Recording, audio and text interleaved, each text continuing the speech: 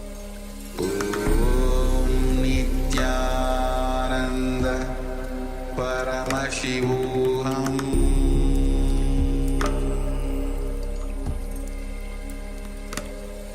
Om Nityananda Paramashivoham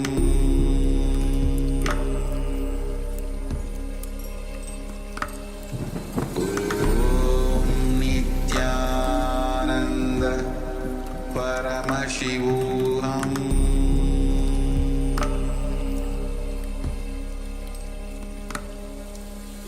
Om Nityananda Paramashivoham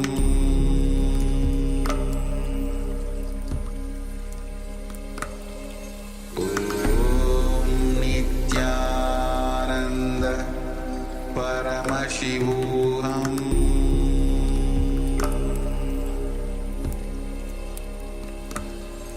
Om Nityananda Paramashivoham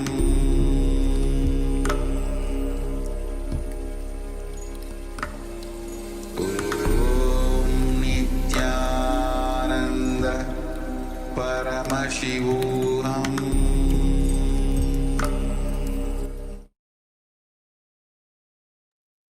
Yes, you can now relax. And take a moment to remove your eye bands. Let the light come back into your eyes just gently. And share with us what was revealed to you in your third eyes. What did Paramashiva reveal to you? And understand it's not always going to be a vision as such. It might be a vision, it can be a vision, that's not a problem. But be aware of everything that you are experiencing, because from the moment that you sit down with this intention to manifest, Paramashiva simply manifests through you.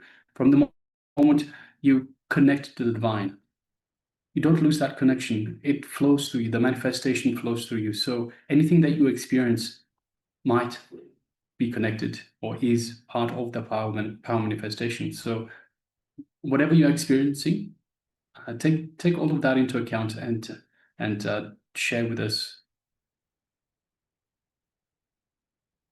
Yes, so many of the participants who were here and going through that exercise, the power manifestation, all of us, let us take a quick moment and share everything while all the revelation is still fresh within us. Let's have a quick moment of sharing. Paramashiva simply manifests when we have the intention, when we hold the intention to manifest all the powers.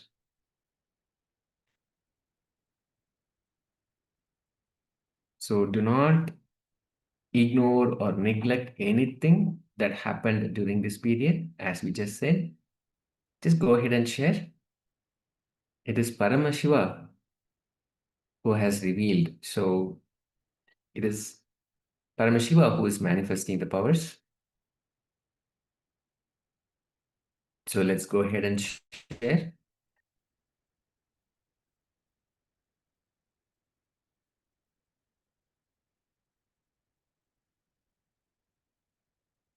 Just take a moment before we bring that image back on the screen.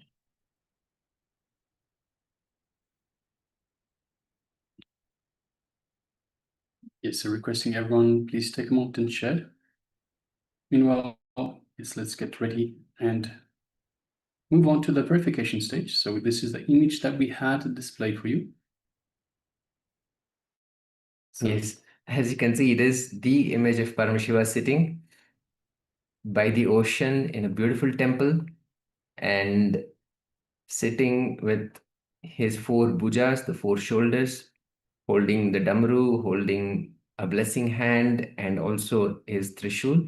It's a powerful picture, and of course Nandi is in front. And we have dark clouds, the blue sky, and water, and the ocean, and also what looks like a small hill that has been carved, maybe of rock. And of course Nandi in front of the Shiva Murti, the deity of Paramashiva. So it's a beautiful picture.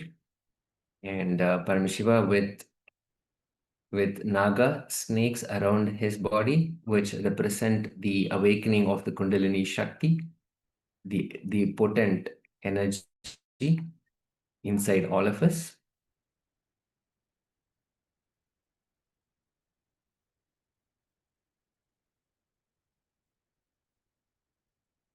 Great. Yes. So with that, what we'll do is we'll now enter into the second round of this power manifestation. Let's wear our eye bands, and let's have or if you don't have an eye band, tie a piece of cloth around your eyes so that light does not pass through, and simply sit in that space of oneness. Simply sit with Paramashiva. Sit with the intention to manifest Paramashiva. Let's chant the Mahavakya intensely. Om Nityananda Paramashivoham. Om Nityananda Paramashivoham. Om Nityananda Paramashivoham. Continue to chant intensely. Let Paramashiva manifest through all of us. The image is being projected now. Let us start. Om Nityananda Paramashivoham.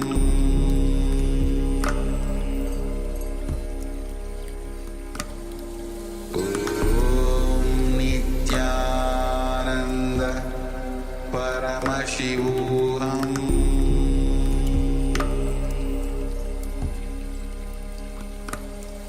Om Nityananda Paramashivoham. Om Nityananda Paramashivoham. Om Nityananda Paramashivoham.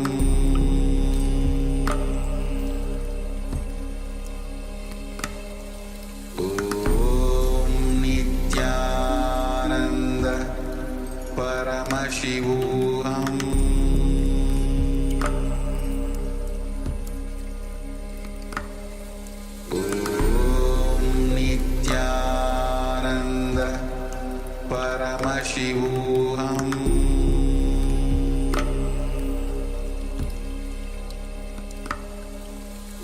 Om Nityananda Paramashivoham.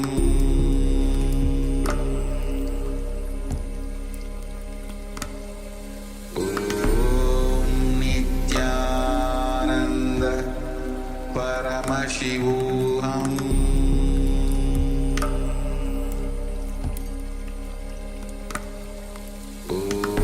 Om Nityananda Paramashivoham.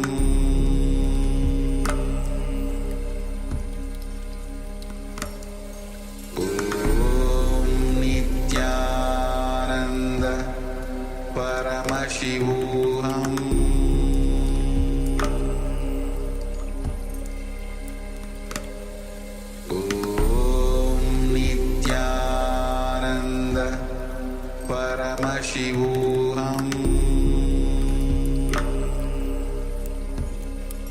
Paramashivoham.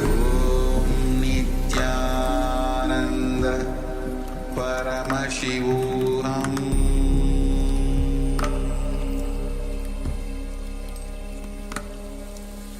Om Nityananda Paramashivoham.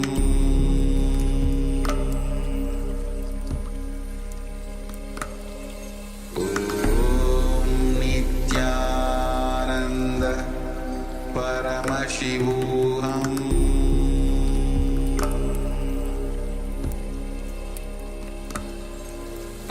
Om Nityananda Paramashivoham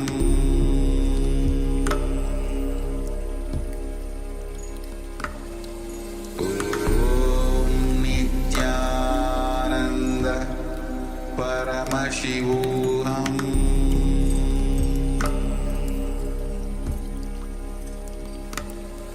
Om Nityananda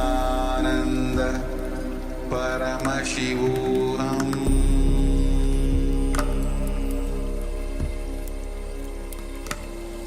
Om Nityananda Paramashivoham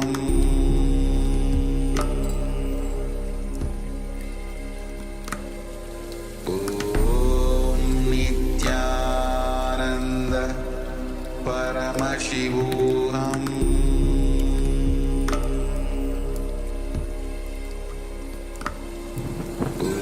Om Nityananda Paramashivoham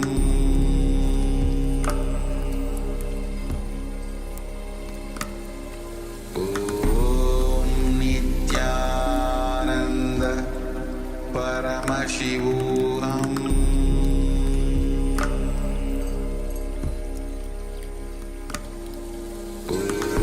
Om Nityananda Paramashivoham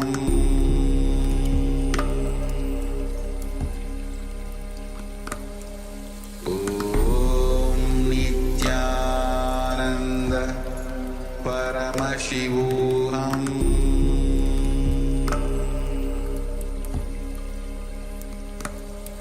Om Nityananda Paramashivoham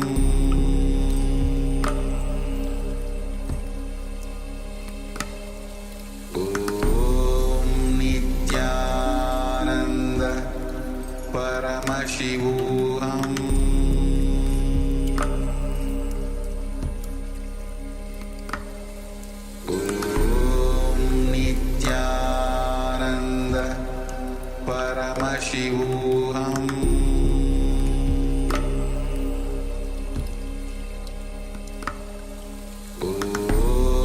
Nityananda Paramashivoham Om Nityananda Paramashivoham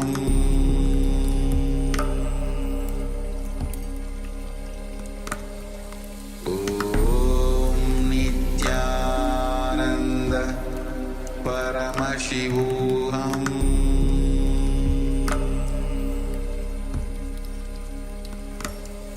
Om Nityananda Paramashivoham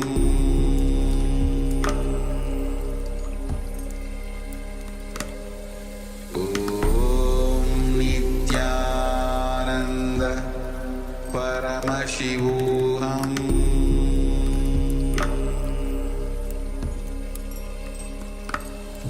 Om Nityananda Paramashivoham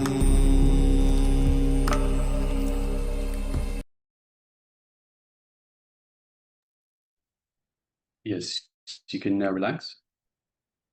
Slowly, very slowly, you can remove your eye bands and gently let the light come back into your eyes.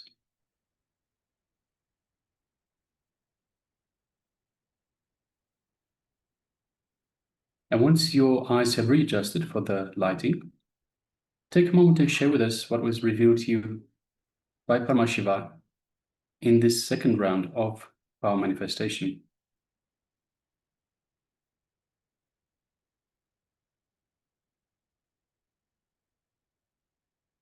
Please go ahead and share. And also requesting participants, please make sure you have your camera switched on and you're available in the camera frame. And those of you that are following us on YouTube can take a moment and say hi. We have Raghu Nayaka, yes, in Dandam. Good to have you with Welcome. us. Welcome. And if you have any questions, Please let us know in the comments, in the YouTube comments, and we'll be happy to address. And we hope that you were part of the manifestation. You can also share what was revealed by Paramashiva when you sat in that manifestation. It's a powerful space to be in oneness with Paramashiva.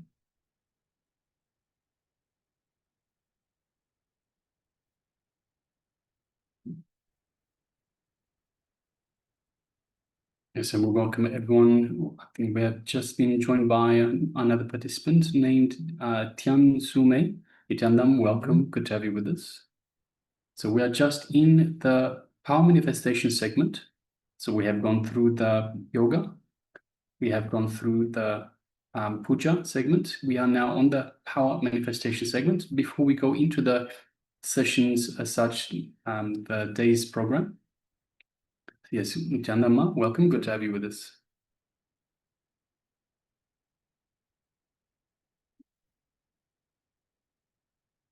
So once again, requesting everyone to take a moment and share with us what was revealed to you in your third eye. So what did Paramashiva reveal to you as part of this power manifestation, the power of third eye vision? So we displayed an image for you.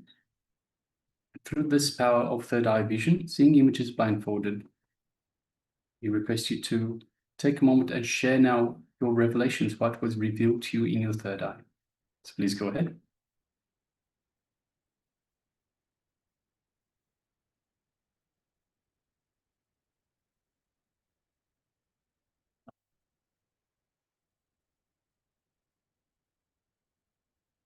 Yes, we have Manistri Gunya who's sharing Swamiji present, blue waters and sand yellow, and hut with straw, and many oranges in the basket.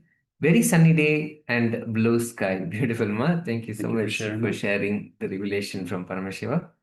Let's have a moment where we bring that image back on the screen and see what was being projected a while back.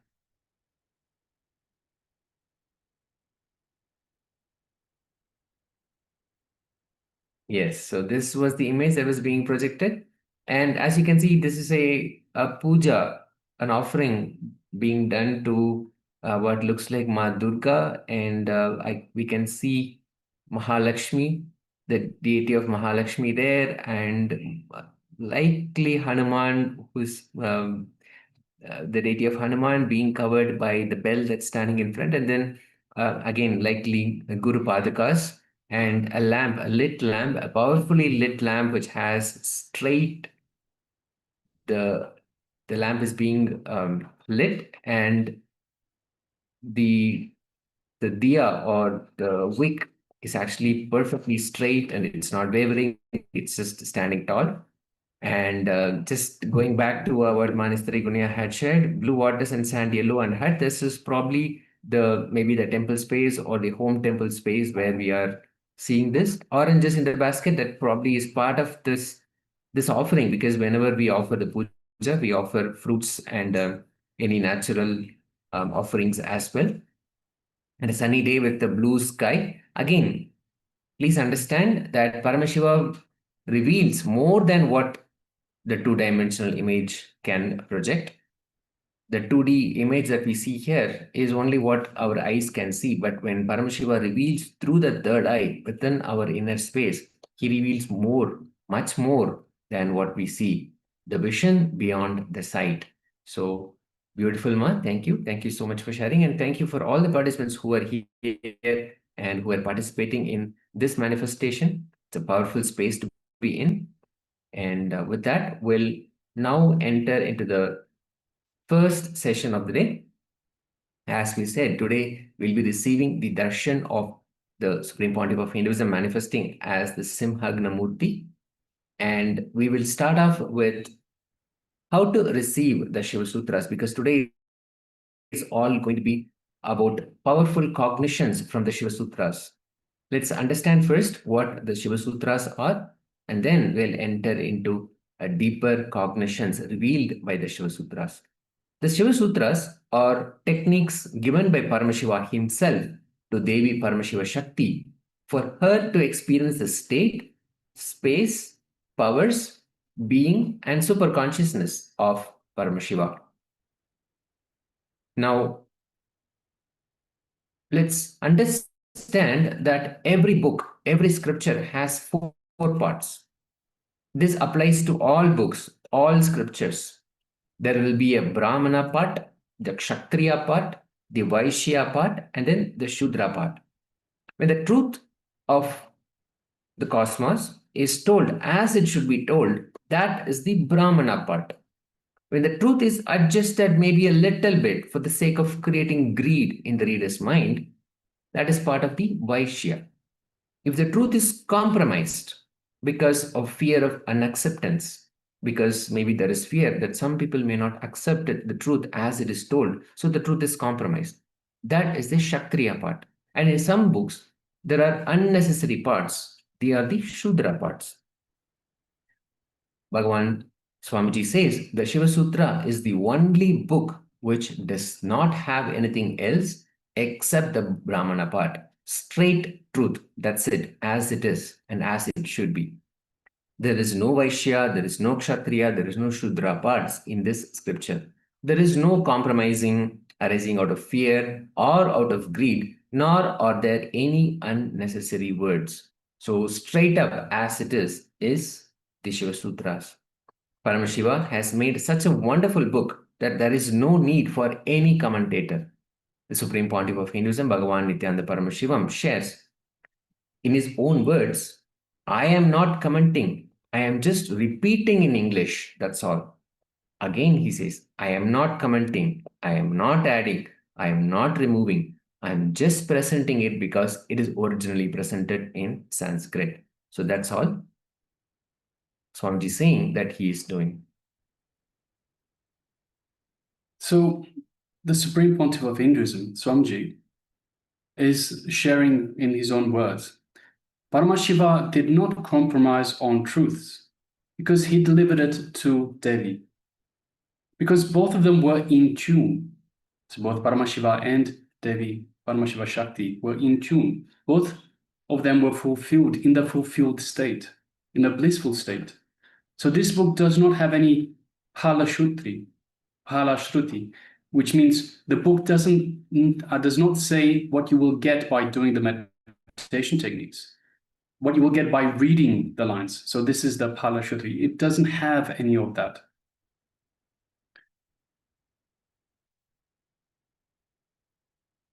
The essence itself, ageless truths, ageless wisdom, is the Sanatana Hindu Dharma. And the Shiva Sutras is this essence, is the essence of this wisdom, is the essence of the technology. So understand in this book, in these scriptures, in the Shiva Sutras, there is 112 meditation techniques, each one to experience bliss, to experience the peace and the joy, which is internal in all of us. Today, we will see some of these sutras. Not only we'll see, but we will also receive sacred initiation from the Supreme Pontiff of Hinduism to receive, to experience these Paramashiva's beautiful techniques.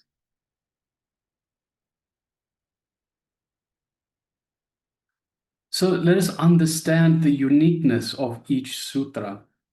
Each and every meditation technique has the capacity and the Shakti to create a new sampradaya, a new religion.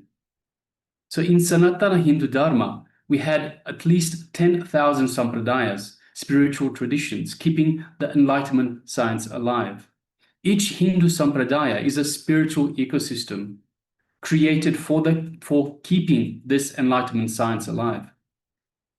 So understand, some may be Shakta, some may be Yoga, some may be Vedanta, some may be Tantra, some may be Shakta Vedanta, some may be Shaiva Tantra, some may be Yoga Vedanta, some may be Yoga Shaiva, some may be Vaidika Shaiva, all kinds of permutations and combinations. Each temple, each mat, each monastery, each adinam, each Vedapatasala, each sannyasa sampradaya is a spiritual ecosystem created to keep this Enlightenment science alive of that sampradaya. The Shiva Sutras has caused a breakthrough for human consciousness. The Shiva Sutras themselves are a complete completion. There is nothing else that can be added, nothing else that can be removed. It is complete as it is. Yes, and the Shiva Sutra explains about the evolution of the universe. It starts with Devi Paramashiva Shakti asking, "Oh Shiva, what is your reality? What is the wonder-filled universe? What constitutes seed? Who centers the whole universal wheel? What is life beyond form, pervading forms? How may we enter it fully, above space and time, names and descriptions?" In Sanatana Hindu Dharma, Paramashiva is the primordial divinity, the ultimate reality and cause, which is self-effulgent, all-pervading, unchanging, beyond time, space, form, and causality. And Paramashiva replies to all of these questions by way of 112 sutras. And each sutra describes a particular meditation technique to discover the ultimate reality.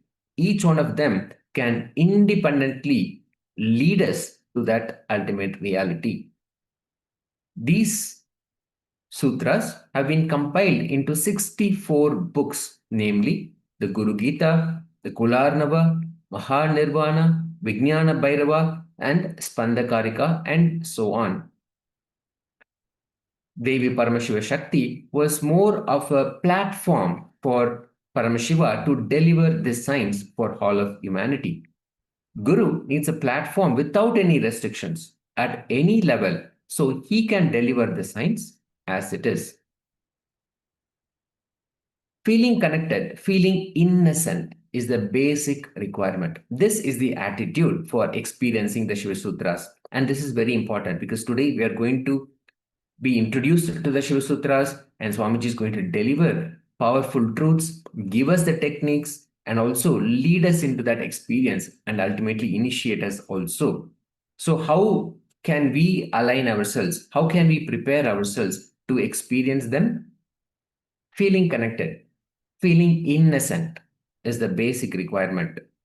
These great truths given by Paramashiva should not be diluted in any way in your life, because any dilution is actually dangerous. If you bring honesty to your being, that's enough. Nothing else is required. Bhagavan Ramakrishna says, Saralatva, simplicity, just simplicity, just innocence, just feeling connected, that is sufficient. If you read some of Shiva's techniques, they will also be so simple. They are for innocent beings. When you are innocent, open, even a small leaf falling by the tree, just by you looking at it, you can get enlightened. So it's the power of being simple. A beautiful incident that has happened in the life of a great master called Ramadas. His master just chanted the words, Sri Ram, Jai Ram, Jai Jai Ram. The master did not even tell the meaning, or he did not even initiate him. Just simply he chanted the words, just those words. That's it. And the great master Ramdas was awakened. And he says, after that, he never forgot that mantra. This is that innocent space, the power of that simple innocent space. Due to his innocence, his very being could experience a different space just by listening to one word, Sri Ram, Ram, Ram, just that one word. He was able to realize the ultimate, and the Guru was able to transmit that experience. So all we need to do throughout today's session is to just have that simplicity, to have that innocence, and just be open. That's all we need to do. And we have the Supreme Pontiff of Hinduism who is here for us to deliver us the experience of the Shiva Sutras. All right, so let us now prepare ourselves and let us enter into a meditation to receive these Shiva Sutras. So this meditation will help us to receive the knowledge, to imbibe it, and to make it as our own experience. It will make sure that this knowledge does not stay as mere information, but becomes a realization for us. So to receive, we need to become passive. We need to connect with a passive energy inside us. So this is the aim of the meditation that we're about to enter into. So let us sit comfortably with the head, neck, and spine in a straight line. So requesting everyone, please take a moment and sit comfortably, requesting everyone to please come on camera as well. As we're just joined by Margaret Swarupa Nityananda, good to have you with us. Requesting everyone, so everyone in the Zoom room, please come on camera. And requesting everyone, yes, Nityananda, and requesting everyone, let's get ready for this meditation. So whether you're with us in the Zoom room or following us on YouTube, let us get ready for this beautiful meditation to receive the Shiva Sutras. So it's important, let's settle down. Let's sit comfortably with the head, neck, and spine in a straight line. And just take a moment and center yourself. Bring your awareness to yourself, to your being. And let us start visualizing we are Devi. So visualize yourself as Devi, Devi Paramashiva Shakti.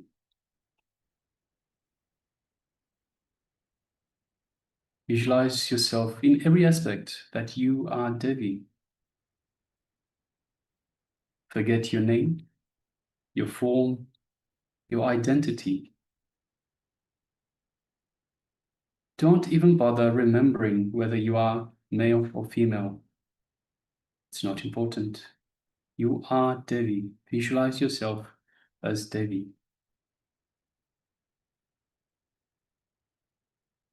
Visualize fully, experience fully that you have become Devi Paramashiva Shakti in every aspect.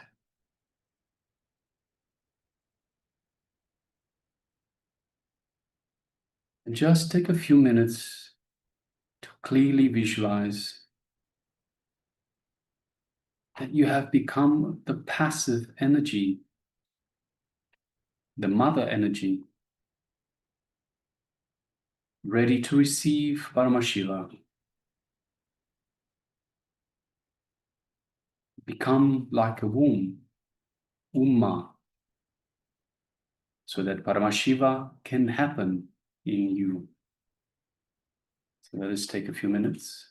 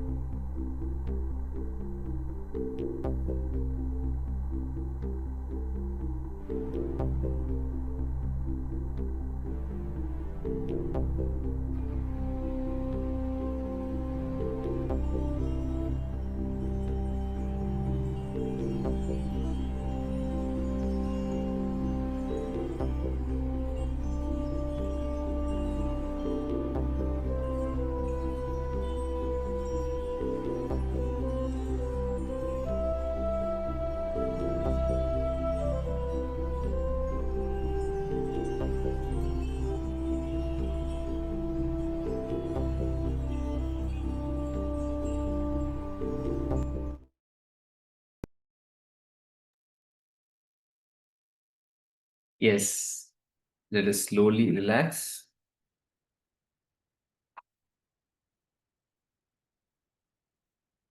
Let us slowly relax from this meditation.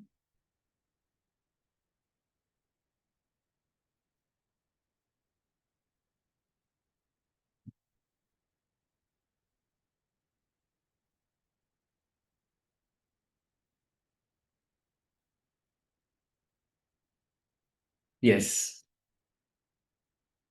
Now we'll enter into the powerful revelations from the Supreme Pontiff of Hinduism from the Shiva Sutras. The Shiva Sutras, as we saw, are direct revelations by Paramashiva to Devi Paramashiva Shakti. We just entered into a meditation to prepare ourselves to be in that same space as Devi Paramashiva Shakti. Because now Paramashiva himself is going to reveal the sutras, the Shiva Sutras.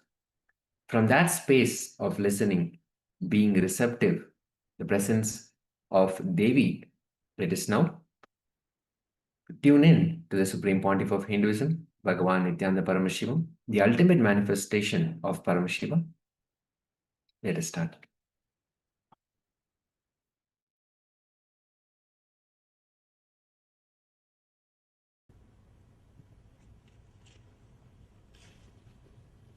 Before entering into the sutra, just few understandings, few words about the scripture, Shiva Sutra. This book is not even just a manual for enlightenment.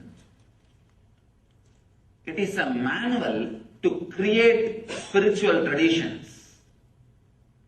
The technique which we are going to enter today is the base of whole Buddhist tradition. Each technique, each meditation technique which is described in this book is a base for one religious tradition, one spiritual philosophy. Out of this one meditation technique, whole Buddhist tradition is born. Fortunately, this book is older. That is why we are able to say from this book it started.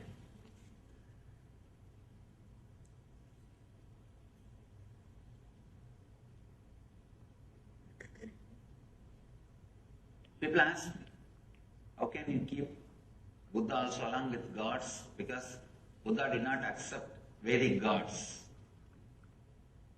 If you read deeply, Buddha never said there is no God or God does not exist. Whenever he was asked the question, he just avoided. Just not to waste the time. Because whenever you say yes or no, you have enough arguments. People come and ask me, Swami, is there God? Atheism with a decent, cultured, responsible is straight path to enlightenment. There are many masters who led people to enlightenment through atheism. Very rational, logical, responsible. There are many masters who never accepted God but led people towards godliness. People ask me, is there God? I tell them God is not the thing to argue by saying yes or no. The moment I say yes, I'll have 1,000 more questions. The moment I say no, again 1,000 more questions. Both are not going to help you. Neither yes nor no is going to help you. Just give a technique through which he will realize. He himself will achieve the truth. Buddha did the same job. He never said yes, never said no. He just gave the method. He just gave the technique. And led people to achieve the enlightenment, achieve the truth. In a very beautiful way, without accepting the authority of the Veda, he contributed to Vedic tradition. See, there will always be 50% of the people saying no for everything. See, when you say no, it feels very juicy. Saying no is really very juicy. That is why, kids, why do you think constantly kids say no for anything and everything? Because it gives them the feeling that they are grown up now. Only when you say no, you feel you have freedom. There is something called positive freedom. Freedom of acceptance and saying yes, the ultimate freedom. But unfortunately, neither we are taught about it, nor we experienced it. I can tell you actually, this moment you can liberate yourself. All you need to do is accept you as you are in the outer world and the inner world. Suddenly you will see you are unclutched. You are clutched by only one thread, non-acceptance. Sutre Maniganaiva, Krishna says, I am the thread running through the whole existence. There is one thread in you which is running through the whole suffering of your life, non-acceptance. Just like a Lord is the thread. Krishna is the thread running, connecting the whole existence. Your non-acceptance is the thread running and connecting your whole sufferings. What you call as samsara roga, bhava roga, suffering of disease. This one moment, a simple acceptance. People ask me, I'm not able to accept that I'm not able to accept me, Swami. I tell them already, at least accept that you are not able to accept you. That's all. Even that is an acceptance. Even that acceptance can suddenly unclutch you. There is no need for thought flowing in you. There were one group of people who are very simple, who are able to straight away connect and accept and realize the truth. For that group, the Vedic tradition was helping. But slowly, unfortunately, a kind of a negative wave or negative group started developing because the spiritual techniques and the transmission of the spiritual enlightenment was not happening at one point. Transmission of enlightenment was not happening. So the antagonistic crowd, the crowd which started saying no to everything. If you say no logically, there won't be any problem. Saying no, just, I don't want, just for the sake of feeling strong. For that group, there is nobody to guide them. It is not that just because they have gone astray, they can be dropped or they can be completely thrown out. No. Somebody has to take care of them. So then, divine descends as Buddha, who gathers all the dropouts, gathers all the people who are saying constantly no. He also gathered all of them and said, yes, he played the same tune. He played the same tune, but I can say among the masters, Buddha is the master who contributed maximum number of enlightened beings to the planet Earth. Maximum number of enlightened beings are contributed to planet Earth from the Buddhist tradition. Directly from Buddha. When he was alive, fortunately he was in the body for more than, you can say, 80 years. He became enlightened around 40. 40 years enlightened public mission. He created at least 10,000 enlightened beings. I think even now, it's a achievement. I don't think anybody else has done much more than that. He contributed so much without directly saying yes or no to the question whether God exists or not. He straight away gave the technique. And that technique is from this sutra. This is the sutra which forms the core, center of the Buddhist tradition. Let me read the sutra, then we will understand. Unminding the mind, keep in the middle until it drops.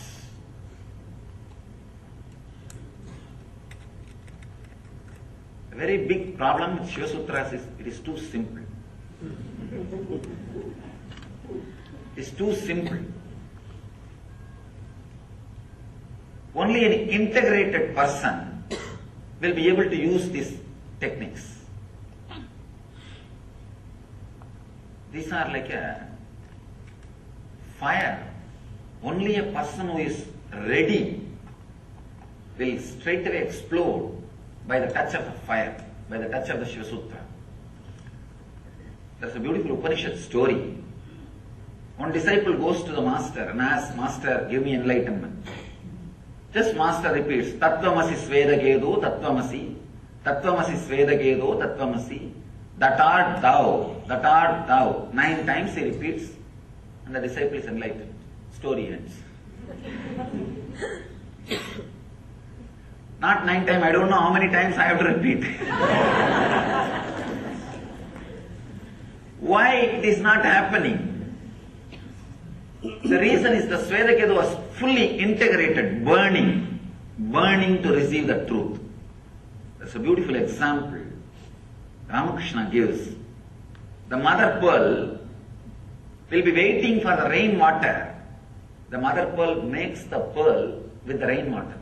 When the rainwater falls, he just carries the rainwater into his womb and goes down into the ocean.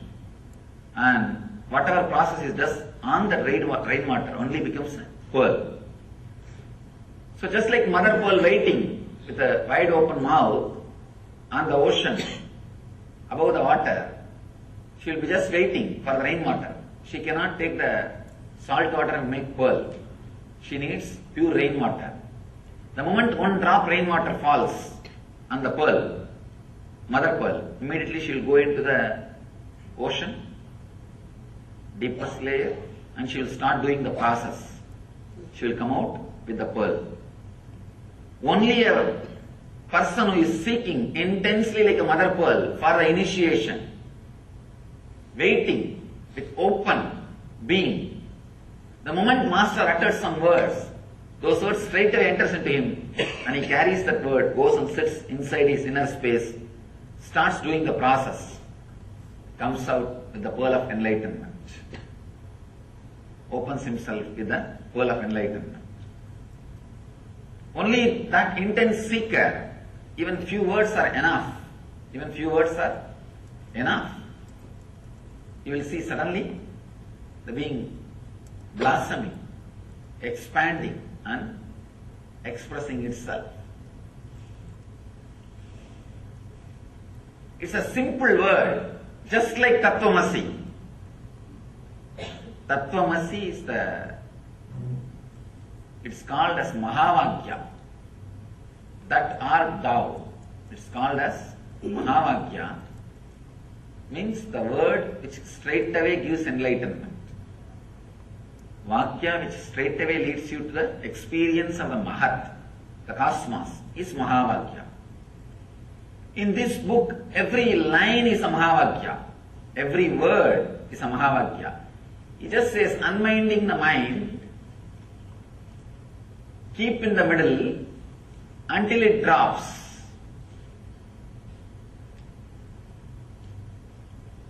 Buddha calls it as a Madhya Pantha, middle path.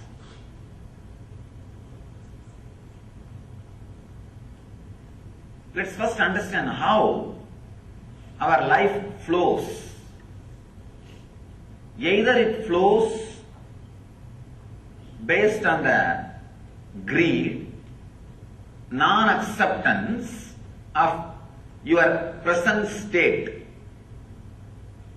non-acceptance of your present state, that becomes a driving force and starts moving.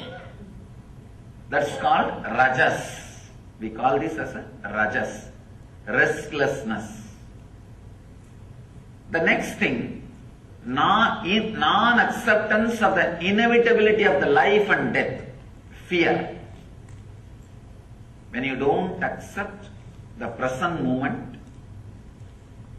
you start aspiring for more, and there comes greed, rajas, restlessness.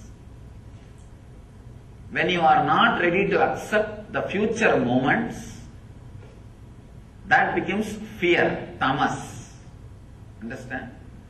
Non-acceptance of the present moment leads to greed. Non-acceptance of the future moments which may come leads to fear. When we can't understand, when we are not ready to relate to the inevitability of the life, you need to understand that word inevitability in a very deep way. That's a beautiful commentator, Bhashya, Swami Lakshman Jew. He was the one Swami whom I really wanted to meet, but he passed away. Just to meet him, I walked more than 9 months, but by the time I reached the place, I heard the news he passed away. He was the one great soul. I always repent by not taking the right decision at right time.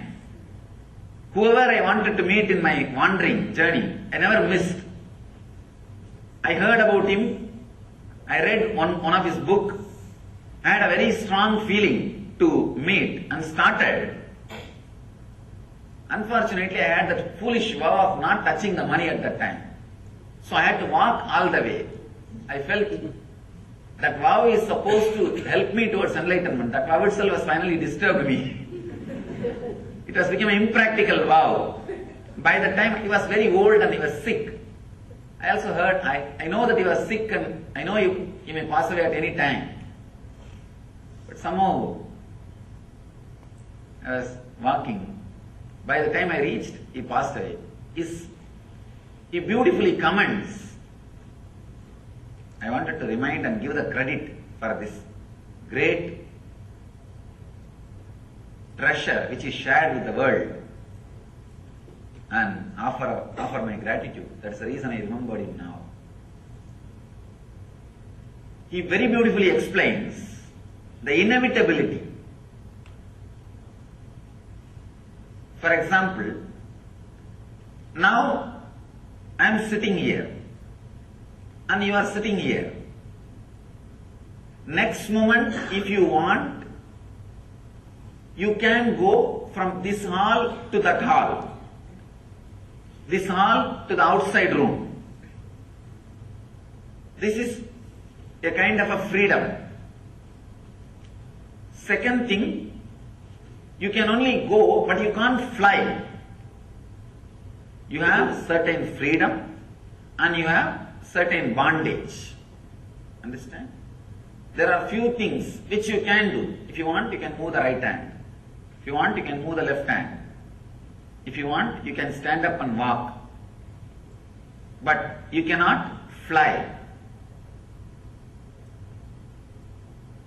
The inevitability means this moment, whatever power you have, you will be able to handle those power. Whatever you don't have, you don't have. You may think, it is a simple thing. Why do I need to contemplate about it? If you look into your thinking system, you are constantly struggling to do something which you very clearly know you can't do it. Many times, you are constantly hitting the wall. Hitting the wall gives you ego satisfaction. Understand? And not only that, many times, you are struggling. Actually, corruption which happens in your inner space, the corruption which happens in your programming, what I call ori, comes from this very root, non-acceptance of the inevitability of the moment. I think maybe few more words you will be able to understand deeply. Let me explain in two ways. One,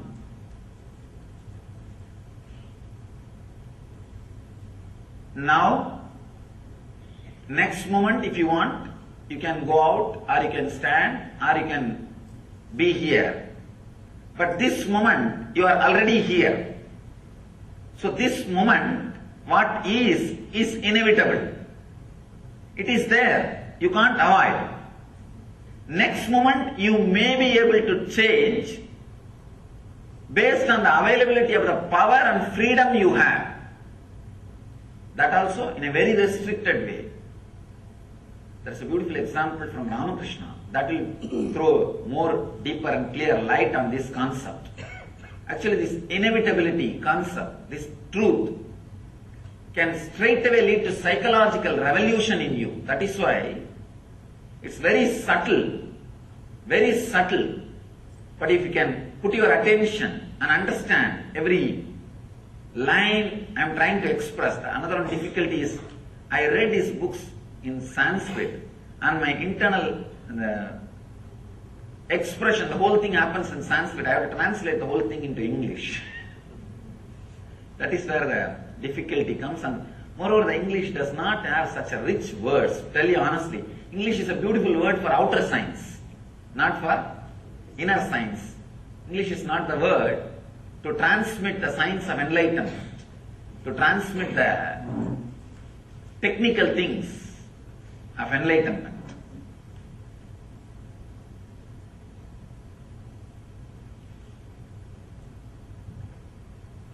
Somebody asked Ramakrishna, is everything in the life is a fate or individual freedom? Do we have individual freedom or everything is predestined?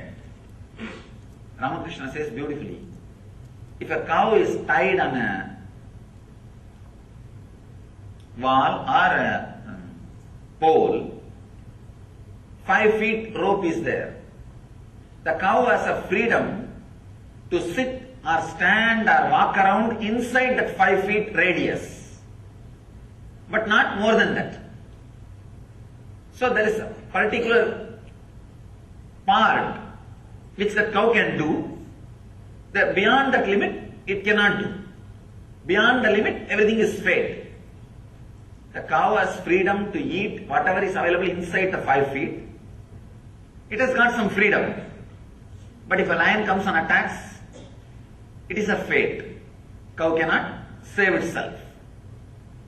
If the cow behaves properly, with that freedom, the owner may extend the rope. If he is not bullying around, if he is not hitting people, if he is not doing nonsensical things to disturb others, the owner may extend the rope or may even completely leave it free, liberate.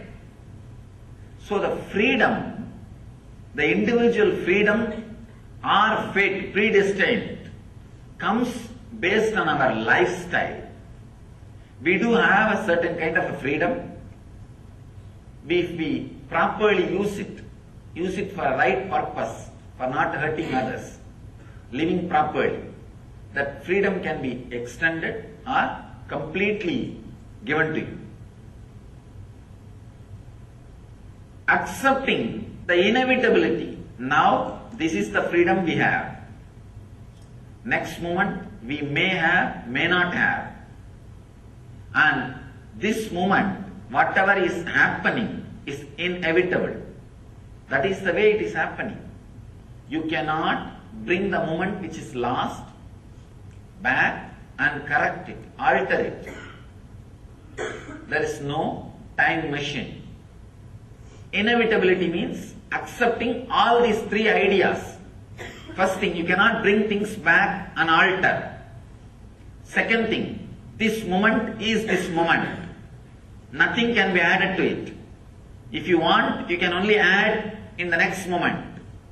Third thing, even the adding in the next moment is not completely under your control. These three understandings, when it settles in you, it brings a tremendous psychological revolution. Understand?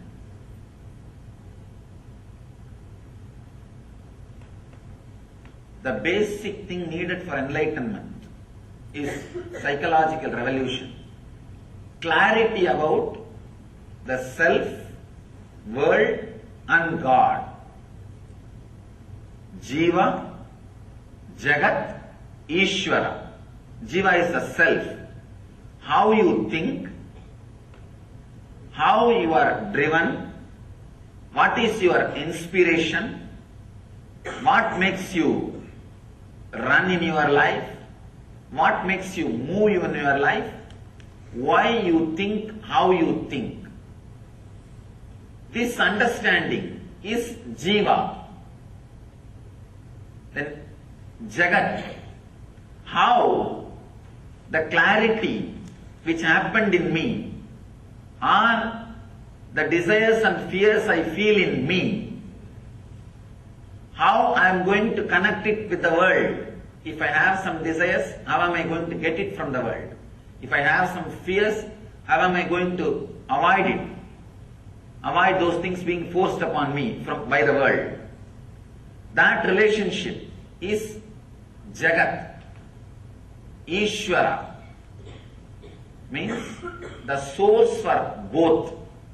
The source for individual self and the world is the Ishvara. Achieving that source, all these three is what is called enlightenment. First, having clear understanding about Jiva. Why you think, how you think. This clarity will give you the experience about Jiva. Then, how to connect with the world through your fear or through your greed. Achieving what you want to achieve or keeping away from what you don't want. This is the realization about the Jagat, world. The third, Ishvara, which is the source of these two, experiencing it. Actually, it's a very subtle truth, but very strong truth. Just by understanding, it can liberate you. Just a simple understanding, it can solve so many problems, so many things. The click will straight away happen just by understanding. This sutra is the Nitya Sutra. Nitya Sutra means you need to practice it eternally. Actually, anything which you need to practice eternally, you don't need to practice. All you need to do is it should become part of you. It should be internalized. Anything you need to practice in particular time only, you need to put your effort and practice. Anything which is Nitya Sadhana, the eternal practice, you don't have to do anything. Understand and internalize it. Very internalizing your thinking structure, your way of behaving, the whole thing will be totally transformed. Acceptance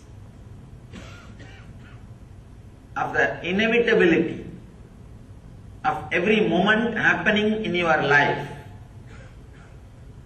This moment you are sitting, over. Next moment, if you want, you can stand, but you cannot fly. These three statements, if it is internalized, always your steps will be with a very clear idea of what you can do. It will never be too big jumping. It will never be crazy things. The big problem is, people come and ask me, suddenly Swamiji, everything was going well, suddenly my life has become a failure. Understand, failure will never be suddenly. It will never be suddenly. We always think it is suddenly because we never understood the warnings. We never looked into ourselves, what we are doing. If you don't understand what you are doing, naturally failure will be sudden. Understand, in the planet Earth, created by God. Only miracles happen, never accidents happen. Problem is, when you don't have understanding and clarity, even miracles look like accidents. Miracles and accidents. Actually both are same, which is not understandable by logic, which is not definable by your logic. Based on how you face it, you call it as a miracle or accident. If the same thing happens to your neighbor, it is considered as accident. If it happens to you, it is a miracle. That's all, nothing else. How you face it, how you face it, how you see it.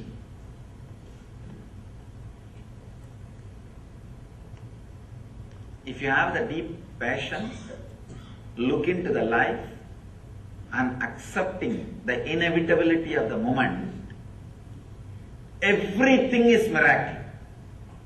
You are still breathing, still your heart is beating, still you are alive. It's a miracle. Why should you be alive? What right you have? People tell me, Swamiji, that is my birthright. I tell them, birth itself is not your right. Where is the question of birthright? If you look with acceptance, the life with a little relaxed understanding, you will see everything is miracle. If you look with a restlessness, irritation, non-acceptance, everything is an accident. Everything is an accident. Your husband will look like an accident happened in your life. Your kids will look like biggest accidents happened in your life. And your house will look the worst accident happened in your life. Everything will look like a big accidents happened in your life. Actually, all you need is a simple psychological revolution happening inside your system. Just this one idea. Acceptance and realizing the inevitability of the moment. See, inevitability of the moment you don't need to accept. Whether you accept or not, it is going to be that way, that's all. If you are intelligent enough, enjoy. Otherwise, it's okay, that's all. There's nothing else. You cannot do anything about it. Whether life is an accident or miracle depends on you. That is why the Upanishad says the person who is initiated, the initiated person, for him whole world is heaven. Amritasya, immortal heaven. The person is uninitiated. See, understand the word initiation. It means not that doing some ceremony or ritual. Initiation means the click happening in you. When a master expresses the truth, the realization, if the click happens in you, suddenly you feel, oh God, right. What he says is right. I was always thinking this. He put it in the right way. If you feel, whatever I am speaking, always you thought about it, but I am verbalizing it. I am properly putting it in word. Initiation is happened. That is the scale, whether initiation has happened or not. If the initiation happens, the whole world is heaven. If the initiation is not happening, then the whole world is hell. All you need to understand is this two quality. When you do not accept this moment, starts the greed. When you do not accept the moments which may come, there starts fear. Out of greed, the quality of rajas gets added into your system. Out of fear, the quality of tamas gets added into your system. All you need to understand, the more and more time you spend in the middle path means accepting the inevitability and accepting your present moment, accepting you as you are now, understanding the inevitability of the life which may happen in you, happen for you. When you have these two understanding, that is what we call sattva, means relaxed, restful middle path. Neither you are driven by the non-acceptance of the present moment, nor you are driven by the non-acceptance of the future moments. Non-acceptance of the present moment and future moment are the root of rajas and tamas, restlessness and fear, restlessness and inertia. This simple understanding, this psychological revolution, actually, the moment initiation happens in you, every word which comes out of the master rings bell in your heart, and that becomes a strong, clear programming in you. Programming your life based on the Vedic knowledge. Even the Vedic knowledge seems to be too small word. The right word is the true knowledge. Actually, Vedic knowledge is true knowledge. But in course of time, people have started thinking Vedic knowledge is something like a branding. No. All of us need to understand the word Veda. Veda means the knowledge which comes out of your inner space when you are unclutched. When you are unclutched and relaxed, whatever research and development happens automatically inside you without you contributing or you interfering. That is Veda. If you just keep quiet, Veda will happen in you. That's all is the basic truth. When you unclutch and rest in a silence, relax in silence, a strong visualizations without verbalizations will happen in you. Those truths are only called Vedas. There is a beautiful description about who is Rishi in Sanskrit. Mantra drashta is Rishi. Understand? Not the person who heard the mantra, but the person who sees the mantra. Mantra drashta. Drashta means who sees. Means the whole knowledge and truth will happen in you as a visualization, not as a verbalization. When you drop from verbalization, unclutch from verbalization, mantra drashta will happen. Now we are all only listening the mantra. Means like a sound, either from outside or from inside. It comes out only as a verbalization. Then you are not Rishi. Relax. Then it is not Vedas. It is not the true knowledge. It is perverted knowledge. In Sanskrit, we use the word. The perverted knowledge means half truth or perverted truth. When you unclutch from the verbalization which is constantly happening, a strong visualizations beyond your verbalization will come out. All you need to do is put all your effort and relax from unclutching. Suddenly you will see a very strong visualizations will start happening in you. Those visualizations are only called as visions. Mantra drashta. You will see the mantras. Mantra means knowledge, truth. You will see the mantras. You will see the truth. That is what is called Veda.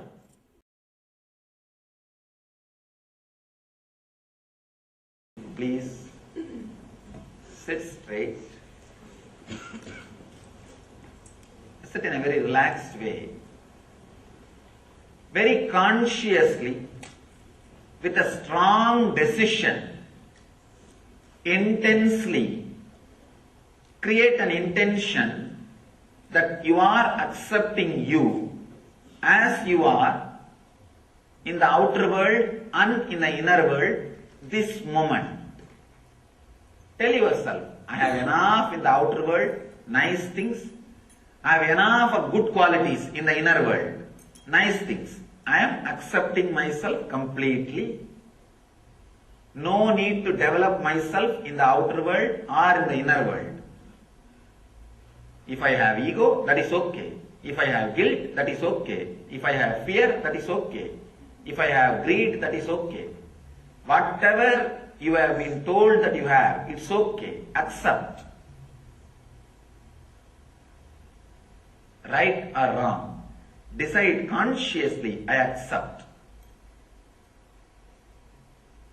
Please close your eyes and sit in a very relaxed way without moving the body. Body movements will create thoughts. So if your body is stable without movement, it can take you to the deeper silence.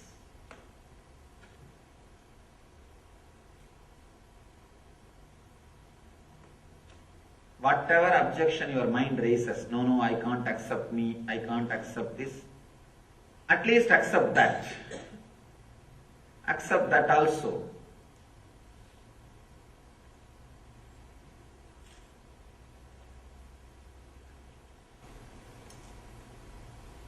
Accept the present moment.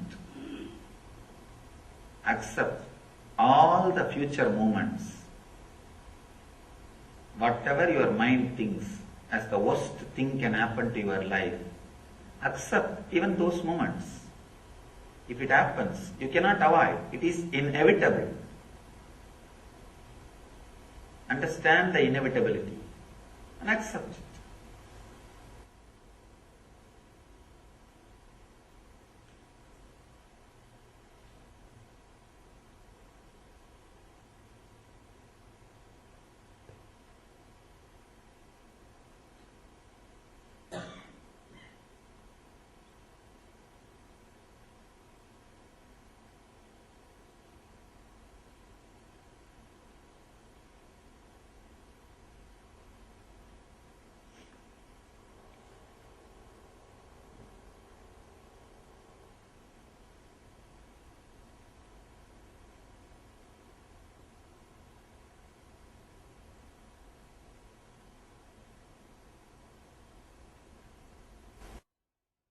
Do not try to do anything.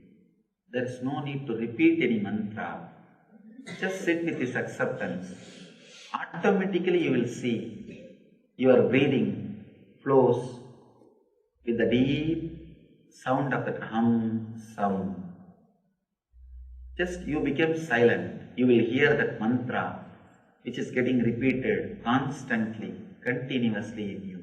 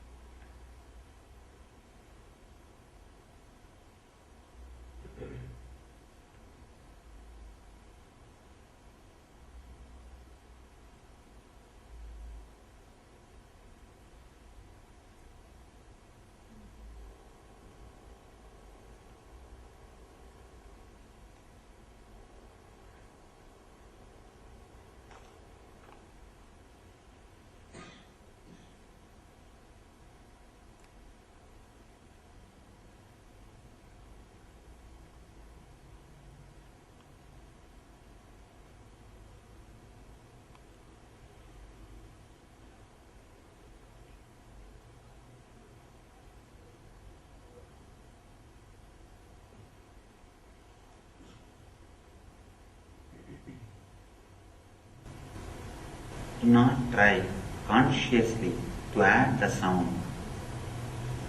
If it happens, you just be silent, carrying this deep understanding of acceptance in your being. Let the tamas and rajas be balanced. Let you be in sattva.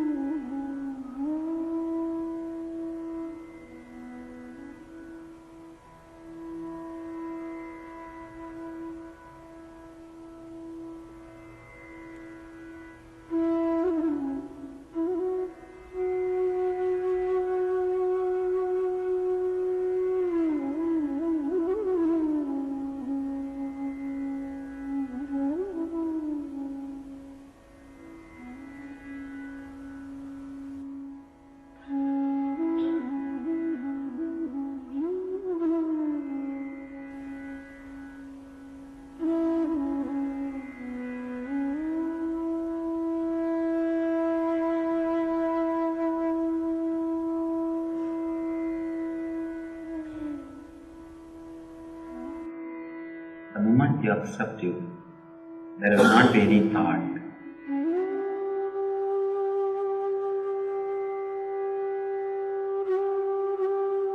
Whatever you saw and heard from the outer world, drop it and accept it.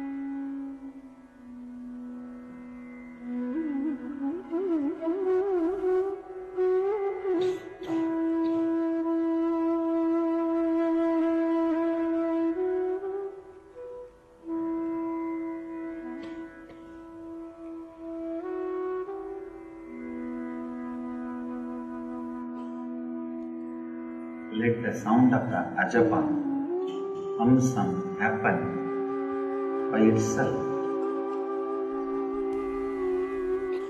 Try to add sound. Do not try to repeat the mantra.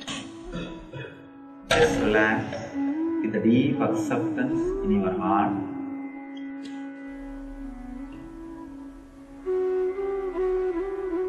Let the mantra happen in you.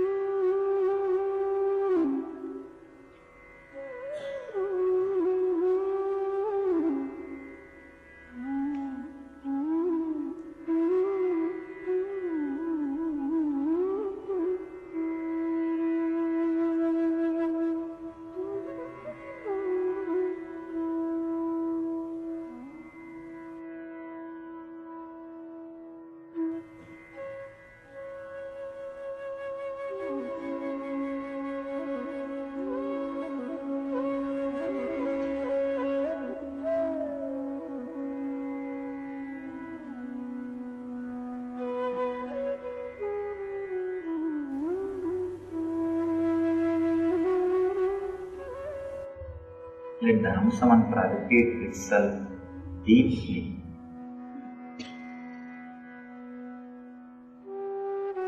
You lost the connection, come back and again sit with a deep acceptance.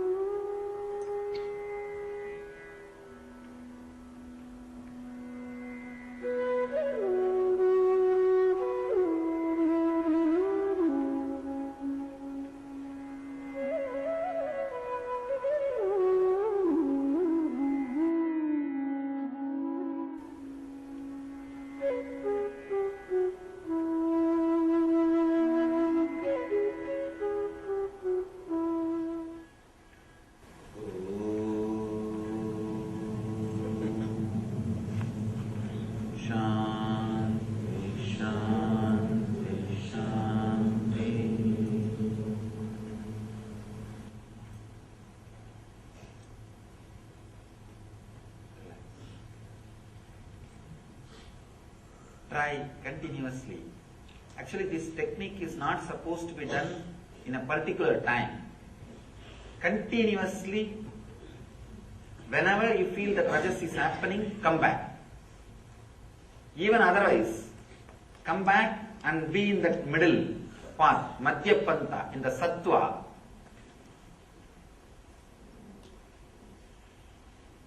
Let the Hamsa mantra repeat itself. Because you are talking constantly inside yourself, the Hamsa mantra is never heard by you. If you relax from talking, inner chattering, by the acceptance, the Hamsa mantra will be heard by you. Again and again come back and be in the Hamsa mantra, ajapa japa, the middle path, the sattva, center. Suddenly you will see, as I was telling, this brahmachari's counter. First day you may need 100 times to come back.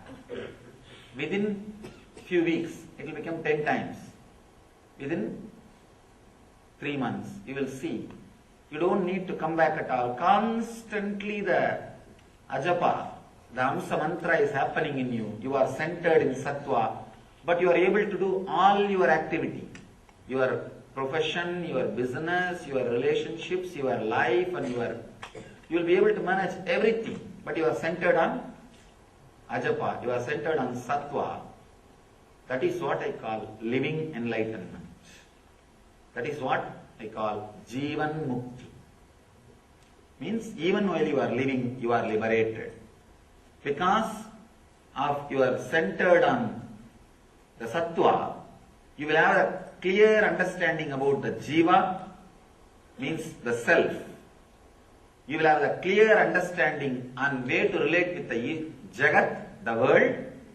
Because of these two clarity, naturally you will fall into the source, which is Ishvara, God.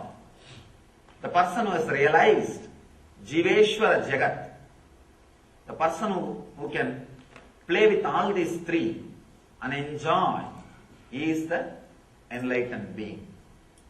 So understand and carry this acceptance and the truth in your heart, and let this ajapa japa, the Amsa mantra, repeat itself in your inner space, and let you live enlightenment.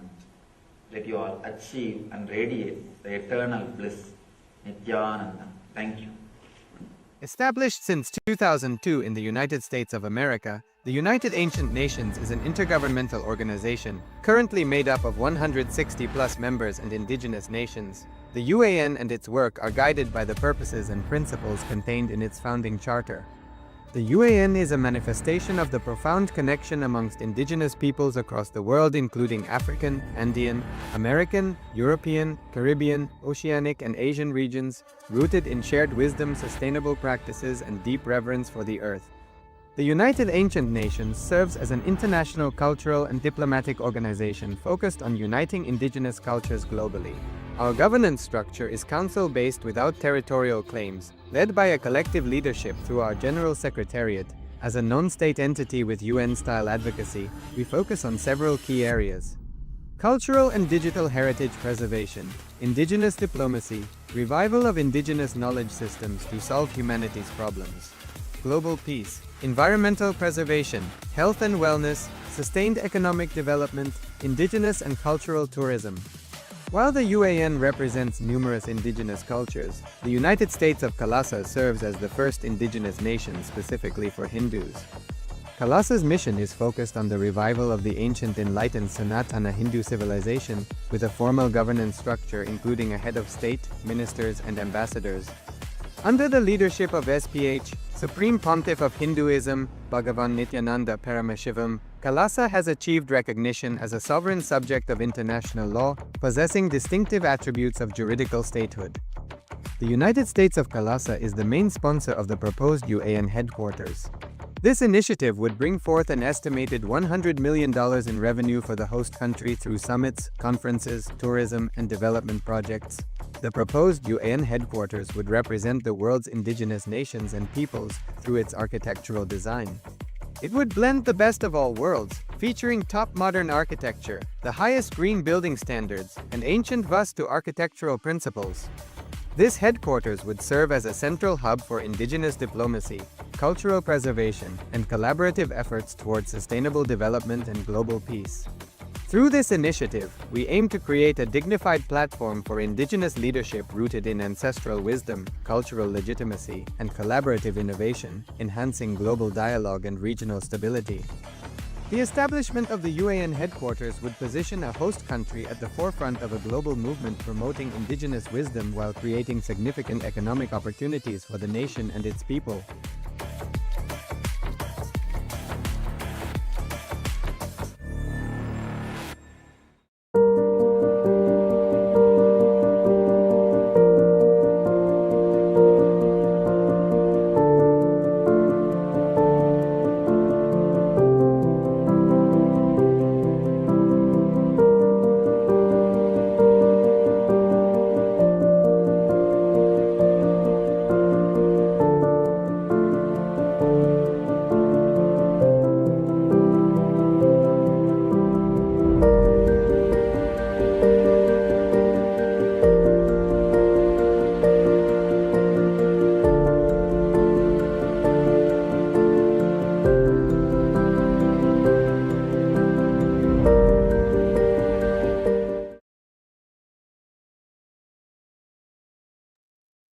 Yes, powerful revelations from the Supreme Pontiff of Hinduism and a very deep meditation experience that he brought us into, the Hamsa Mantra meditation, which directly takes us to that experience. And the cognition that we received about miracles and accidents, how our cognition, the way we approach things, the way we receive life, that changes the whole paradigm. What happens, whether it is an accident or a miracle, is totally dependent on our own cognition, our own approach to life. It's a very powerful cognition. And when we make that transition, the cognitive shift, then our whole life becomes a miracle. And truly, the awakening of the miracle happens. So, powerful sutra from an experience, an initiation from the Supreme Pontiff of Hinduism. Now, with that, we'll now enter into the power manifestation. Again, we'll be manifesting the power of third eye in this section. We'll be manifesting the power of the third eye. So let us come back to that space of listening, space of oneness with Paramashiva. Let us continue to be in that space all day today.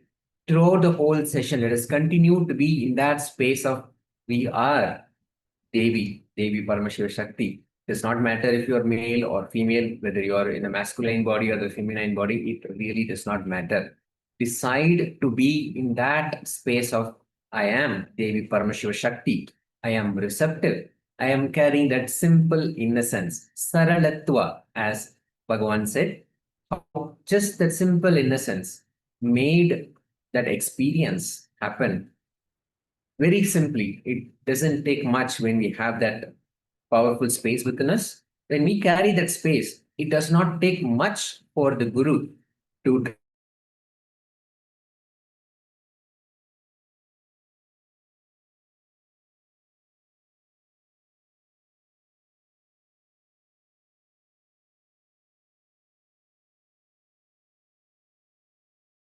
of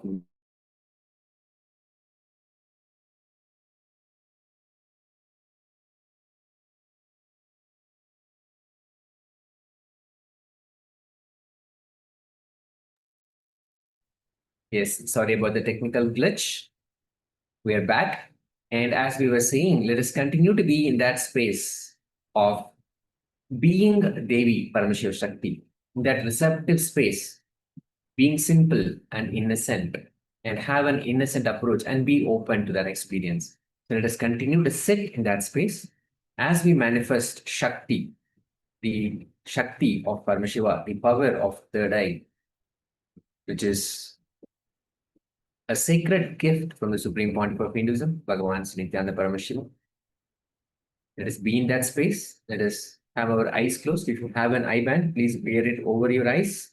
Or if you have a piece of cloth that you can tie around your eyes, making sure that there is no light passing through into your eyes, on your eyes. Let's make sure we are sitting in that space. Continue to sit in that space.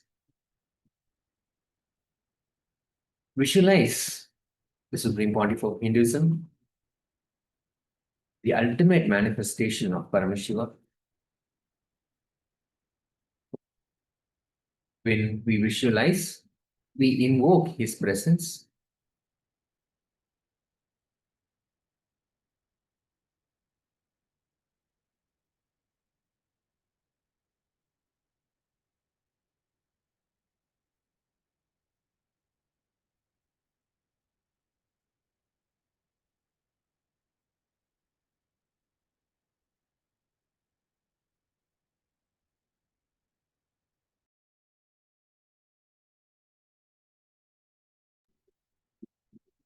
So continue to be in that space of oneness with Paramashiva.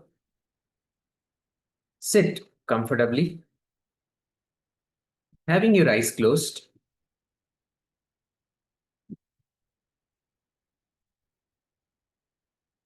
Visualizing the form of the Supreme Pontiff of Hinduism in your space.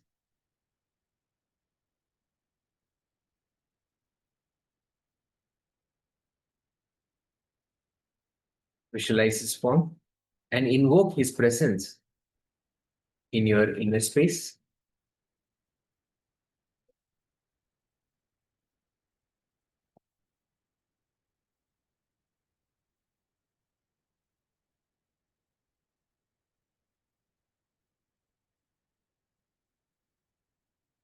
Let's chant the Mahavakya intensely.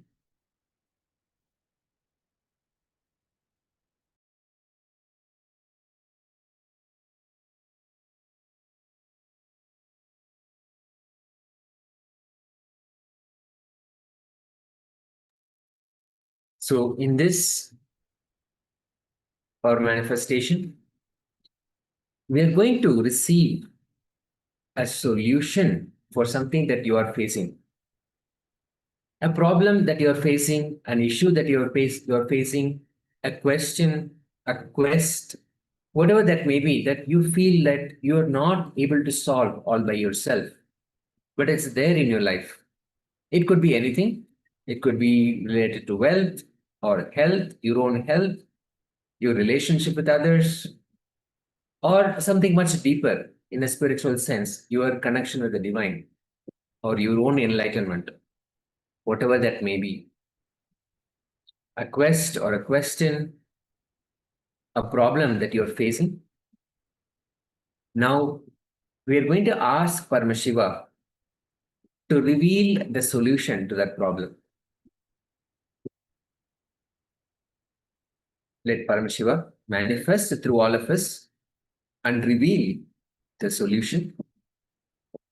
Hold the intention within yourself to have the problem solved, the solution revealed by Paramashiva. Let's chant the Mahavakya intensely. Om Nityananda Paramashivoham. Om Nityananda Paramashivoham. Om Nityananda Paramashivoham. Continue to chant intensely. Let Paramashiva manifest the power of third eye, the power of third eye solution to all of us, and reveal solutions to any problem, any issue, any quest, any question that we place in front of him. Let us continue to chant the Mahavakya intensely. Let us start.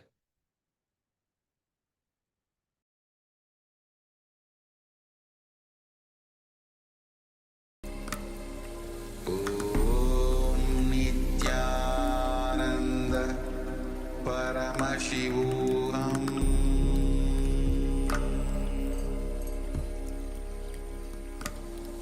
Om Nityananda Paramashivoham.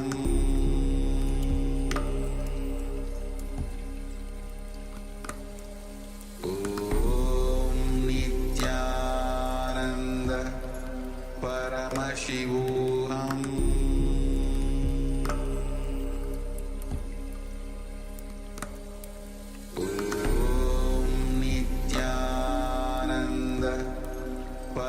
Paramashivoham.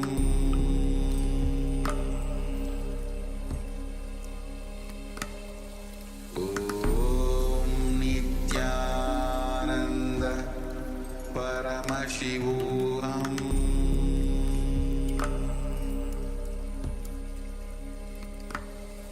Om Nityananda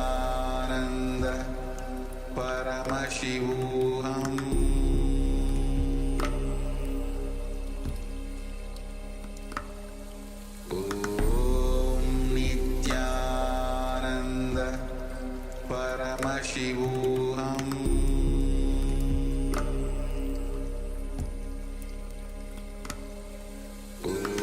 Om Nityananda Paramashivoham. Om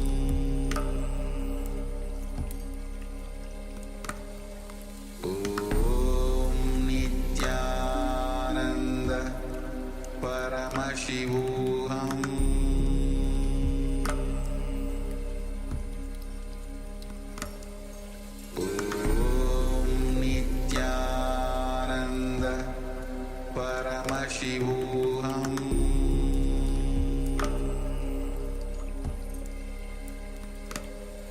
Om Nityananda Paramashivoham.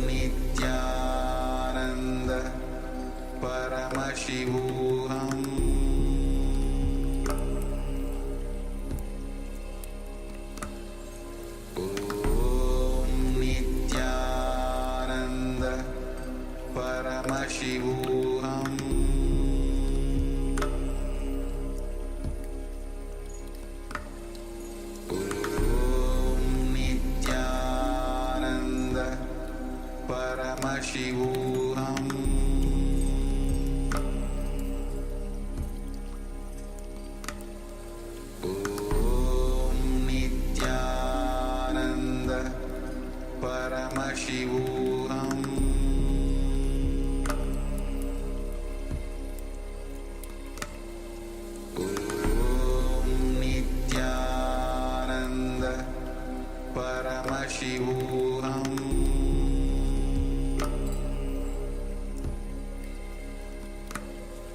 Om Nityananda Paramashivoham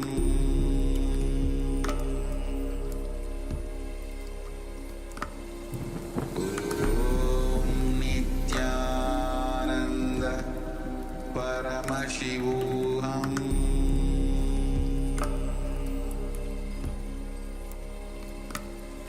Om Nityananda Paramashivoham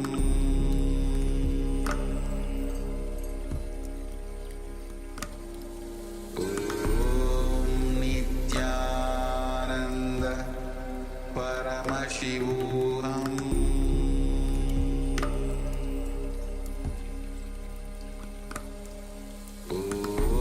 Om Nityananda Paramashivoham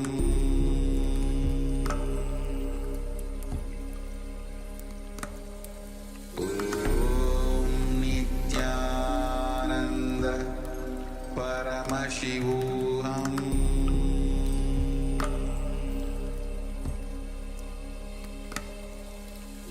Om Nityananda Paramashivoham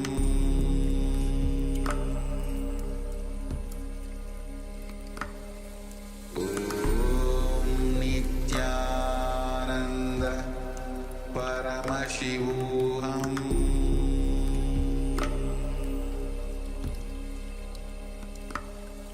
Om Nityananda Paramashivoham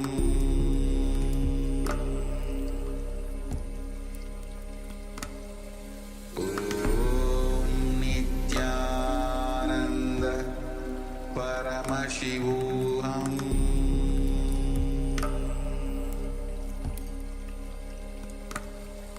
Om Nityananda Paramashivoham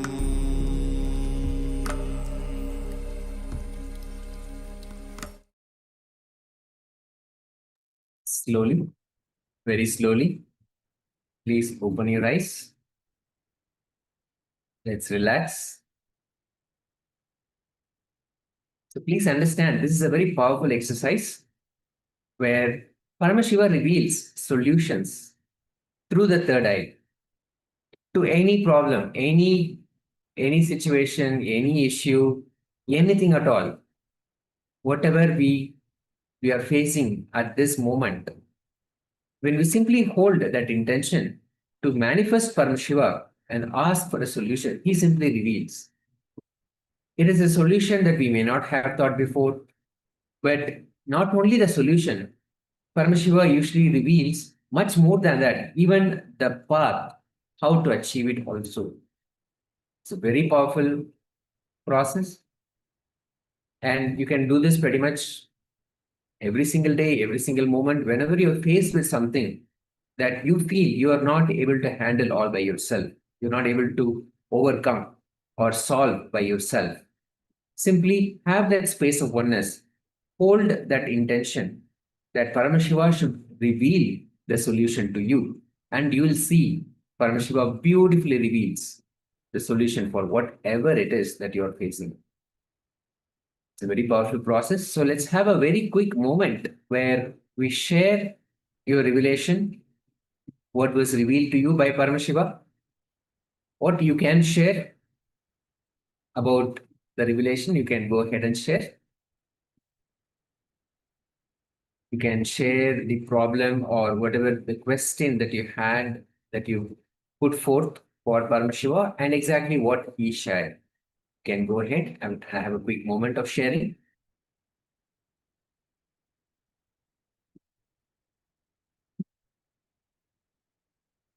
Yes, meanwhile, just like to take a moment to welcome. We have Ma Kelly Wang that has joined us. Nityananda, good to have you with us.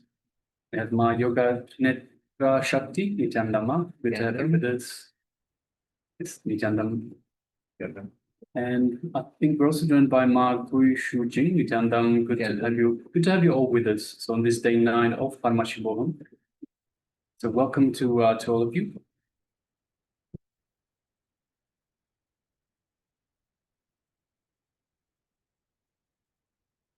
Yes, right now we are just in the power manifestation segment.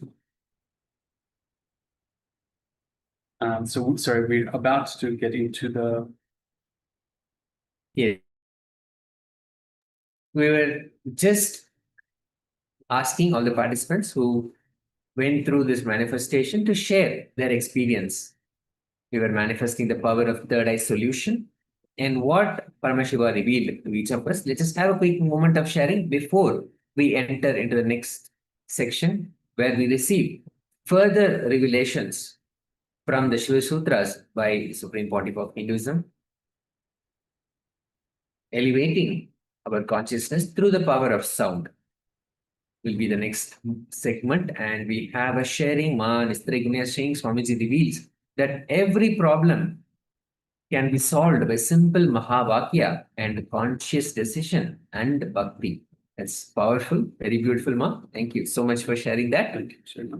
This Mahavakya, and Mahavakya is a simple yet very powerful technique initiated by Swamiji to take us directly to that space of oneness with Paramashiva. So any problem, just simply enter into that space of Paramashiva, manifest that space and manifest Paramashiva within your inner space. And the solution is right there because he is going to solve those problems for us from our inner space. He's going to reveal the solution, the path to the solution, and he's going to also be with us throughout the whole solution. So it's a very powerful space to be here. And thank you, Ma. Thank you so much for sharing that with us. With that, let us now enter into the next revelation by Paramashiva. And let us come back to that space of being Devi Paramashiva Shakti, which means just carrying that simple innocence, simpleness, just having that simple innocence, being open, the space of Devi Paramashiva Shakti, no matter if you're the male body or the female body, it does not matter.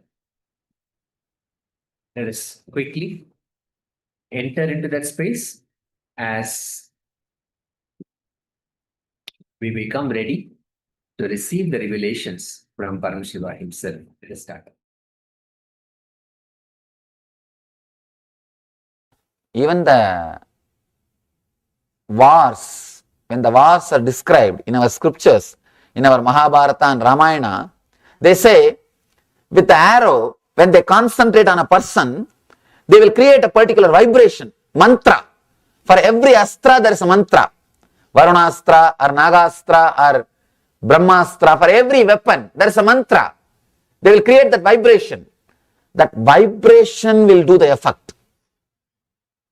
The vibration will carry this arrow powerfully and do that effect, create that effect. Mastering the science of vibration is only taught in the Gurukulas. In the Gurukulas, kids, when they were learning under the enlightened masters, you see, to become a master of archery, you don't need to go to an enlightened being. To become a master of killing others, you don't need to go to an enlightened being. But in those days, even archery, even fighting with a sword, all the martial arts, everything is taught by an enlightened being. Why? Because it is not just physical. Something more than physical was involved. That is why they went to Dronacharya. They went to Kripacharya, who are enlightened beings, who are able to handle the power of vibrations, who knows the technique, method to handle the power of vibration, who can teach students to handle the power properly and to use that science of sound. Understand? 20 years ago, if somebody tells you if somebody would have told you that if you just type few words in the computer, you can get to know about anything you want in the world, nobody would have believed. But today you can do it. Just type any word and search in the net. Anything. You name it, you have it. Anything. 20 years ago, nobody would have imagined this is possible. But today, it is possible. Understand? Same way, just because we are not seeing few things, never think it never existed. Just like a computer passwords. Computer passwords are our olden days mantras. Those days mantras are just like computer passwords. If you now just type anything in the search in the internet, you will get the whole information. You will be able to do so much. Same way, those days our masters had passwords. Passwords for particular vibration, to handle particular thought, to handle particular sound. Those passwords are only called as mantras. They are only called as mantras. Why? Why we lost it? Why Durvasa is able to curse somebody? Why Vishwamitra is able to curse somebody? Why Vasishta is able to bless somebody? Why we are not able to? Vishwamitra was just like us. Durvasa was just like us. But how they are able to use the power of sound and use the power of vibration? Why we are not able to use? Understand, this is an important question. If you know the answer for this question, you can work on the Shiva Sutra. Now Shiva is giving technique, solution just for this question. He is answering just this single question. Why Vishwamitra or Durvasa were able to use the power of vibration? Why we are not able to use? Understand, the answer is cerebral layer. Let me explain that word. Please understand, let me explain how we are corrupted even in our lust, how we are corrupted even in our anger. Even in our anger, we are not pure, we are not authentic. Even in our lust, we are not pure, we are not authentic.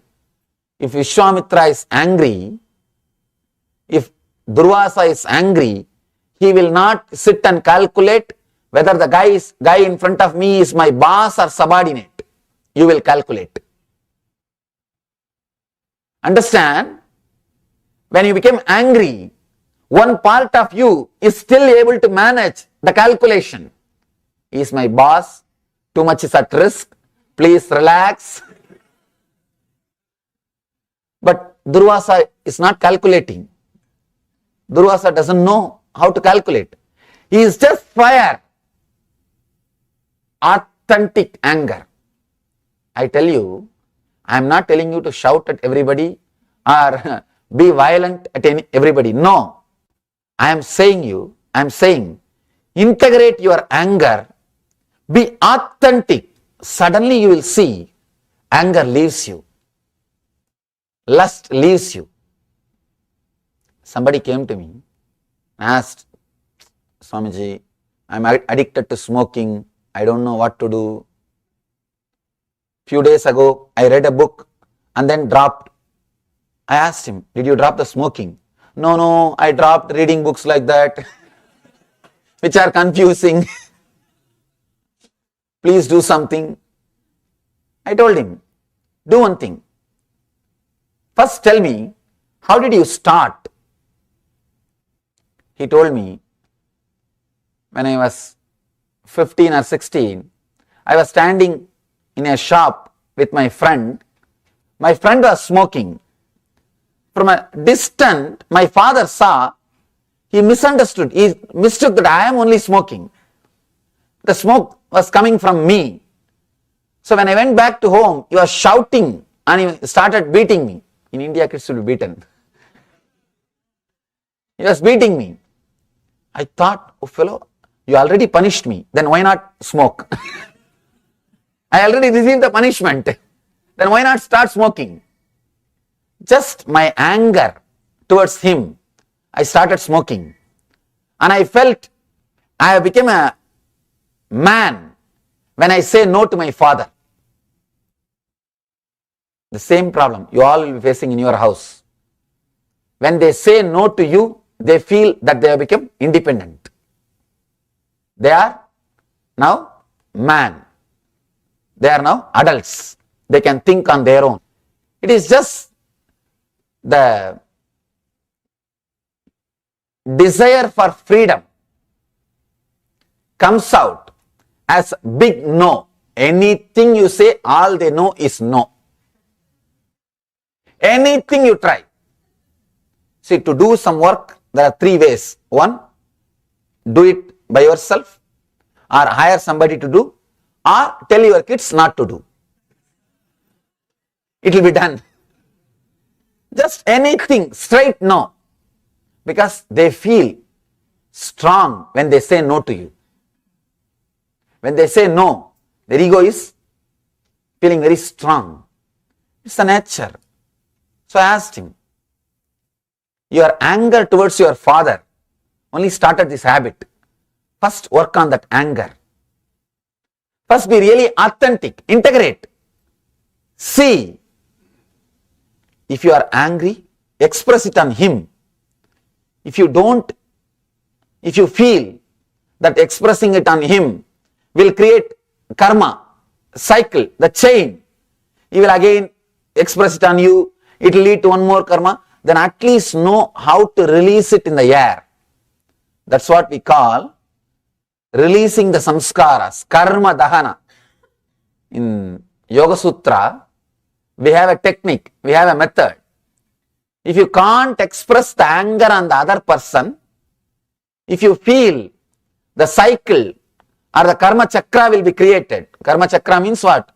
You will shout and she will beat and you will again shout, and it's just a routine. It will only get developed. If you feel that will happen, then at least release it in the air. But be authentic in your anger. When you are not authentic, it will start expressing in so many ugly ways. Understand? Anything, whether it is anger, guilt, lust, or pain, or fear, if you are not authentic with that emotion, with that energy, it will express it in a very perverted way. Very perverted way. All perversions, all mental disorders are just perverted or cerebral expressions, are disturbed, distorted expressions of these emotions. Understand? These emotions are power, energy to your being. You can see when you become angry, how energetic you become. Your whole body is alive. Every cell is just living. Your whole energy is alive. When you are filled with lust, you can see, when you are filled with lust, the fear won't be there. You won't have fear. No fear will be there. That is why, even knowing the laws of the country, people commit mistakes. They know the laws of the country, the laws of the society, they know everything. But fear will not have place when you are filled with lust. Because the lust is power, energy.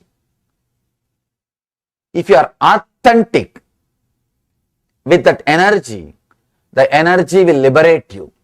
Understand? The energy will liberate you. Because all these energies, the lust is Muladhara chakra, the base energy. Fear is second, Swadhisthana chakra. Worry, constantly brooding over, guilt is Manipura, third chakra. Each of these energies are base material for your energy centers. Each of these energies are worshipped as a gods in our tradition. Understand? Each of these chakras are worshipped as gods in our tradition. Because the authentic energy, if you are authentic with your lust, you will be liberated. If you are authentic with your fear, you will be liberated. With any emotion, if you are authentic, you will be liberated. The main problem with us, we are not authentic with anything, constantly calculating. With any emotion, before expressing, you start calculating the after effects and side effects. If the after effect is going to be too serious, you just suppress it. If it is not going to be serious, you shout too much. I have seen. Same mistake. Who does? That only decides the punishment. Who does decides. Please understand, everything else is a story. No, I am equal to all, that and all. You can tell for others, not for yourself. At least with yourself, be authentic. Integrate. One more thing, person who never looks into his problems, person who constantly believes he is integrated, person who thinks I am okay, person who is not ready to look into his problem will never be able to achieve the truth. Authenticity. See one thing, at least you should know the accounts properly. At least you should know the accounts properly. To others you can tell stories. To others you tell stories, no problem. I have this, I am this, I am that. At least for you, you should know the accounts. You should know the truth. You should know the fact. Let you know the facts about you completely. Sit and analyze. If the same mistake, if this guy does, how I will react. Same mistake, if this person does, how I am reacting. Try to grind. Try to polish.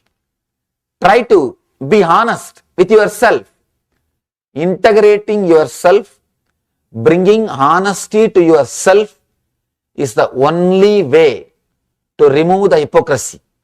Person who has removed the hypocrisy from the inner space will experience enlightenment. Ramakrishna says beautifully, integrating your inner chattering and your words spoken is enlightenment. You will be shocked. He says, just integrate your inner chattering and the words which you are uttering.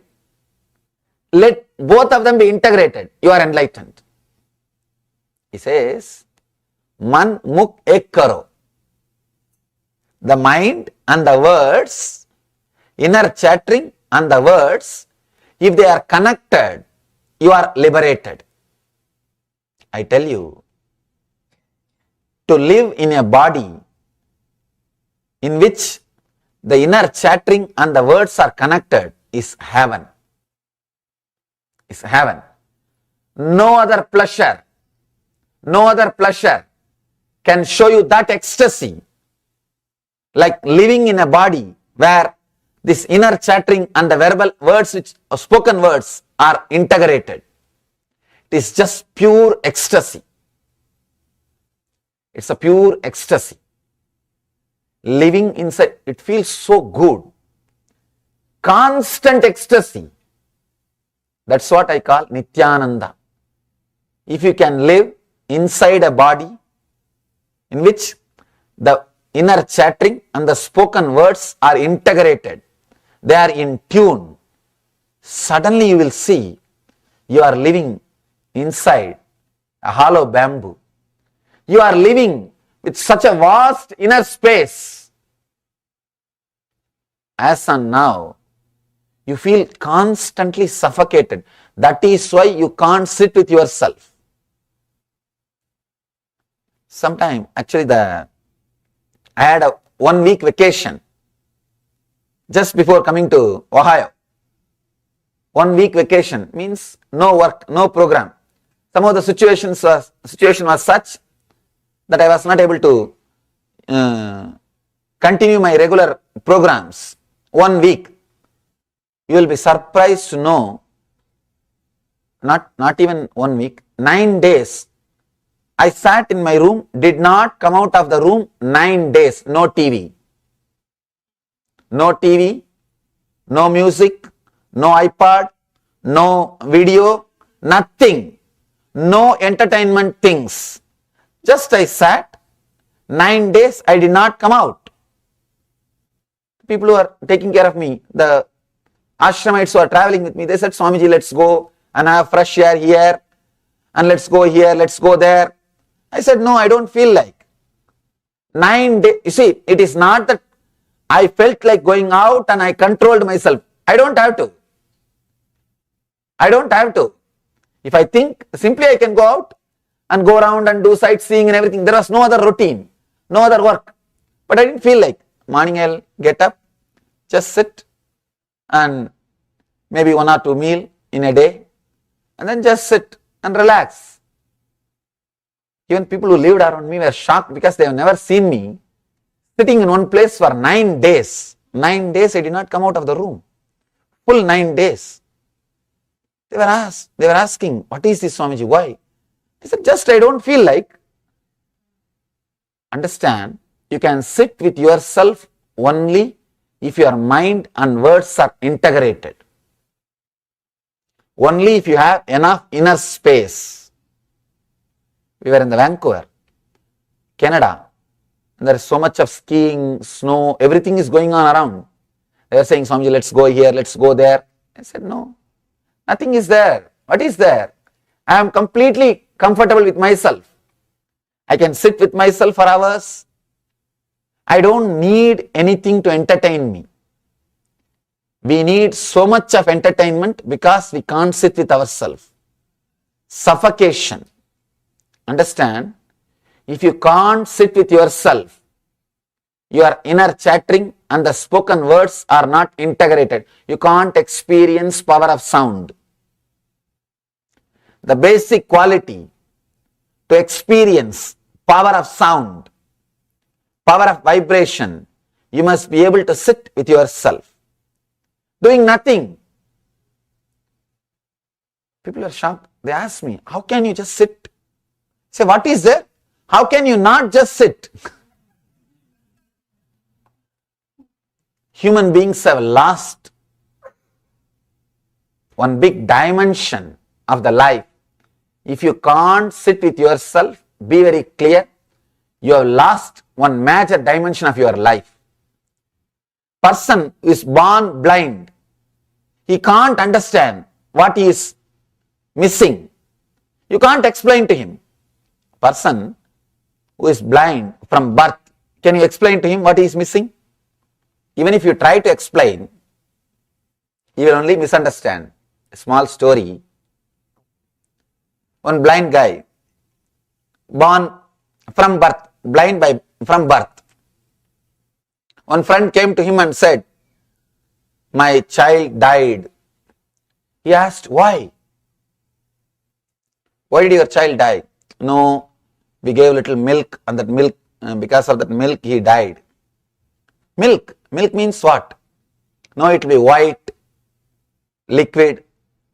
White. White means, don't you know? It's like a bird. It's like a crane. Crane. Crane means what? How it will be? Oh, he just put the hand to explain and told that blind friend, touch and feel, like this only it will be there. Crane. Then the friend felt the hand and said, such big thing, if you give it to child, it will die only. How can it swallow?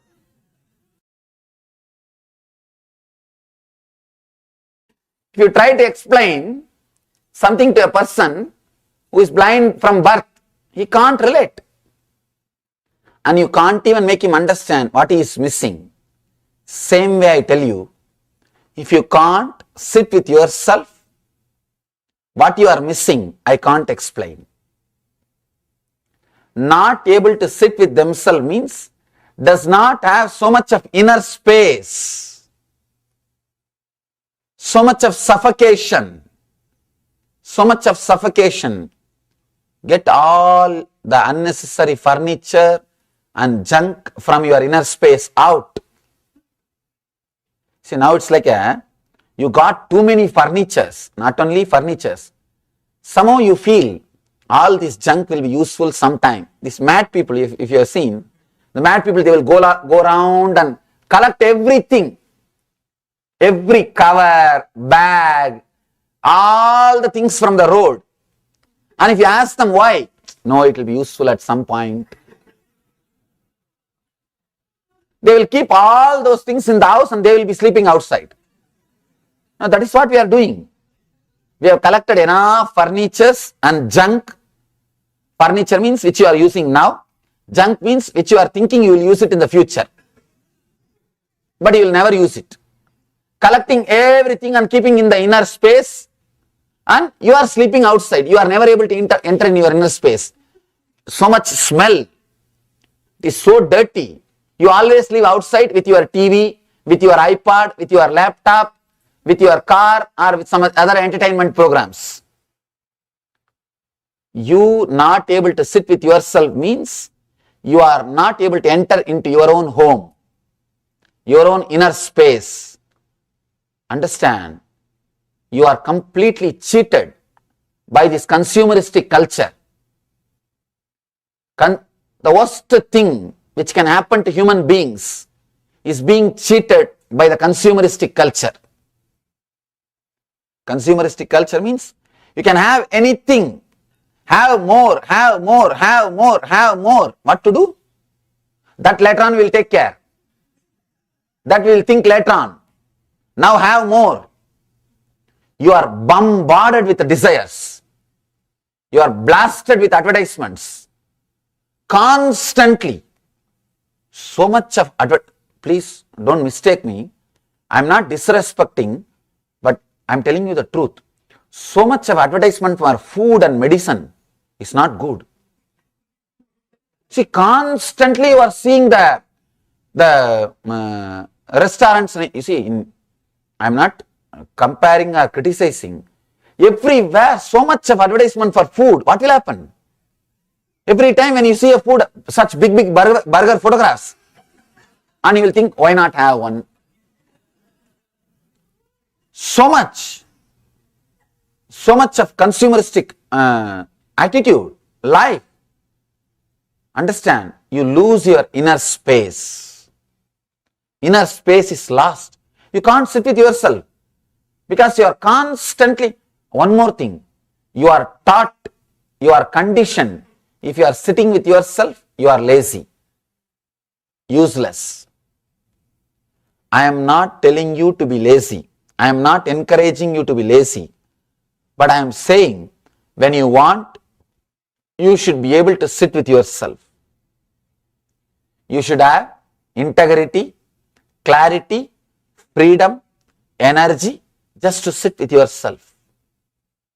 Person who can't sit with himself, he may have anything, he will not have his self. You may have anything. You may can't. Why people need so much of entertainment? I have seen the people in India, I have seen, they will be 80 or 85. They would have got married, their sons would have got married, their grandkids would have got married, nothing to do. Even they can't sit with themselves. From morning till night, they will be reading that same old Hindu newspaper with a big glass and matrimonial columns. What for? Nobody knows. Just because they can't sit with themselves. No, truth. All the old magazines they will collect and they will be sitting and reading. What is there in the old newspaper? No, what else is there to do? Because running so much, you lost the ability to sit with yourself. You lost the ability to sit with yourself. The cerebral layer means disintegrated being, unconnected being, completely disconnected with yourself is the reason why we are not able to experience the power of sound. Understand? When Vishwamitra can experience, when Durvasa can experience, when Arjuna can experience, then why can't we? The only reason is they are authentic even in their anger. See, anger itself is not wrong. Lust itself is not wrong. But from where it comes, if it comes in an uncorrupted way, in a pure way, you will live it and live it. You don't have to drop smoking. Smoking will drop you. If you are complete, if you are really smoking, just for smoking, not because of your anger towards the father turns as a habit of smoking, then you can't be healed. You can never be healed. Understand? If you are not able to drop the addiction, some addiction, be very clear, you are not addicted to that. The root of the addiction is somewhere else. People come and tell me, I am addicted to alcohol. Swamiji, please heal me, cure me. I tell them, what do you mean by the word addiction? Do you want to drink? No. Then why do you drink? At that point, I want to drink. Why? You know you don't want to drink. How can you say you are not able to control? People ask me, please, you control me, Swamiji. What do you mean by it? You want me to take away your car key? And what do you mean by you control me? You are intelligent enough. Just understand.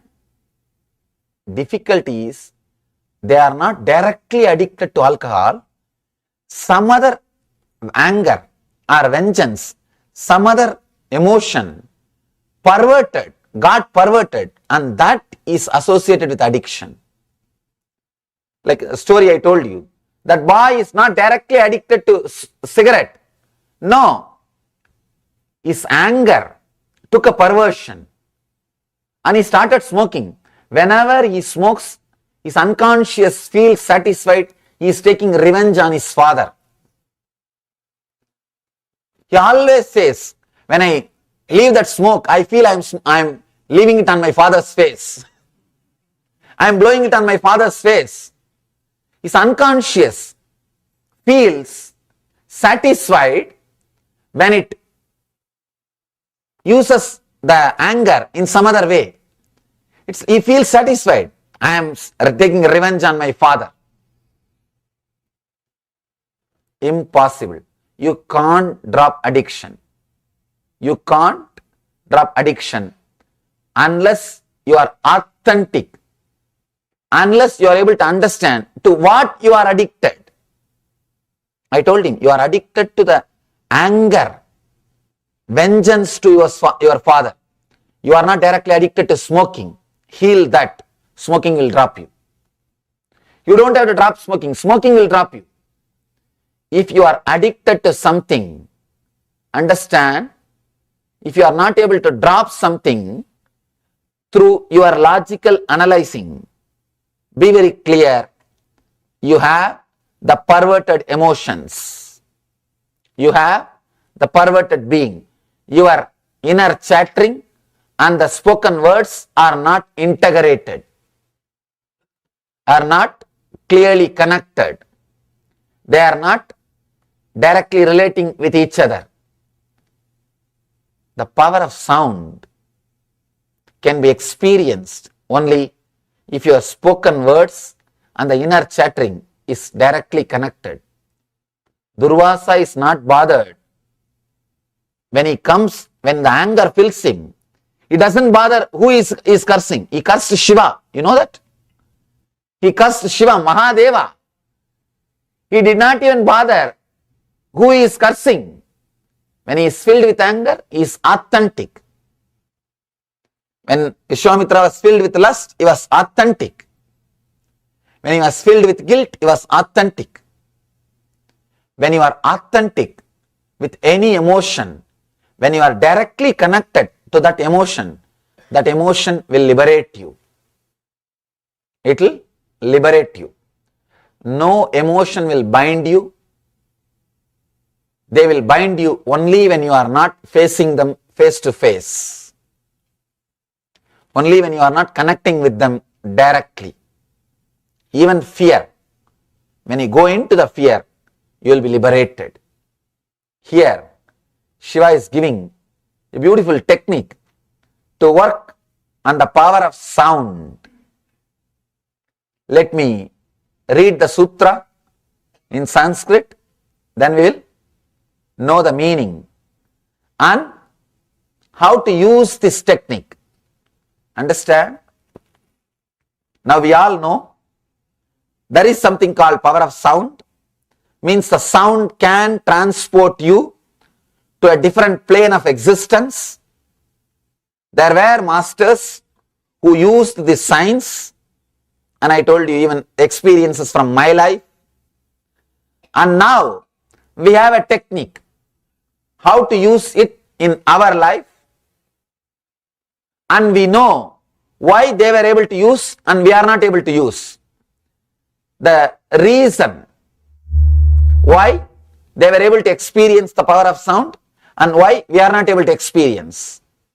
Here we have the technique for the problem also. We have the solution for that problem. Just understand these three things. Through the power of sound, you can be transported to a different plane of existence, and it is possible. Many have lived. Second fact, we are not able to live. Something is wrong with us. How we can achieve that same power? How we can relate, connect with that power? Here Shiva is giving us the technique for two things. One, how to connect yourself, elevate yourself to the level where you can use the power of sound. And the second, how to use that power of sound and achieve enlightenment. Two things. He is first going to help you to integrate. Next, he is going to help you to evolve. Integrating yourself and evolving beyond yourself. Here he is giving the technique. Let me read the sutra. Pranavadi samucharat plutante sunya bhavanat sunyaya paraya shaktiye sunyatam iti bhairavihi.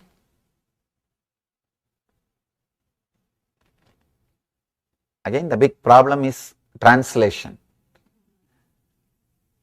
Sanskrit is such a poetic language. You can't translate poems. Even from English poems to English prose. No. You can't translate. If you translate, you can say what he means, but you can't say what all he wants to express. Maybe you can express only one dimension. Poem is like a 360-degree vision. Prose is like a 120-degree vision. Poem is like a 360-degree vision. Prose is like a 120-degree vision. Only one slice of a pizza. One bit. You can't express the whole truth. And here I am trying to translate a Sanskrit poem to English. Maybe I will try to give the technique, that's all.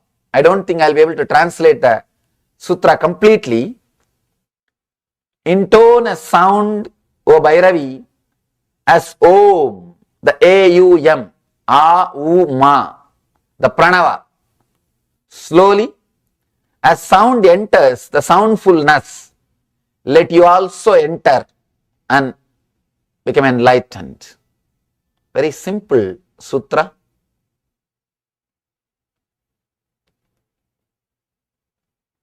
If you don't understand the sutra, it's okay. Understand the technique, that's more than enough. I'll explain the technique. I'm reading the sutra just for future, just to put it on record. Pranavadi samucharat pludante sunya bhavanat sunyaya paraya shaktya sunyatam eti bhairavihi. O Bhairavi, by perfect intonation of a pranava, e, u, a, u, ma, or the sacred syllable om, by contemplating over the void at the end of the sound, as sound enters into the soundfulness, let you also enter into that energy and be liberated. This is the technique from Mahadeva to Devi. He is addressing, O Bhairavi. Bhairavi is the word. Bhairavi is the name of the Devi. He is addressing, O Bhairavi,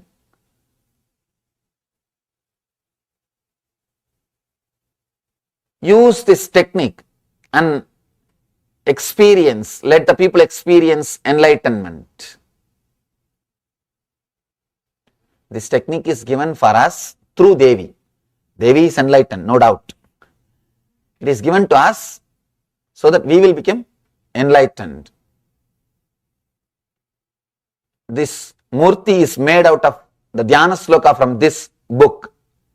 In this book, it describes Devi was sitting in the lap of Shiva and he was teaching the Shiva Sutras. The same way this Murti was designed.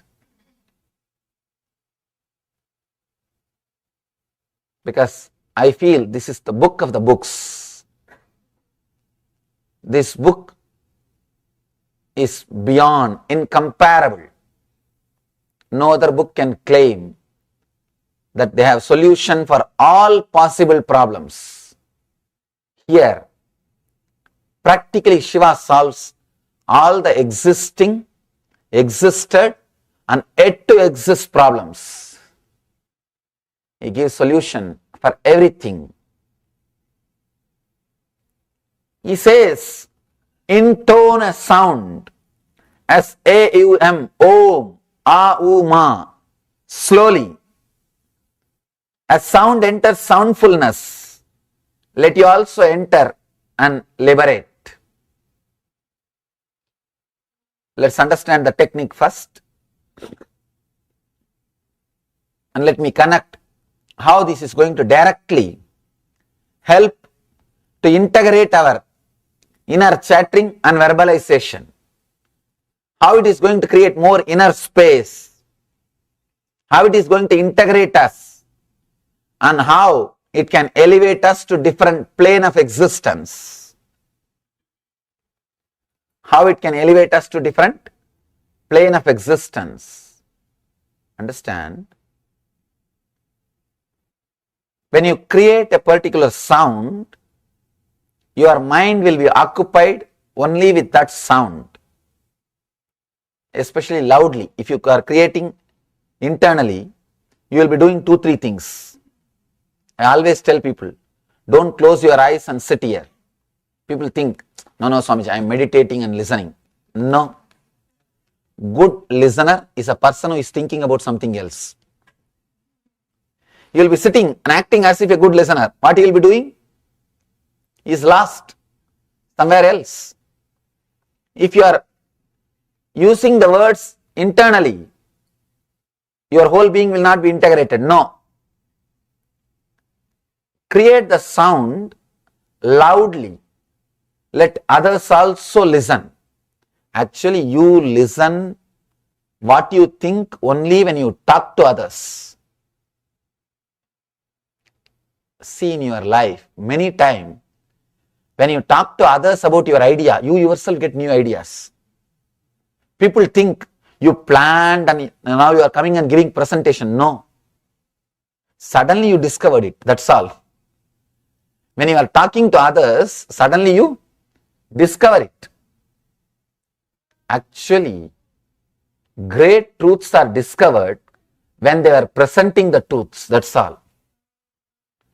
It was not discovered earlier by contemplating and thinking and then presentation is given. No. Orators, speakers look very intelligent, filled with wisdom because they are constantly discovering when they talk. If you want to be an intelligent person, don't think you need to think, contemplate, meditate and discover the truths. No. Just start talking to the people as if you know the truth.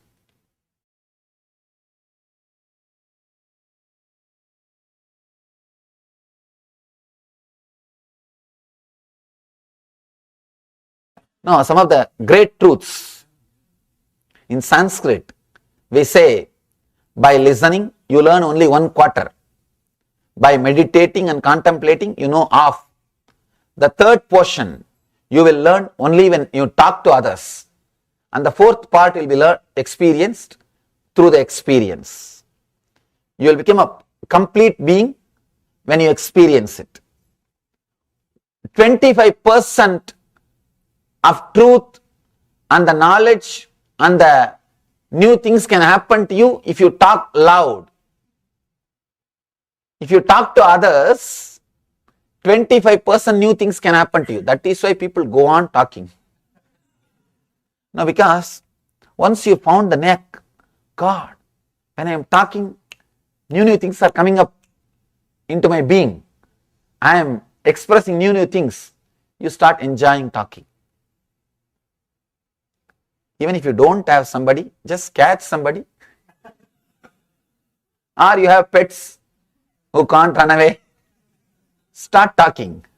Start giving your presentations. And you will see, suddenly you are talking too many intelligent things.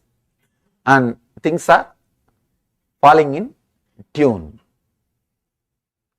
Here, Shiva also says, start loudly. Only then you will be listening. You won't listen if you are chanting internally. People ask me, Swamiji, if I chant inside silently, it will be nice. No. You will feel nice because you have fallen asleep. People come out and tell me, no, Swamiji, I chanted very silently. It was so great. It was such a great experience. Don't think it is a meditative experience. You would have slept. Maybe a good sleeping pill. Chanting some mantra internally, inside the mind, may be a good technique for sleeping, not for falling into meditation. Falling into meditation, start with a loud voice. And slowly you will see your whole inner being is filled with that voice. Your whole energy is concentrated to that sound. Now, slowly reduce the sound. Go to the depth from where that sound is raising, from where that sound is arising, from where that sound is coming out. Go to that source. Go to that being. You will see your inner space filled with soundfulness. I want all of you to know, silence is not soundlessness. Soundlessness, absence of sound is dead silence. If you are jumping, if you are working towards the soundlessness directly, you will only be constantly disturbed, irritated by other sounds. People, the so-called meditators, the silent meditators, they will create such a hell to the whole house. They will tell, hey, keep quiet, switch off the cell phone, switch off the telephone. The noise which they make. And they will be so filled with irritation.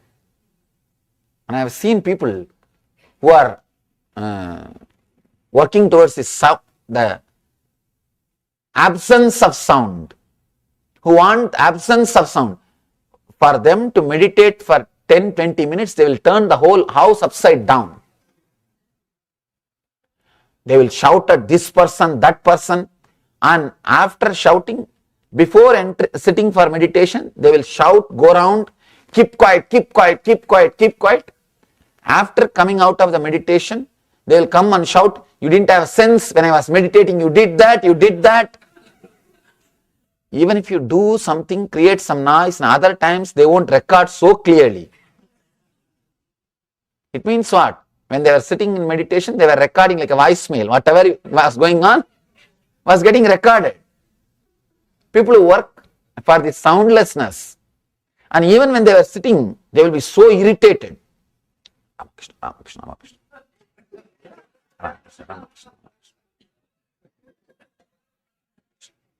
Don't you have a sense? I am meditating. Keep quiet.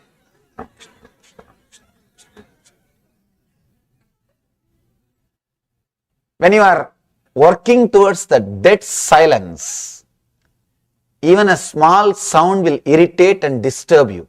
You are bound to be, because you are excluding.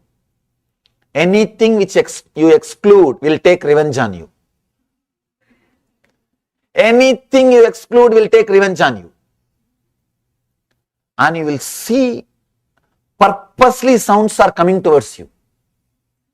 They are traveling. Sometime, even if the sounds don't come, you will be waiting for them. A small story like this. One great guy who is trying to work with that absence of sound. The dead meditators, I call them. With a long face, serious, and they can't tolerate even a small sound. They need absolute silence. Absolute means pin drop silence. One fellow, like this guy, sitting in the banks of lake, the village tank, and meditating. That's where people usually meditate after taking bath. They will sit there and meditate. One day he heard the sound of anklets. One girl came to fetch water. First anklet, the sound of anklets. When they put the pot in the lake, when the pot gets filled, that sound. That fellow opened the eyes and saw. Irritated, shouted, don't you have sense? I am meditating here. Why don't you come without anklet? Next day, she came without anklet. But the water fetching, that sound, he got irritated. He shouted, why don't you come with some other vessel which will not create sound? The third day he was sitting in meditation, just expecting that anklet sound and the water sound. The third day, even if you don't get the sound, you will be just expecting to get irritated, to get that sound. You will be waiting for some sound. When you want complete the soundless silence, you are in trouble. Here Shiva says, enter into the soundfulness, the intensity of sound. Then no sound can disturb you. No sound can disturb you. He says, go into that sound, source of the sound. That's what we call anahata dvani, uncreated sound. The sound which is not created, by two things hitting. Ahata means created or hitting. Anahata means uncreated. The primal sound. When you go to that soundfulness, you will experience a sound which is silence, the silence which can't be disturbed by any sound. Silence which can't be disturbed by any sound is the true silence. Silence is not absence of sound. Silence means intense living silence. Understand? I'm giving a new meaning for the word silence. Intense living silence, not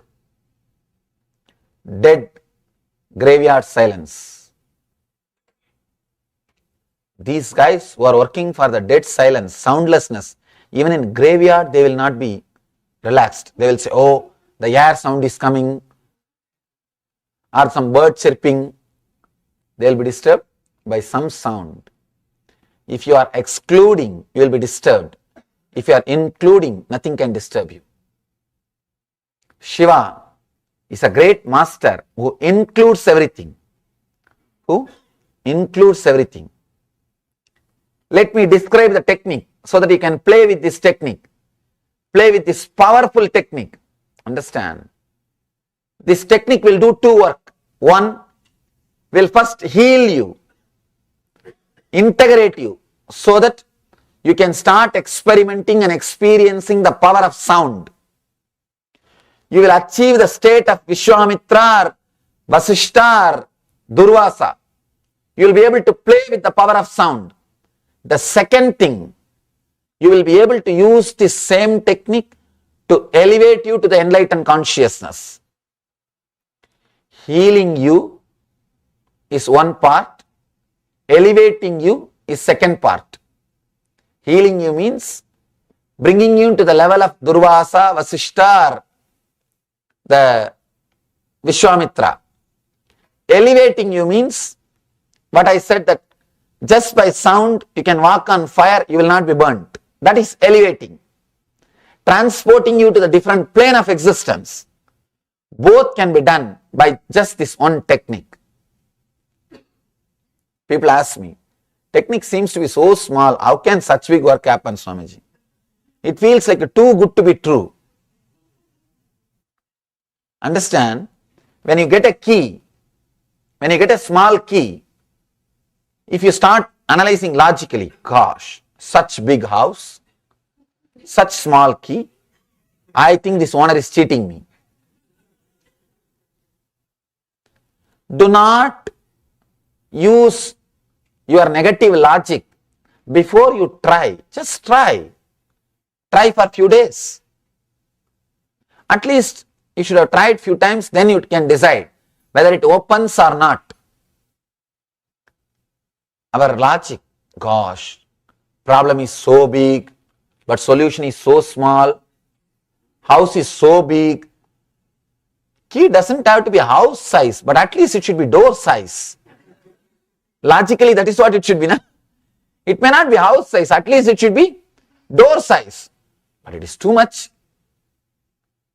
20 feet tall house and just 3-inch key. How can this open? My problems are so big, and the Swami is giving half an hour discourse, and he says, I can become Vasishta, I can become Vishwamitra. What he means by it? Understand, I am not here to give you any false promise. No. I am not here to give you something which is too good to be true.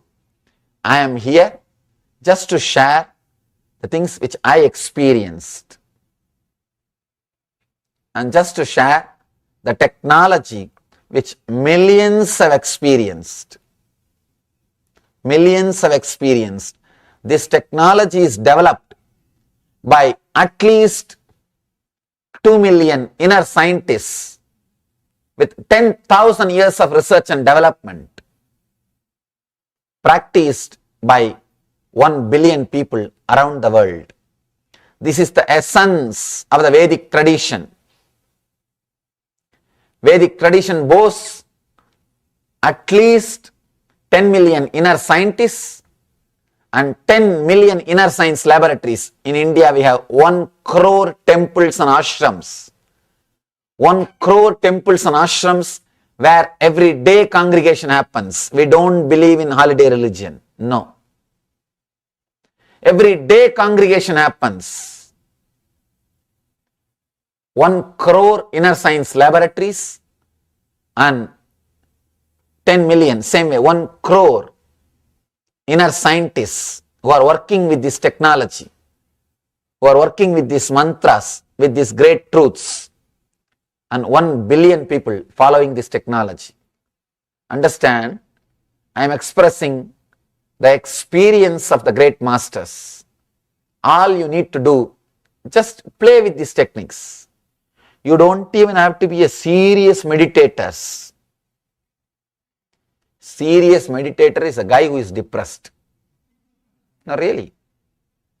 All these so-called serious meditators, depressed fellows, they can't laugh. No, really. Just go to the serious meditators' places, they can't laugh. They can't laugh. They lose the nature. They become so serious and so arrogant. God, even God can't help them. Because they become arrogant in the name of God. They become serious in the name of simplicity. They will try seriously to be simple. They will try so seriously to be simple. The whole joy is lost. Being simple means being with all your mistakes. That's all. Nothing else. That's all. Just accept yourself. If you can't accept you, at least accept you can't accept you as you are. That's all. Either accept yourself with all your mistakes, or accept you can't accept you. At least that. Over. But they will try their best. No, first this, first that. And the step-by-step process creates all confusion. Here, Shiva gives you simple and straightforward techniques. That is why this book did not become popular. No, really. If Shiva gives you some complicated techniques, then people feel ego satisfaction. No, really. They feel their ego is satisfied. They feel they received something worthy.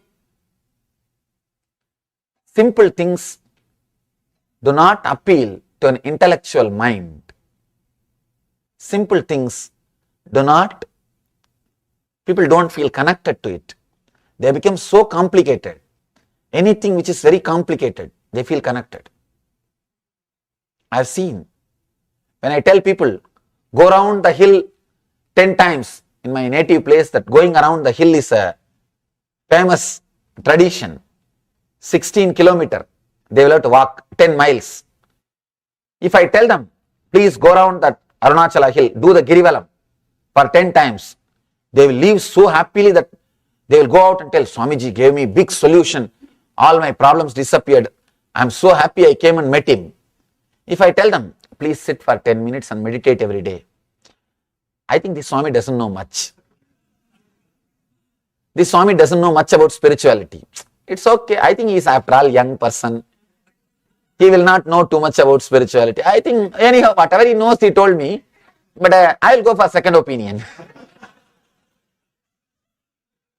See, when you tell something which is straight, people feel it's okay.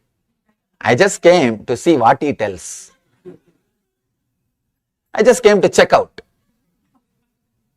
And they don't feel connected. And if you teach them, if you nicely blast them, actually you should beat them, then they are happy. They are quite happy. Yes, I paid $200, I got some material. I learned something. But here Shiva is straight away giving a simple technique. He says, chant the Omkara loudly with that same loud expression. Go into the source from where the sound is coming from your being. He is not telling you how to sit. He is not even telling you should not lie down. You can even lie down. He is not putting any condition. He is not giving you anything else. He is not telling you should not eat this, you should not eat that, you should not do that, you should not do this. Nothing. Actually, inside, unconsciously, everybody wants some do's and don'ts. Because you are trained to live with do's and don'ts. Here, Shiva is not giving any do's and don'ts. No, he is just giving you the technique and he is telling be authentic. That is where the problem starts. That is where the problem starts. It is too simple. If it is very complicated, you start feeling connected and you start practicing it. If it is too simple, because you don't feel any respect towards it, you don't practice it. That's why I always tell people, in our meditation camps, I make them do there itself.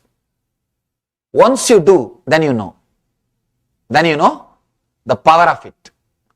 Then you know the power of this technique. Today, we will also, just for 10 minutes, we will try this technique and see the power of it.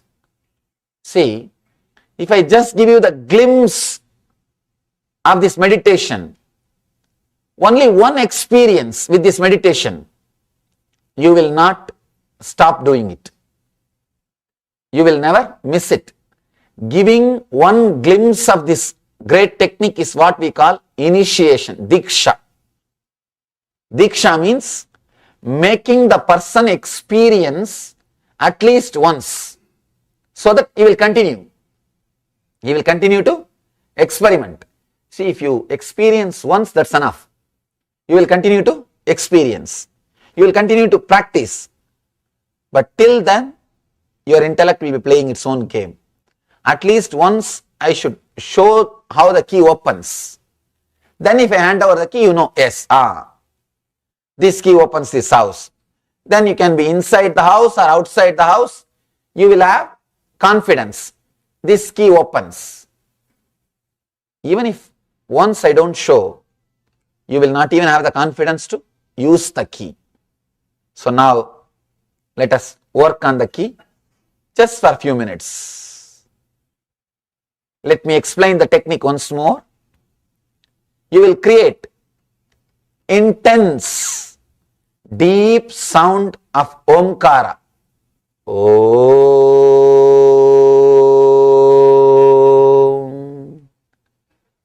When you create that sound, for a few minutes you will be listening to that sound. After a few minutes, let you be creating the sound loudly. Along with that, just internally search the source of the sound, from where that very vibration is coming. Where is the source of that vibration, that sound? Understand? First, you will listen the sound which you are creating. Then you will go to the source of the sound, from where the sound is coming.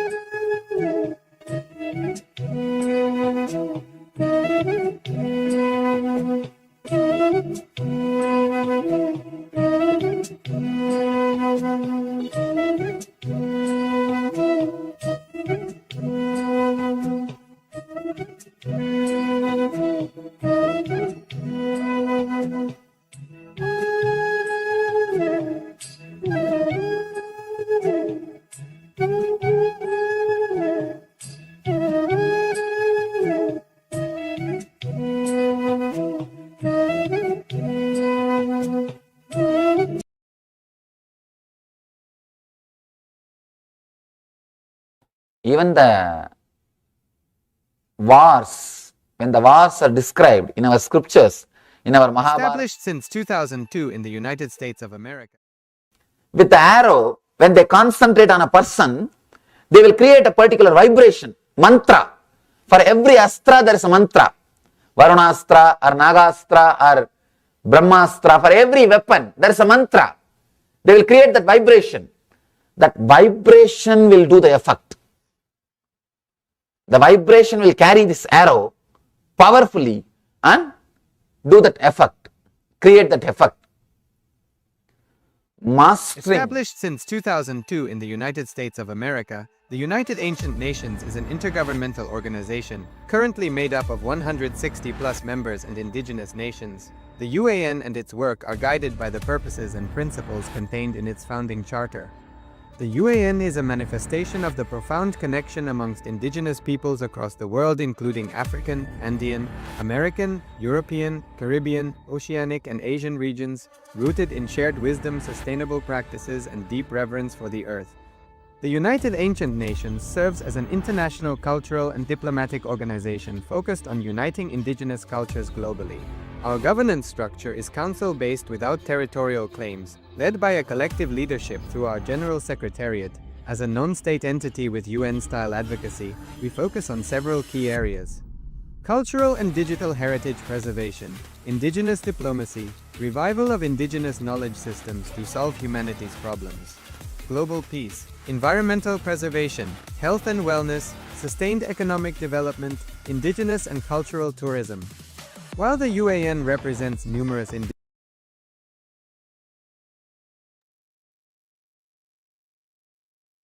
Yes, welcome back.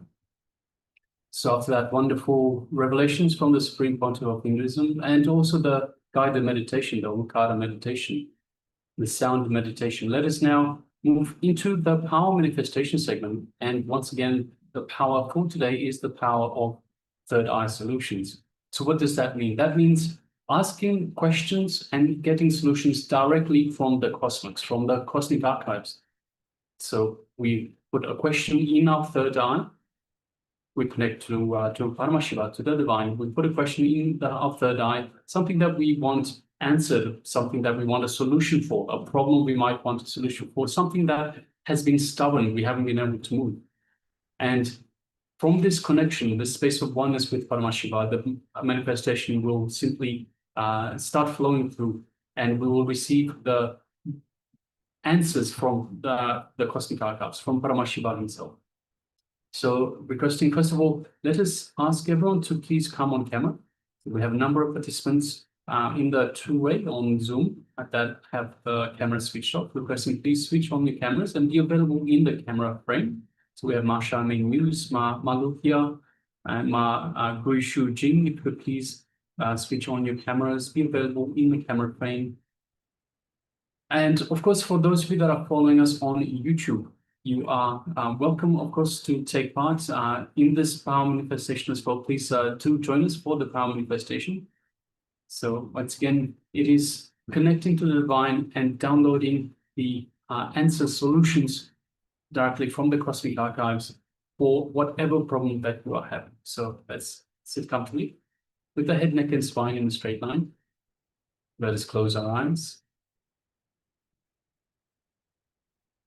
And let us connect deeply with the divine in our inner space. So the inner space is just below the heart center and just above the navel center. This is the Ananda Kanda. It's an inner space that Swamiji, the Supreme Pontiff of Hinduism, has initiated us in to connect to the divine, to connect to Paramashiva, connect to Swamiji, to be in the space of oneness with Paramashiva, with the divine, with Swamiji.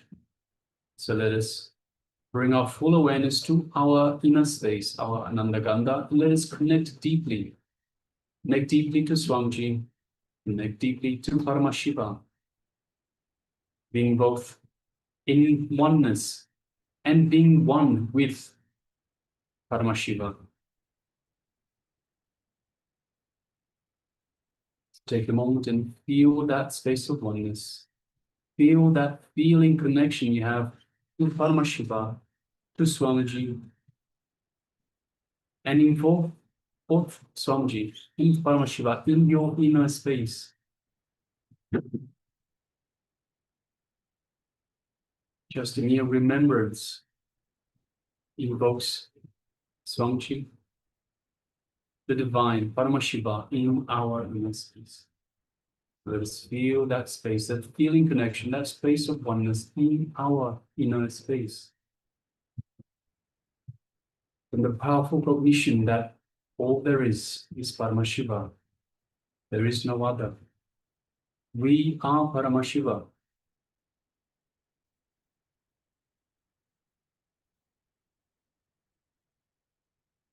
Now let us shift our awareness gently to our third eye, just between the eyebrows.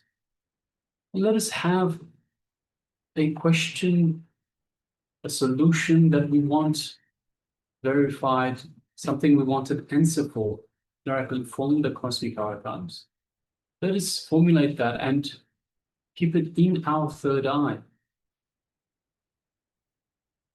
while keeping to this space of oneness with the divine, with Paramashiva, with Swamiji in our inner space.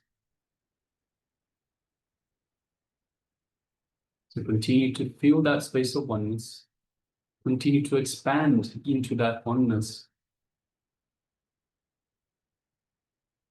and hold your question, your answer, your solution that you're seeking in your third eye.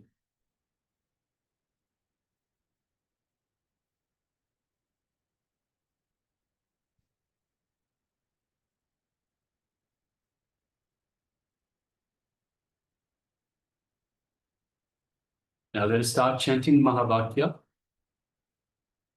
Om Nityananda Paramashivoham.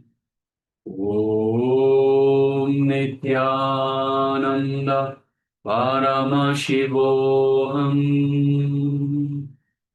Om Nityananda Paramashivoham. Let's continue chanting this Mahavakya throughout this power manifestation. And from the space of oneness with Paramashiva, with Swamiji, let us manifest this power of third eye solution, downloading the information, the solution directly from the cosmos, from the cosmic archives. Let us begin.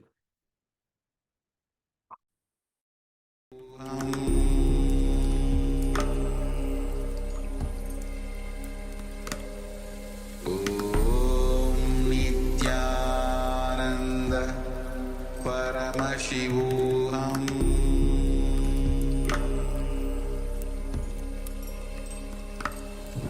Om Nityananda Paramashivoham.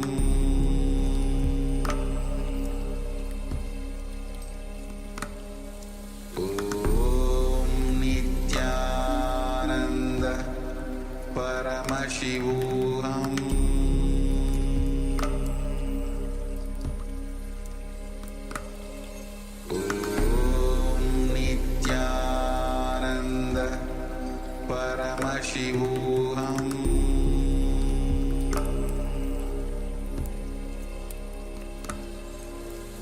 Om Nityananda Paramashivoham.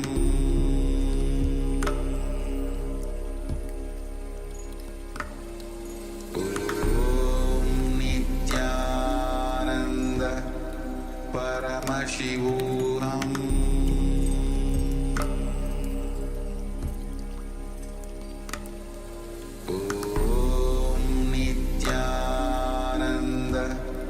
Paramashivoham.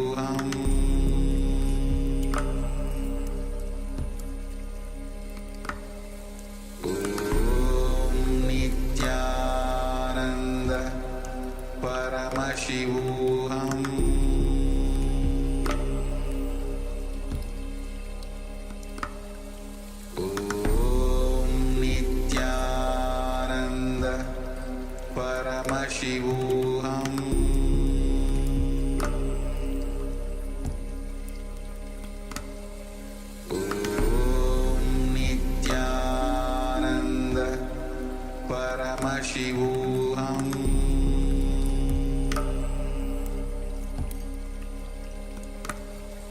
Om Nityananda Paramashivoham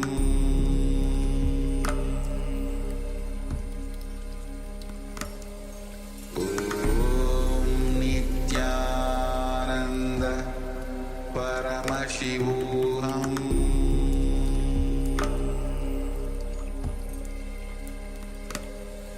Om Nityananda Paramashivoham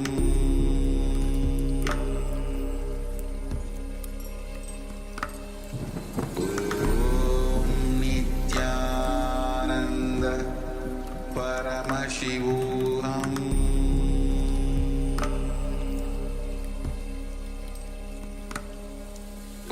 Om Nityananda Paramashivoham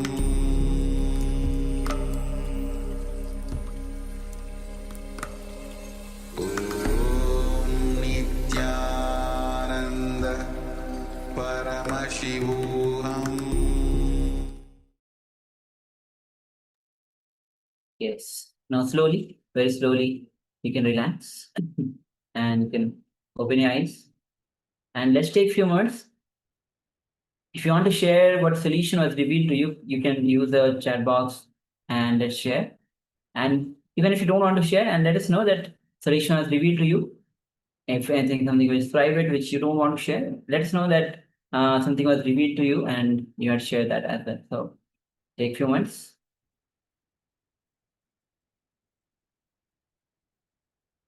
Meanwhile, we'll be getting ready for the next revelation by Swamiji, which is going to be drive into enlightenment. Yes. So drive into enlightenment.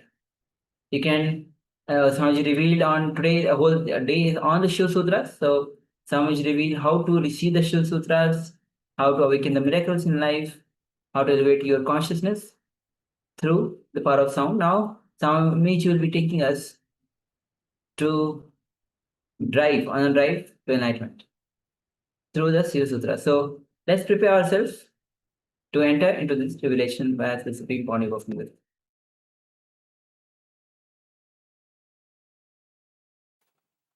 Today's subject is disengage from the I. It's one of the Shiva Sutra discourses. I'm commenting on the Shiva Sutras every day on one sutra. Let me give introduction about this book, just few words, and we'll enter into the book. We'll enter into the Shiva Sutras. It is a 5,000 years old book. It is the essence of inner science technology, the essence of the science of enlightenment. It is the essence of 5,000 years of research and development by more than 1 million inner scientists and more than 1 million inner science laboratories. In India, we have more than 1 million inner science laboratories, means temples and ashrams which are alive, which are maintained. More than 1 million temples which receives everyday worship. Please understand, I am not talking about the temple which are in the dilapidated condition. I am talking about the temples which receive everyday worship, which is used by people. More than 1 million inner science laboratories and more than 1 million full-time dedicated inner scientists.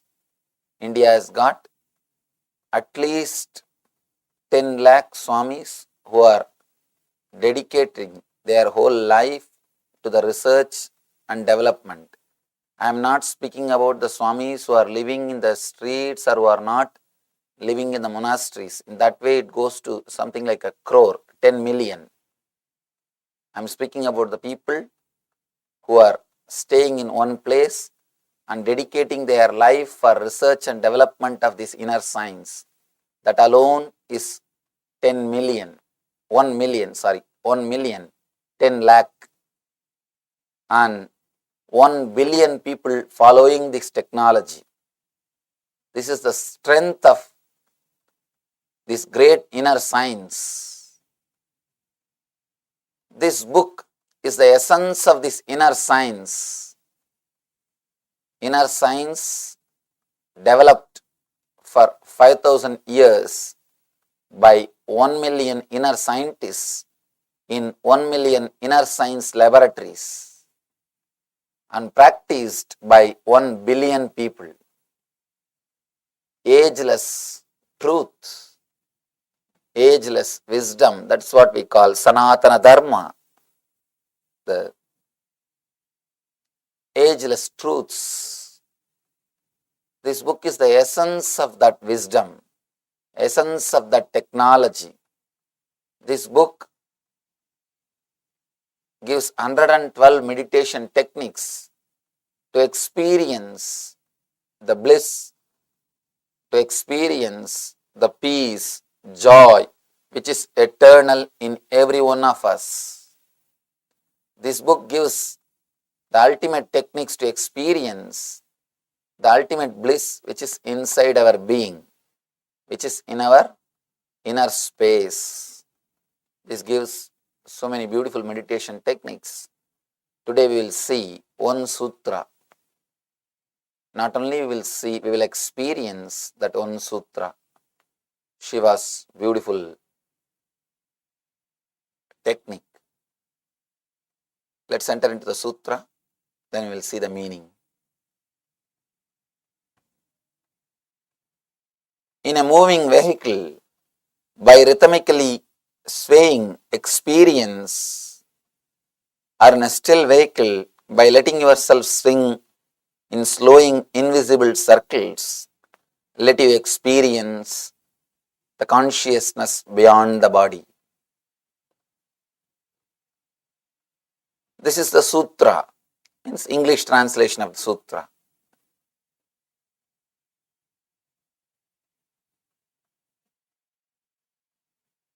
Before entering into the sutra, few things. You are not just your body as you always think or as you always believe. You are something much more than your body. Somehow, because you identified yourself, or you start believing that you identified yourself with the matter, means just a dead matter, which you call as your body, you start thinking you are body. You start thinking you are just this body. You are not just the body, the stuff which is inside the body, not even flesh or bone. When I say the stuff, I don't mean the flesh or bone. I mean the being which is living inside the body. You are something more than what you think. Here, Shiva gives you the technique how to disengage from the I. All our suffering, all our pain, all our depression, everything is from that single root, what you think as I.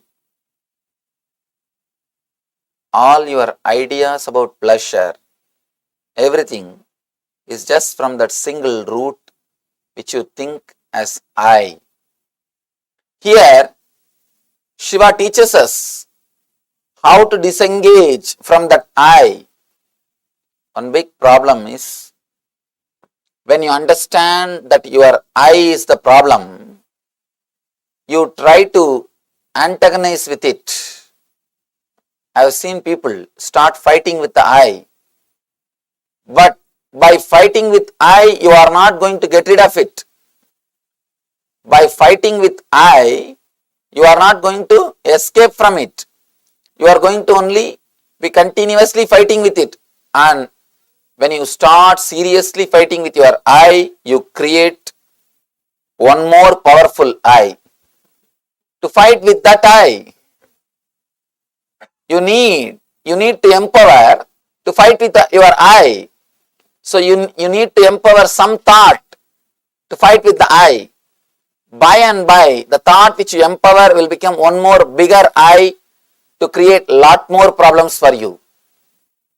People who started fighting with I could never achieve anything, can never achieve anything, because the more you start fighting with the I, the more you will be creating one more new I.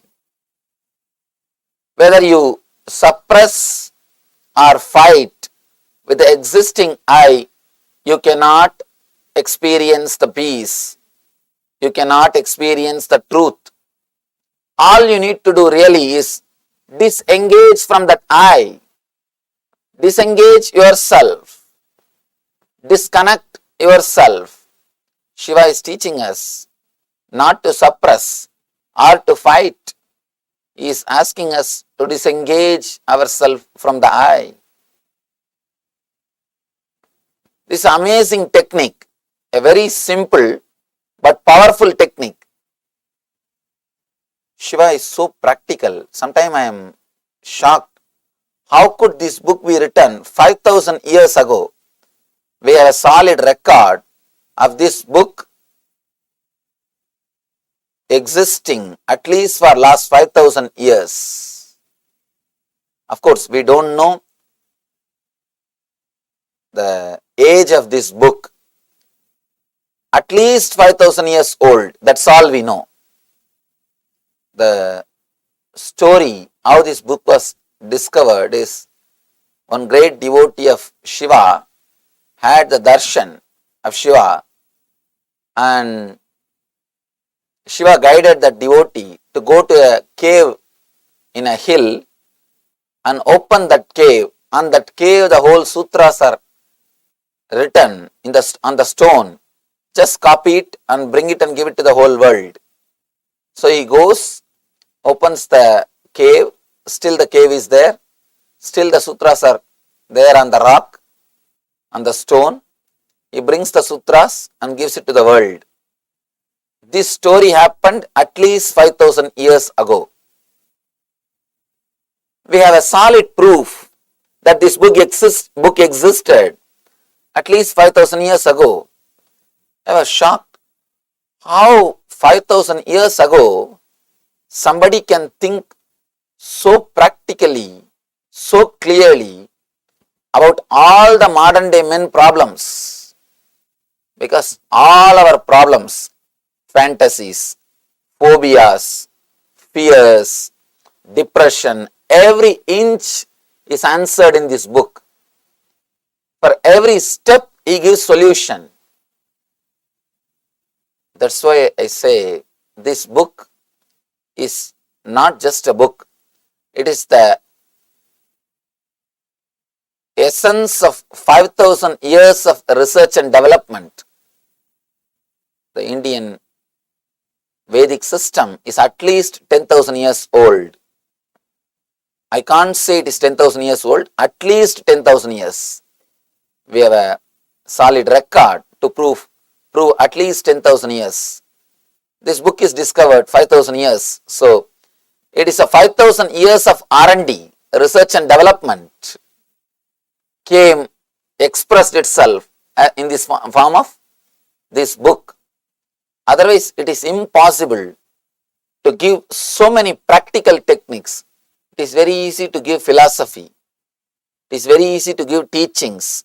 It is very easy to say what to do, what should not, what should be done and what should not be done. That's not a big thing. Very easy to tell people, do this, don't do that.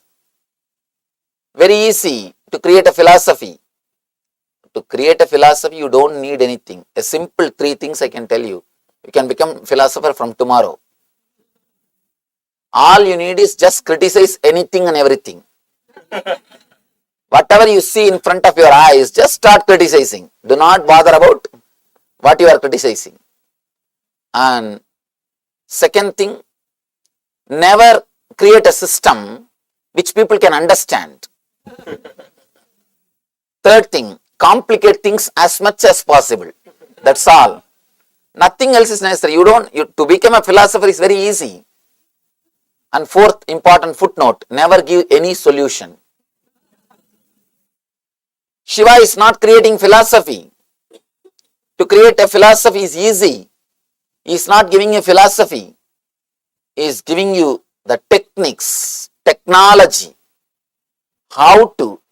He is not saying what to do, what not to do. He is saying how to do. Straight away he is giving you the technology to experience the inner consciousness, to experience the ultimate consciousness, to experience the Shivatva, means the consciousness of Shiva, experience of Shiva. He is straight away teaching us the techniques, not just words. That is why I say this is one of the ultimate book, amazing book, which gives straight teachings and techniques to experience the ultimate consciousness. Beautiful sutra, he says, in a moving vehicle, by rhythmically swaying, experience it, or in a still vehicle, by letting yourself swing in slowing invisible circles, let you experience the consciousness beyond body-mind.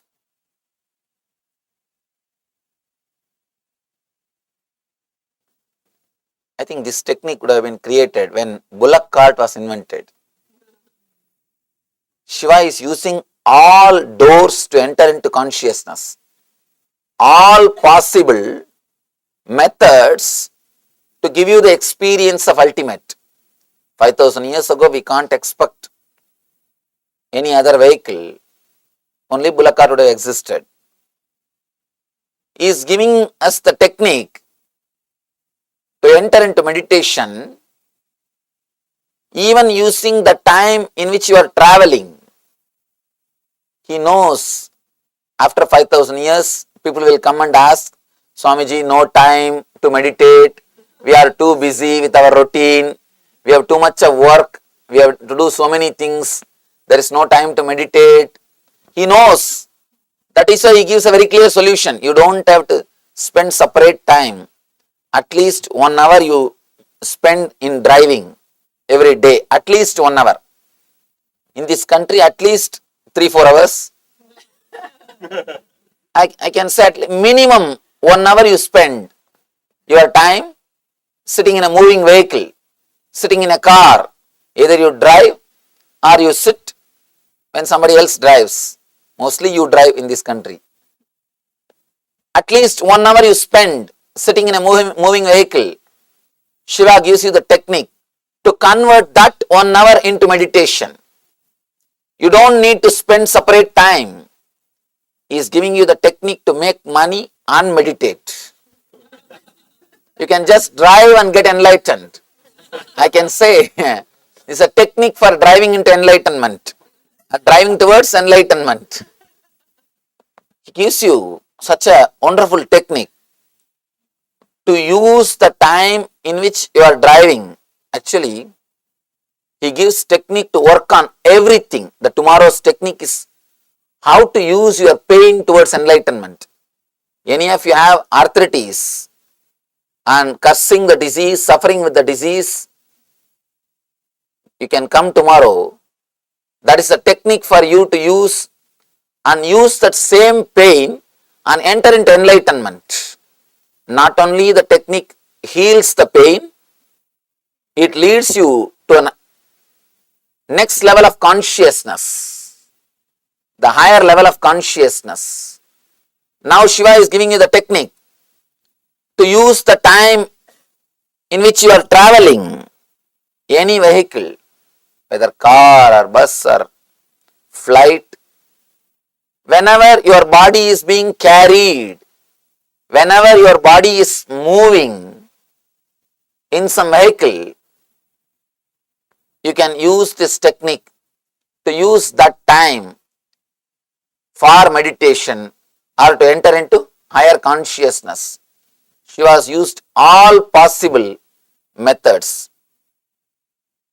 Practically, in this 112 sutras, he covers all possible situations which can happen in human beings' lives. He has used all situations to enter into the experience of enlightenment. He gives us the technique, knack, how to use that time, how to use that moment to take a quantum jump into the consciousness. Now he is teaching us how to meditate in a moving vehicle. In moving vehicle, how your body is, how your consciousness is, how you can use the time to disengage from yourself, to disengage from the I, ego, and to move to the next level. I can say technique to drive you into enlightenment. When you are driving, you can drive into enlightenment.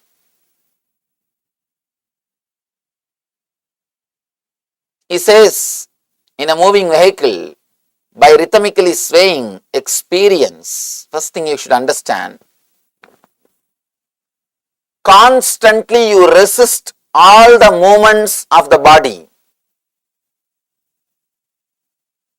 You can see in your life, whether you are in car or train or flight, constantly you resist the natural movement. Why do you think you become tired by traveling in train? You are not doing anything, but if you travel for 10 hours, you are tired. The reason is you are constantly resisting the flow.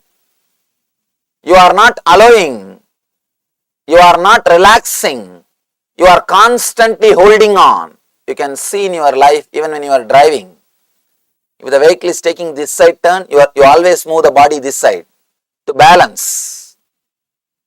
To balance, you don't want to fall, you balance. But you don't understand one important thing. There is no need for you to hold your body 24 hours. Whenever you are driving, even if you are not driving, even if you are sitting in a vehicle, even if you are sitting in the car or train, constantly you are holding the body. Your body is never relaxed. You don't let go. You are holding on to it. You can feel near the Muladhara, root of the spinal cord, you will be just possessing your body. That is the point from where you balance your body, or you try to balance your body. You will be just holding your body tightly, constantly. You will be just catching your body. You will be possessing your body. He says, just let go, relax. Whenever you are sitting in a vehicle, traveling or flying, whenever your body is being moved, just relax. Purely by relaxing, you won't fall. Especially in the modern day, are so comfortable, you won't fall. But by your very nature, you resist all the movements. See, when you are a child, you can see how the kids whirl. Kids whirl. They always cooperate all the movements of the body. You can see them whirling, spinning around, just jumping, and not in one culture, around the world, in all the culture, kids whirl and jump. Why? That is the moment exists in every one of us. In every one of us as a natural thing. The movements of body exist. Body is moving. There is a swaying movement in all of us. Constantly. Kids, they know that movements and they entertain it or they encourage it. They just allow the body to move. They're very happy with it. But you never allow the kids to move their body. Somehow you feel uncomfortable if the kids are jumping around. You are afraid they may hurt themselves. You don't understand an important secret. When kids fall, they don't hurt themselves. Only when you fall, you hurt yourself. Please understand, you fracture your bone not because of weight, but because of resistance. There are thousands of researches done. The same force, the same distance. If kids fall, they don't hurt themselves. If you fall, you break your bones. One more, you may say, we are heavy, Swamiji. No. They even calculated. See, for you, if you fall from 10 feet height, what impact is created on your body? To create the same impact on the kid's body, they may have to fall a few feet more. Even if they fall from that height, the injury is only 10%. There are so many researches done by the doctors. And moreover, when you drop the kids in the water, they automatically start swimming. Only after growing, you make them forget that they know swimming. When body movements are arrested by the so-called training, they forget they know swimming by their nature. Recent researchers show when kids are put in the water tub, immediately after birth, they start swimming. They are swimming. By your very nature, your body is liquid. It flows. It moves. By and by, when you teach the kids not to use their body too much, not to whirl, not to move, not to be active because you feel uncomfortable. To tell you honestly, it is a subtle jealousy. Somebody is so happy, you can't tolerate. Somebody is jumping in front of you, it is too much. We can't tolerate. Only when they also become dull like us, we feel comfortable. Now we feel, yes, now we have reproduced ourselves. When the kids are encouraging their body movements, they will be so alive, so active, so bubbling, overflowing. You can see one more thing. After the travel, you will always be tired. Kids will never be. I have seen people come to see me in India. They travel miles, hours, and especially Indian roads. Oh God. Straight way to hell. Indian roads are such beautiful roads. Actually, Indian roads are created to create more and more bhakti and devotion in the people's hearts. Unless you have faith on the God, you can't travel on that roads. They are specially designed for that. Now, India is such a spiritual country, we design everything for spirituality. We design everything only for spiritual purpose. You cannot travel in those roads unless you have surrendered yourself to God. Unless you have tremendous faith or devotion to God, simply you can't travel in that roads. And I have seen people will come to see me, 10 hours of travel, 12 hours of travel, 1 day of travel. The moment they come inside, the elders, they will ask for room to go and rest. They will ask for room to go and get, they will only come next day to see me. But the kids, first thing they will drop everything, jump and come to the meditation hall. You will never see them tired. You will never see them tired. I have always seen they are so alive. They don't get tired by traveling because they do not resist or possess the body. They do not constantly resist the subtle movements of the body. The subtle movements which is happening, the natural movements which is happening, kids do not resist those movements. They do not possess their body. When you start training them to possess the body, by and by they forget to flow with the energy. By and by, they forget to flow with the movements of their body. They start creating solid rock. They start becoming like a stone. They start becoming dull, frozen, dead. The more you become frozen, more you are dead. If you are completely frozen, you are ready to be burnt. The more you are frozen, the more you are dead. Kids, you can see them alive. They are not frozen. Even when they laugh, their whole body laughs.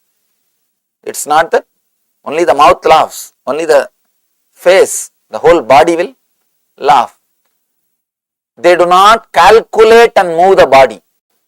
You start moving your body only after a big calculation, because you start believing if you work too much, you will become tired. Hard work myth, which is taught to you, is also an important reason for your body becoming like a stone. An important thing, I always tell people, hard work is a pure myth. The idea of hard work is a pure myth. You are taught to sell yourself, especially these so-called developed countries. Constantly you have to sell yourself. You have to frighten your boss that the work which you are doing is too big, which cannot be done by anybody else. Next thing, first thing you have to frighten him, no, it cannot be done, forget about it. And then next you have to convince him, only you can do. Third thing, you also can do if you give your whole life and energy. Only if he is convinced for all these three, you can shave his head now.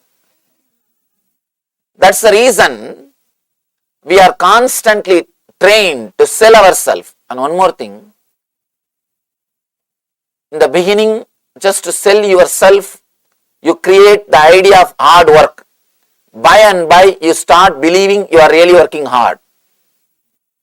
And this idea gets into your body, and you do not move your body for anything else except when you get some solid result. One more important thing you miss. By and by, for every moment you start calculating, what will I get by this moment? What will I get by this moment? Before every moment, logically you start calculating. Why do you think people never come out and do some voluntary service?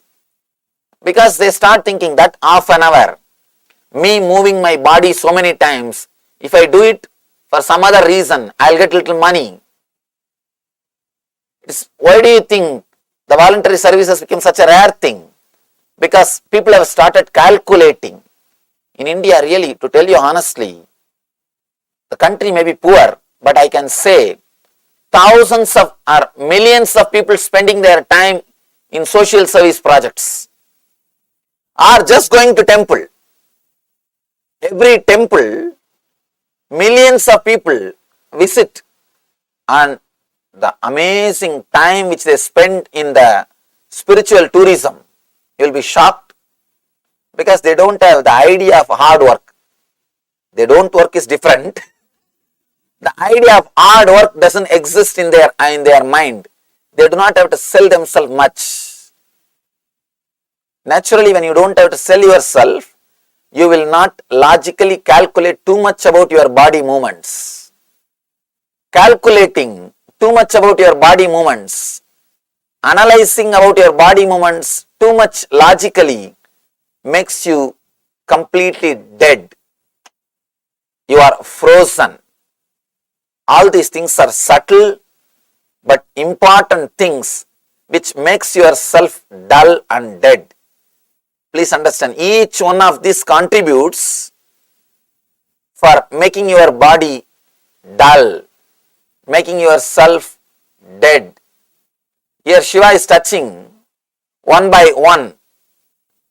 He says, allowing your body to move rhythmically. Before entering into the technique, we should understand why we are not allowing. Only then we will be able to allow. First thing, why we are not allowing the insecure feeling. Constantly you possess your body and you balance it. First thing. Next thing, somehow you do not feel comfortable when your body moves for no reason. If it moves to get money, you don't have any problem. If it moves to get a status, you don't have any problem. If it moves to get a name and fame, you don't have any problem. I always tell people, before entering into this type of meditations, you need to prepare yourself. Just do some work which will not bring you money or name and fame, just for 20 minutes to half an hour per day. Just 20 minutes or half an hour per day, do something which will not bring you money or name and fame. Go to a temple like this, some places, clean it, wipe it. Don't expect to be a leader of volunteers. Don't expect your name should be inscribed somewhere. Don't become an administrator. I am not asking you to do that. Just do it for no reason. Some cleaning, some helping. Help the person who cleans, help the priest. Do something which will not bring money or name and fame. Then you will understand how to move the body for no reason. As on now, we do not know how to move the body for no reason. Constantly you calculate before taking any move. All your moves are calculated, judged, clear, definite. That is why you are so frozen. You are so dull. You are so dead. At least half an hour, do something which will not bring money or name and fame to you. If it brings money or name and fame, again you are in the same rut. You are the same calculation. If you can do that in the initial level, you may think, why to waste half an hour? Half an hour is too much, especially in this country. Half an hour is too much. You may start thinking, why to waste half an hour doing something? But I tell you, the initial level, that half an hour may look like a waste of time. After a few months, you will understand that is the only half an hour in which you are alive. All other time, you are driven by fear and greed. 23.5 hours, you are driven by fear and greed. Fear and greed is the fuel for your engine. If the fear and greed is the fuel for your engine, you will constantly carry irritation and depression. If you have the fuel, you will be in an irritative mood. If you don't have the fuel, you will be in depressed mood. That's all. If you are driven by fear, only by fear and greed, the fear and greed is such, if you have the fuel, if you are being driven by the fear and greed, you will carry irritation. You can see in your life.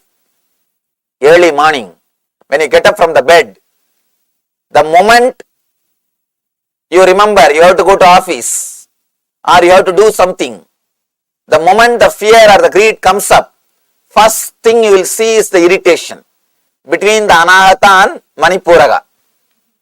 The navel chakra and the heart chakra, first thing you will feel in that area is irritation or a heaviness. Oh God, one more day. I have to come out of my bed. I have to get out of this room. Whenever you are fueled by the fear and greed, you carry irritation in you. And second thing, when you don't have the fuel, at some point, for some reason, knowingly or unknowingly, fortunately, unfortunately, you may not have any fear or greed to move, then you will be in depression.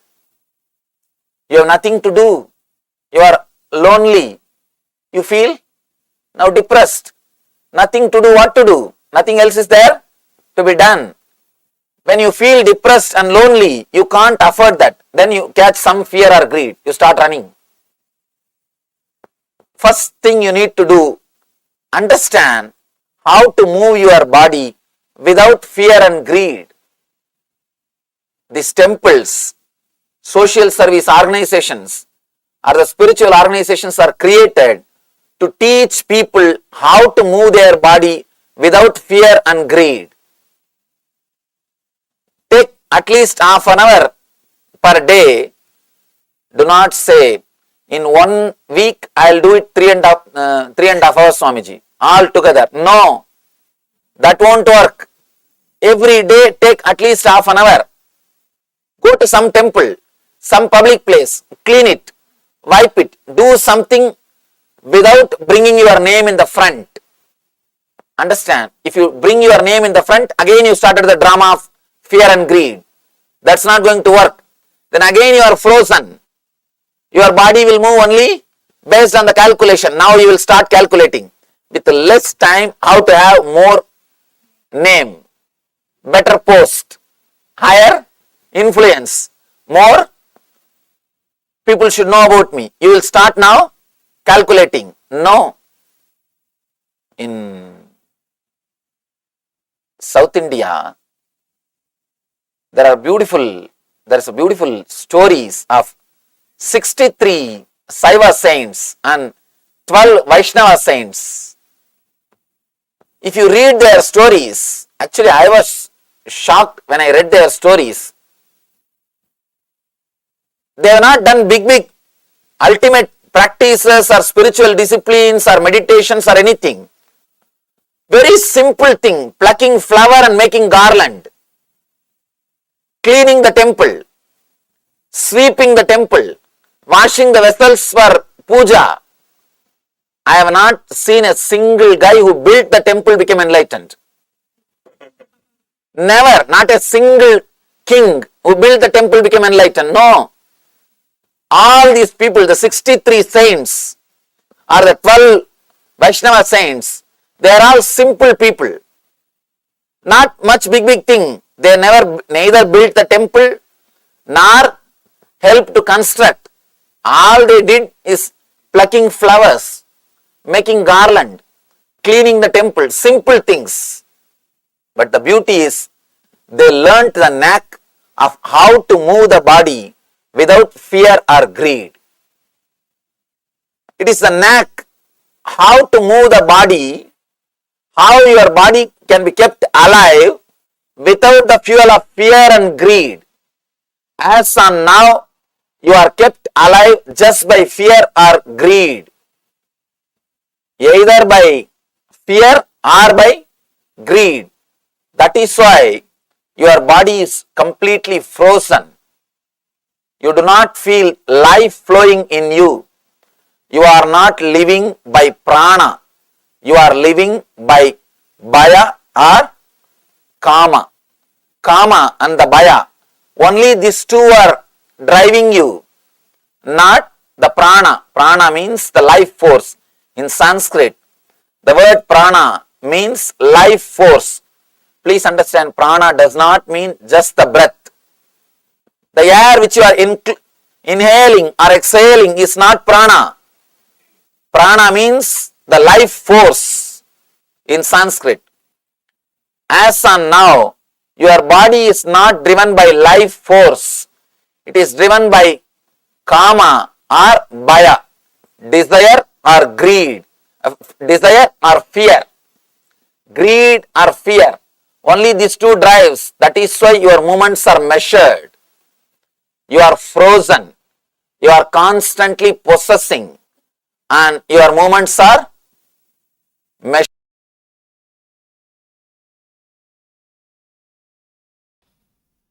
Let's enter into today's Kriya. As I said, if you are doing this Kriya, you have to drink at least 6 liters water per day. And you have to cool your eyes by putting little tissue paper soaked in rose water or water, like a cooling pad. First step, Bhadrasana. Bhadrasana is a simple posture. Even if you are obese, you can put your legs together. That is not a problem. Maybe you will be able to put like this in the difference half a kilometer away. That is okay. Put the Bhadrasana. Only Bhadrasana can create certain tension on the cholesterol, fat accumulated on the below the belly, the hip. In Bhadrasana itself, move the knees at least 20 times. 1, 2, 3, 4, 5, 6, 7, 8, 9, 10, 11, 12, 13, 14, 15, 16, 17, 18, 19, 20. Now itself half muscles fat will go away.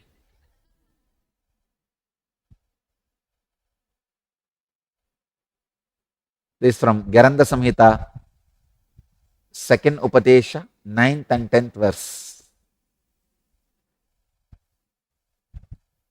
Next step.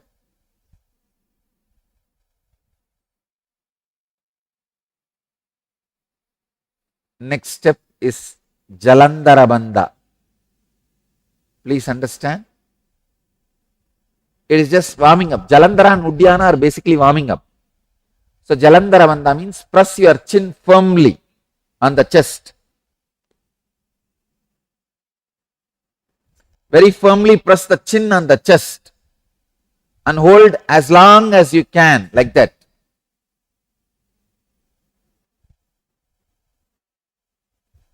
When you can't hold anymore, relax.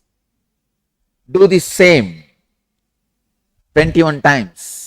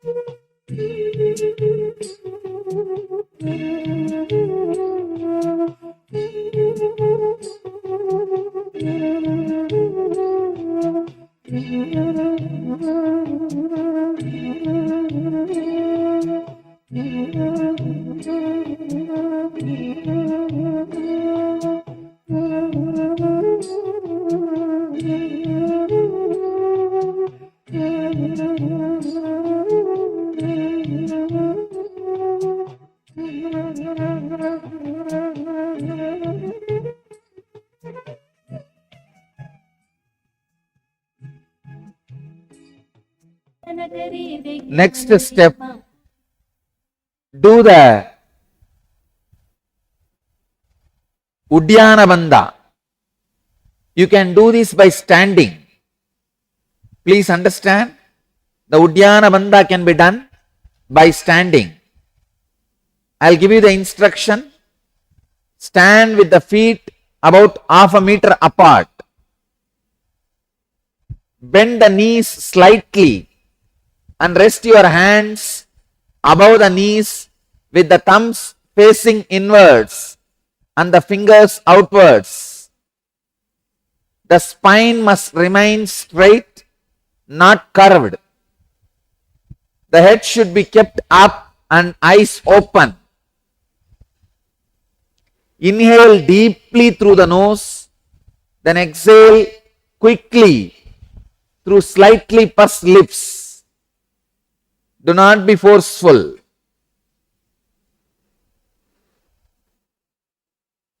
Having fully exhaled, now pull the abdomen and stomach inwards towards the spine and up. Pull the abdomen and stomach inwards towards the spine and up. Hold the Uddiyana Bandha as long as you can.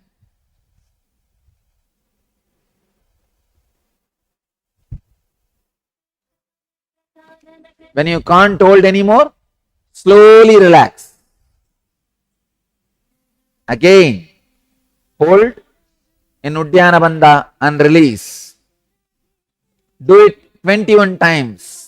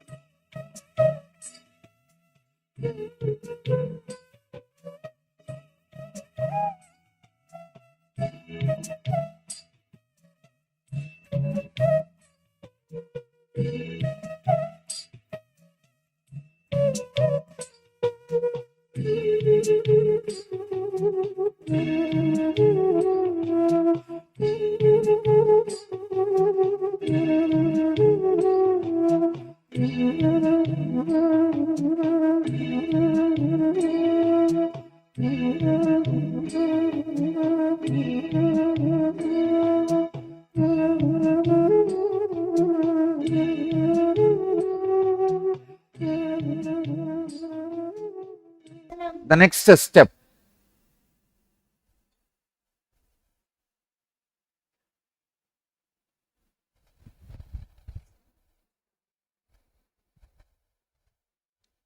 Agni Soma Kumbhaka. Please come back to the Bhadrasana. It's a very highly technical pranayama. See, now only you are entering into the Kriya to reduce your weight for obesity. All this moment, what you are doing is only a warming up. Please understand, let me give you the instruction. This is from Kumbhaka Patati, 87th verse. First listen completely. Inhale through the right nostril. Hold the breath. Exhale through the left nostril. Inhale through the left nostril. Hold the breath. Exhale through the right nostril. Inhale through right. Hold. Exhale through left. Hold. Then again. See. Inhale through right. Hold. Exhale through left and hold outside. Then again inhale through left. Hold inside. Exhale through right. Please start doing. Inhale through right.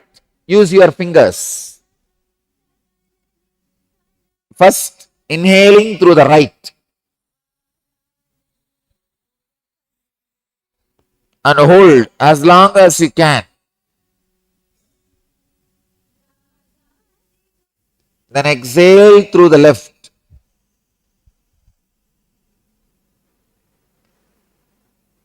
Now hold as long as you can.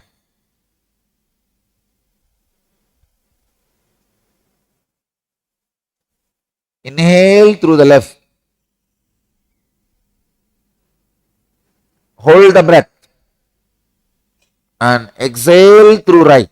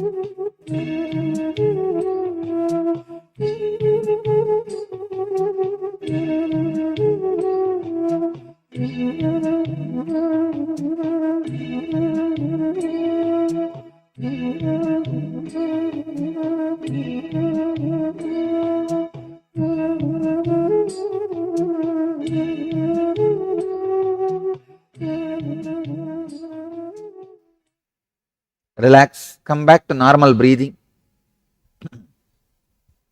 Vyana Kumbhaka. Inhale deeply, hold the breath by contracting the whole body.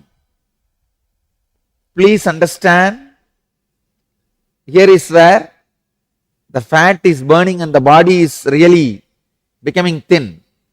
This is a Kumbhaka Patati, 66th verse.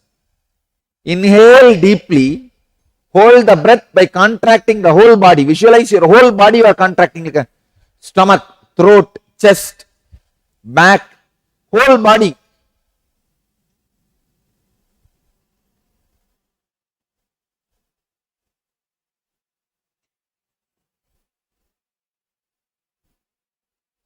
Inhale deeply and hold the breath, contracting the whole body.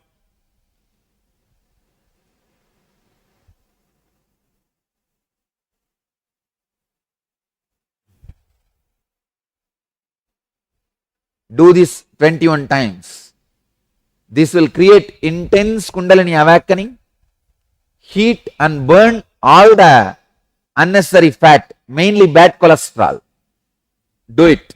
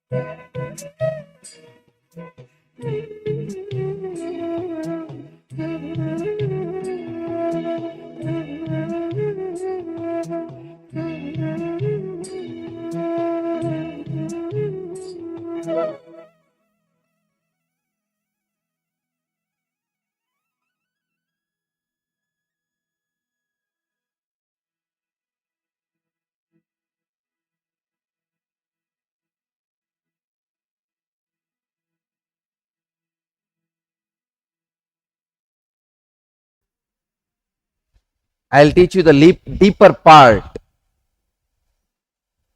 the higher level Nitya Kriya. For obesity, to this much is enough for the initial level.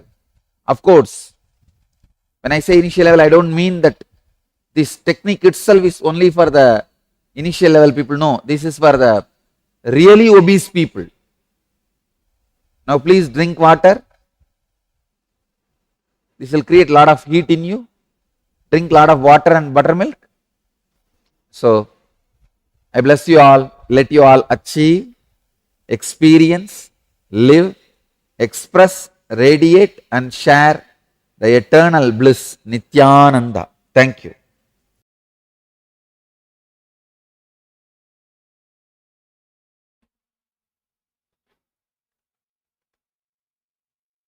Your breath moves in only a circular way.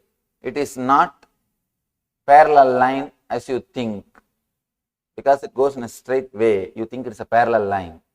It's not parallel. It takes a turn. Parallel lines never meet. Your breathing and mind both are very closely associated. As I was telling you yesterday, the prana and mana, prana sarira and mana sarira are very closely connected to each other.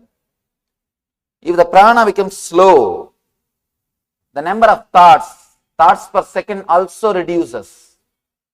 Along with the length, breadth, depth of the prana, thoughts per second also reduces. Please understand. The length, breadth, depth of the prana or the breathing is directly related to the number of thoughts which you are having. If for example, here, if the prana is slowly coming down, slowly going into the inner space to take turn. This is the space in which it takes turn. It's an ingoing, incoming, outgoing.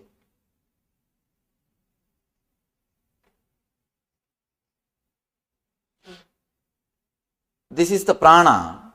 Along with that, mind also slowly slows down. Very slowly slows down. But the difficulty, you are afraid of losing your mind. You are afraid of losing your mind. That is why you never keep your awareness in this zone.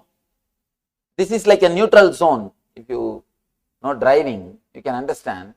Whenever you shift gear from first gear to second gear or second gear to third gear or any change, you have to come to neutral zone. Only after coming to the neutral zone, you can change the gear. Even if it is from first to second or second to third or third to first, whatever it is, you have to come to the neutral zone. Same way, the incoming breath taking turn as outgoing breath.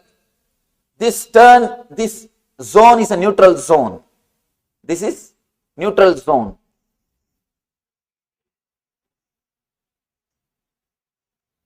You are afraid of this neutral zone because in this neutral zone you are empty.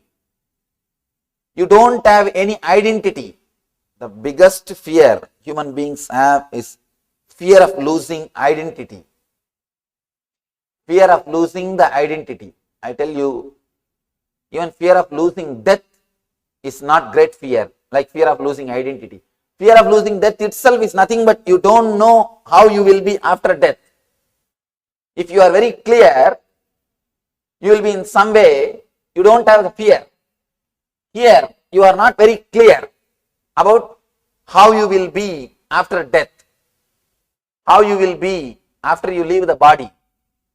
It is the identity, the fear of losing identity that is much worse than fear of death. Here, when you pass through this neutral zone, when your breath stops, your mind also stops. You do not want this space. That is why you just jump this space. You never keep your awareness. You are never aware of this space because you do not want to lose your identity. If your mind stops, you will not have identity for a few moments.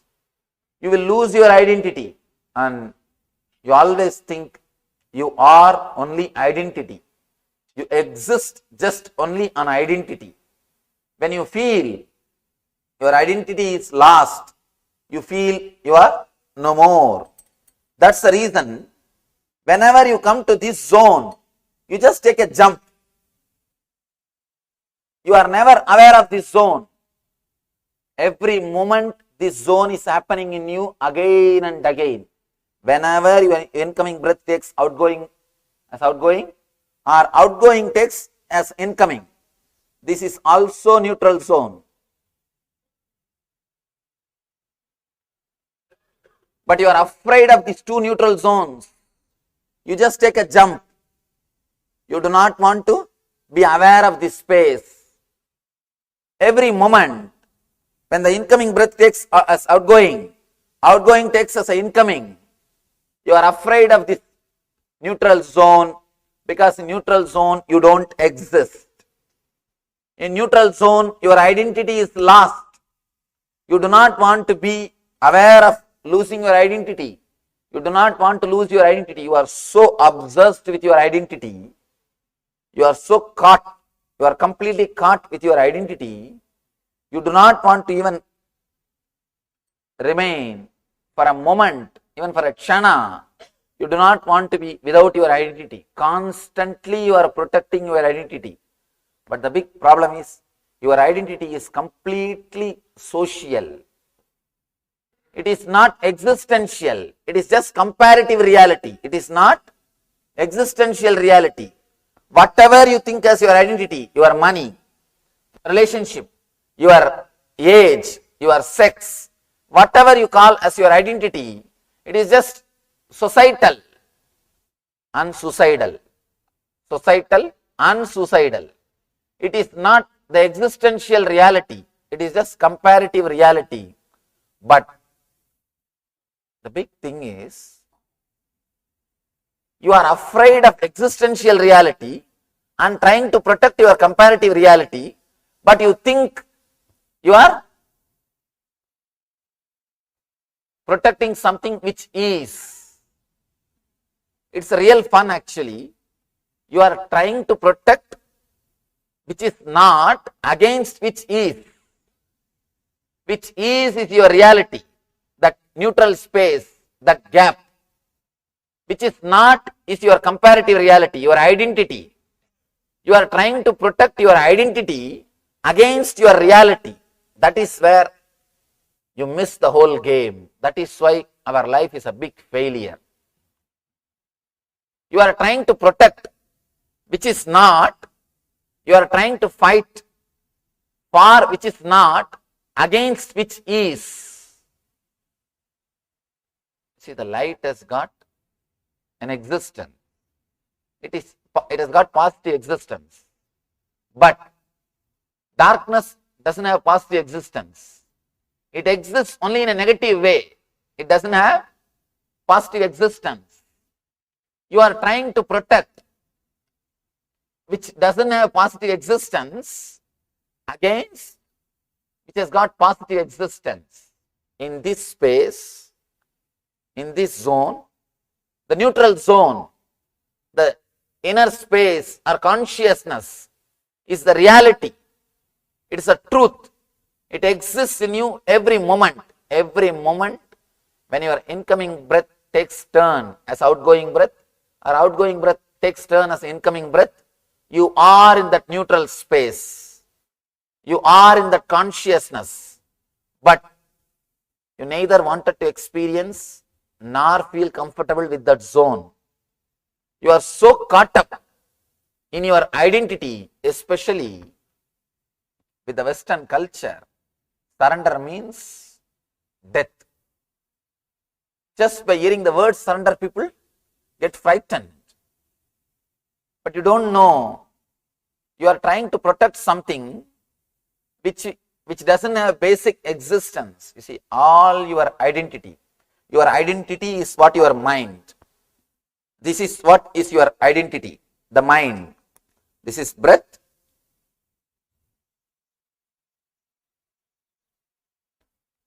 This is breath and it's mind. Mind is nothing but your identity. Again here, outgoing breath, mind. This is the zone, neither breath is happening nor the mind is working. This is the zone where both stop. When your breathing stops, when your mind stops, you experience the zone of consciousness. This is what I call neutral zone. The difficulty is, if your mind doesn't feel comfortable, if your identity doesn't feel comfortable, then naturally you just jump this zone. You do not want this zone in your life. Constantly you are trying to avoid God. Constantly you are trying to escape from God. Constantly you are trying to escape from consciousness. Every moment when your breath takes turn, He is knocking your door. All you need to do is you just open the door. You don't have to knock. He is already knocking. The main thing, you need to feel comfortable with that neutral zone. The more you feel comfortable, more you feel protected, more you feel secured with that neutral zone, you will start experiencing the neutral zone again and again. When you start experiencing the neutral zone, you will stay in consciousness. Yesterday, Shiva was giving us a technique to be a witness of only one neutral zone. Incoming breath becoming outgoing. Incoming breath taking turn as outgoing. He was speaking about only one neutral zone because immediately you can't be aware of both the neutral zones. Only one you can start. Yesterday he started with first neutral zone. Now he goes deep. He goes deep. Now he says, be aware of both the neutral zones. Be aware of both the neutral zones. There is a proverb. If cat will think, you can see cats when they drink milk, they will always close their eyes tight because they think once they close their eyes, the whole world will become dark. Nobody will see that they are drinking milk. You are also doing the same thing. When you chant some mantra, because you don't pay attention to the fear, you think the fear has disappeared.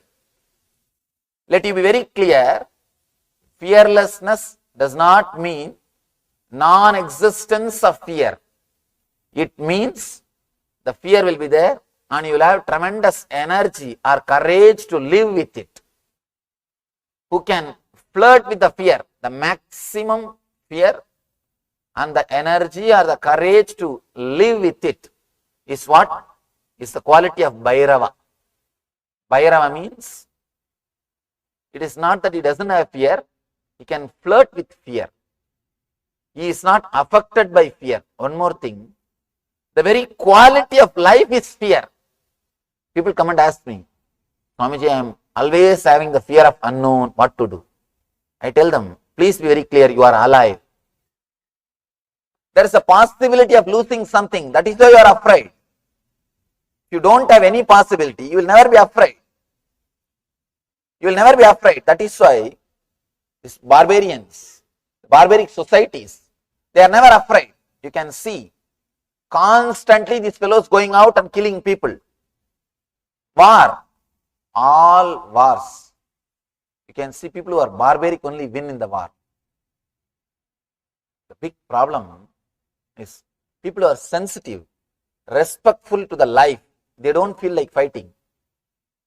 They don't feel like fighting because they don't feel that there is need for protecting anything. But these barbaric people, they go on killing everybody. Let it be very clear, fear is the basic quality of life. You can be fearless if you are in graveyard. If you are already in graveyard, there is no need to be afraid of anything. Nothing to lose. If you have something to lose, you will have fear. Nothing can be done. Nothing can be done. That is the quality of life itself. Here, Shiva says, Bhairavi, O Bhairavi, means, oh, energy you can flirt with fear, who can have or go beyond. You are neither attached with fear or detached from fear. One more thing, if you are afraid of fears, if you are frightened about fears, again, don't think you are detached from fear. It's one more kind of attachment. All detachment is one more kind of attachment. The negative way of attachment is detachment. If you are afraid of fear, if you are frightened about fear, again, you are in fear. Your consciousness will be moving around the fear. One thing, sometime if you are energetic, if the hormonal pressure in your body is high, you do things without intelligence, without thinking about the result. That is what you call as courage. Let it be very clear, whatever you think as courage is not courage. You do not think about consequences. In hurry, just when you run, you don't know what you are doing and you just do it. And you do not know what you have done, or you do not know what you want to do, and you just run and finish it off. Small story. 3 friends ran to the railway station. Last moment at 10:21, 10:20 is the train time, 10:21, somehow 2 of them they got into the train. The third one missed. Station master came and petted, tried to console him. Don't worry, at least your friends have made it. Said, no, they came to see me off. They came to see me off. Be very clear, sometime in the hurry, you don't know what you are doing. And that is what you claim as courage. When the hormonal pressure is little more than your intelligence or logic, you do something which you claim as courage. That's all. Otherwise, except a man who has experienced this neutral zone, nobody can talk about courage. The real courage is to let go your identity, which you think as you. To relax from the identity, which you again and again associate as you. Whether your money or your relationship, whatever you think as your power, whatever gives you the power, as on now, the source for inspiration or the source for power is only the matter. Your bank balance, your house, your relationships, your car, or whatever you think as yours. Your education, the I and mind, you derive inspiration from the I and mind, fear and greed. Your wealth and relationships. Let it be very clear, if you are deriving inspiration, if your fear and greed are your properties, your identity is the source of inspiration for you, means, let it be very clear, you are not too far away from depression. Because how long greed will be alive? How long fear will be alive? The greed will disappear the moment you have that product. Or if you understand that you can't have it. If you understand, if you achieve or understand you can't have, both the time the greed will disappear. Then you don't have any source of inspiration. You don't have anything which makes you run. You don't have anything which brings you to life. Same way with fear. If your identity is based on society, be very clear, you are nothing more than a puppet. Big problem is, at least in puppet show, puppets are handled by one man. In your show, you are handled by thousands of people. Any single man can put you into depression. One word is enough. You are already in depression. If somebody asks, are you mad? You shout and prove you are mad.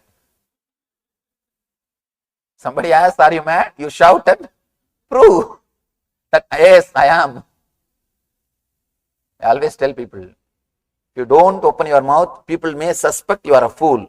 Established since 2002 in the United States of America, the United Ancient Nations is an intergovernmental organization currently made up of 160 plus members and indigenous nations. The UAN and its work are guided by the purposes and principles contained in its founding charter. The UAN is a manifestation of the profound connection amongst indigenous peoples across the world, including African, Andean, American, European, Caribbean, Oceanic, and Asian regions, rooted in shared wisdom, sustainable practices, and deep reverence for the earth. The United Ancient Nations serves as an international cultural and diplomatic organization focused on uniting indigenous cultures globally. Our governance structure is council-based without territorial claims, led by a collective leadership through our General Secretariat. As a non-state entity with UN-style advocacy, we focus on several key areas: cultural and digital heritage preservation, indigenous diplomacy, revival of indigenous knowledge systems to solve humanity's problems, global peace, environmental preservation, health and wellness, sustained economic development, indigenous and cultural tourism. While the UAN represents numerous indigenous cultures, the United States of KAILASA serves as the first indigenous nation specifically for Hindus. KAILASA's mission is focused on the revival of the ancient enlightened Sanatana Hindu civilization with a formal governance structure including a head of state, ministers, and ambassadors. Under the leadership of SPH, Supreme Pontiff of Hinduism, BHAGAVAN Nithyananda Paramashhivam, KAILASA has achieved recognition as a sovereign subject of international law, possessing distinctive attributes of juridical statehood. The United States of KAILASA is the main sponsor of the proposed UAN headquarters. This initiative would bring forth an estimated $100 million in revenue for the host country through summits, conferences, tourism, and development projects. The proposed UAN headquarters would represent the world's indigenous nations and peoples through its architectural design. It would blend the best of all worlds, featuring top modern architecture, the highest green building standards, and ancient Vastu architectural principles. This headquarters would serve as a central hub for indigenous diplomacy, cultural preservation, and collaborative efforts towards sustainable development and global peace. Through this initiative, we aim to create a dignified platform for indigenous leadership rooted in ancestral wisdom, cultural legitimacy, and collaborative innovation, enhancing global dialogue and regional stability. The establishment of the UAN headquarters would position a host country at the forefront of a global movement promoting indigenous wisdom while creating significant economic opportunities for the nation and its people.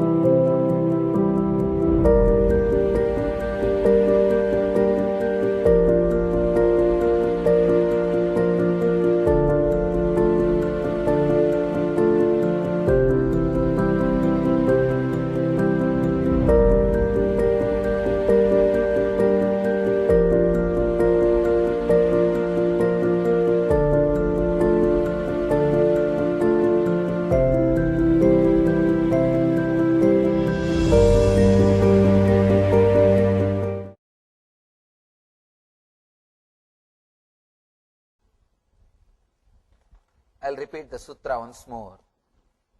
As breath turns from down to up, and again as breath curves from up to down, through both these turns, realize whenever the incoming breath takes a turn, as outgoing breath, it is,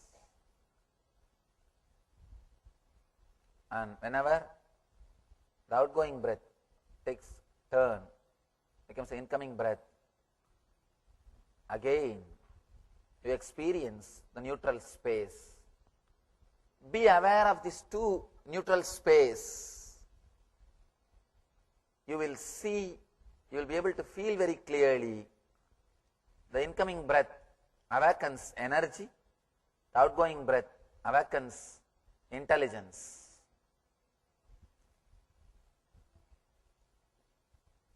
Of course, in a way, energy and intelligence are one and the same. Two sides of the same coin. To give you a little deeper explanation, energy intelligence, love, bliss, all these things are one and the same. When the consciousness expresses through your head, it's intelligence. When it expresses through your heart, it is love. When it expresses through your being, it is energy. When it is there as it is, without moving, it is bliss. So all four are same phenomena, different names of same space. Now it is time. We'll work on the meditation technique. If you have intelligence without energy, it is curse, dangerous. Be very clear, it is curse. A small story. In a party, one guy goes near a lady and asks, "Please pardon me, but I am not able to resist noticing beautiful diamond in your finger. What is it?" She said, "Oh yes, you must have heard about this Culbertson diamond. It's very popular, but it comes with a curse." He asked, what curse? "Oh, that curse name is Mr. Culbertson."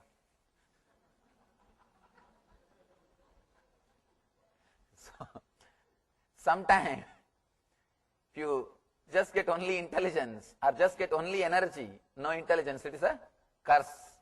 It's not a blessing. Anyhow, now let's enter into the meditation technique. Please be aware, yesterday you were conscious or witnessing only one gap, one neutral space. Now you are going to be aware. Now you are going to be witnessing both the neutral spaces. When breath turns from down to up and curves from up to down. I'll guide you step by step. First, I'll guide you to be aware of only incoming breath. Next, you will be aware of only outgoing breath. Third, you will be aware of only one turn. Then fourth, you will be aware of both the turns. Let's go step by step so that you will be able to completely touch the neutral space. You will feel completely comfortable with the neutral space. Decide very clearly, for next 10 minutes, I am dropping my identity. I'll feel comfortable without my identity. Be very clear. Your identity is the main reason why you take jump. Whenever you come near that neutral space, you do not relax into the neutral space. You just jump and go to the next step. You do not want the neutral space to last long. You do not want to be aware of that neutral space because you are afraid of losing your identity. It's a beautiful chance. God is knocking at your door. Please relax from your identity and experience the Shiva consciousness. And one more thing, tomorrow I am going to start the discourse at 7:30 itself. Tomorrow is the beautiful technique. Shiva is taking us step by step, deeper and deeper layers. Tomorrow is taking us to a different dimension, totally altogether different dimension. Tomorrow is the third sutra. My main message for this whole trip, be unclutched.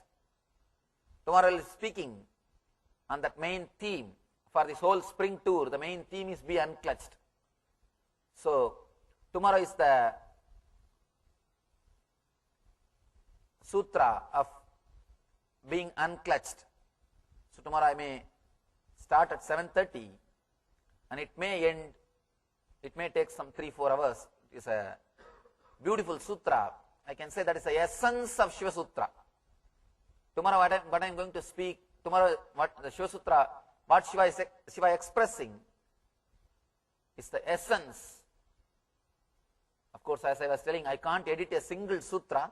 In that, if I have to say essence, this message, be unclutched. Tomorrow, Shiva is delivering that message in the third sutra. So, we'll start at 7:30 itself. Yes. Please get ready. Sit straight. Please tie your eyes. If you don't have any cloth, at least close your eyes tightly so that this light doesn't disturb your meditation.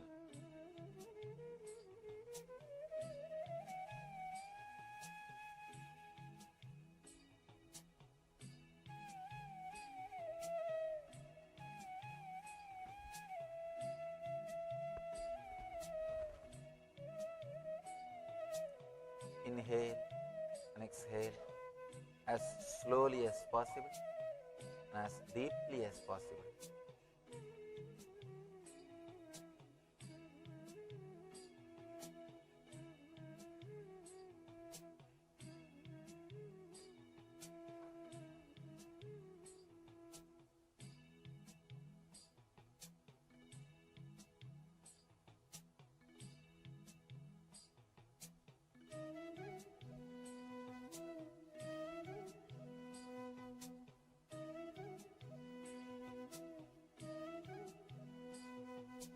Decide consciously. You are going to relax from your identity.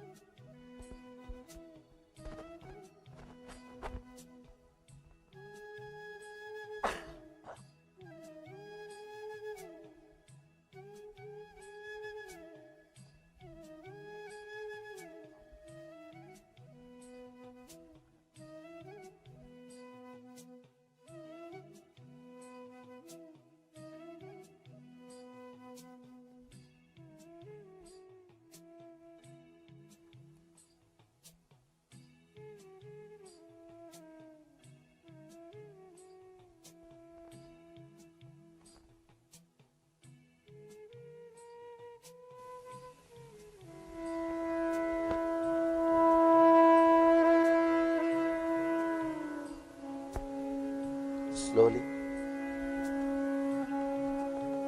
start witnessing the incoming breath.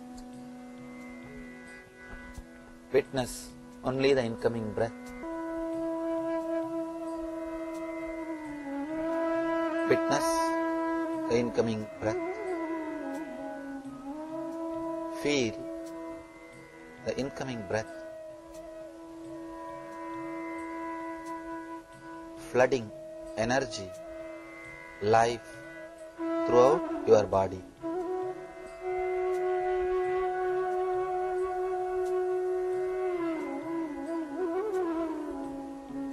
Feel clearly, deeply.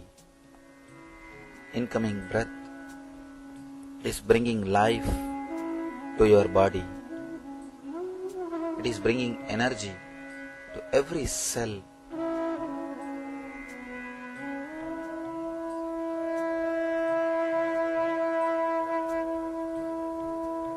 Every cell of your body is becoming alive when incoming breath happens. When you are breathing in, feel every cell of your body becomes alive when you are breathing in. Witness and observe only breathing in.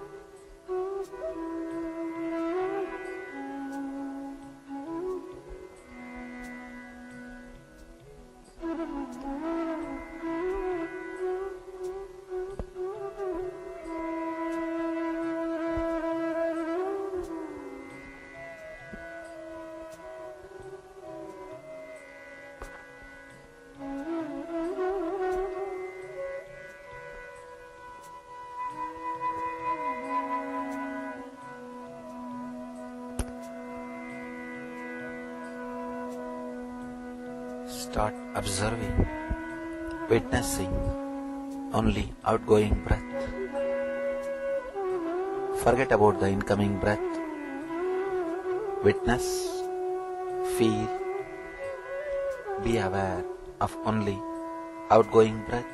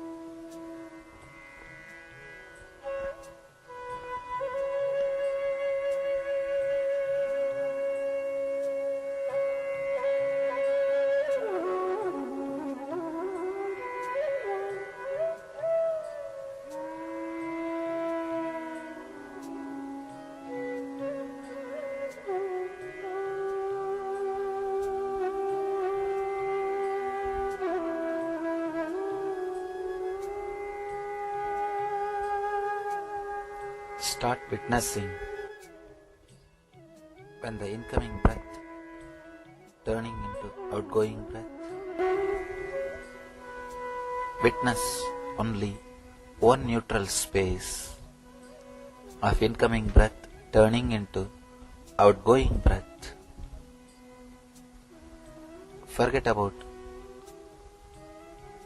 everything else. Just be witness.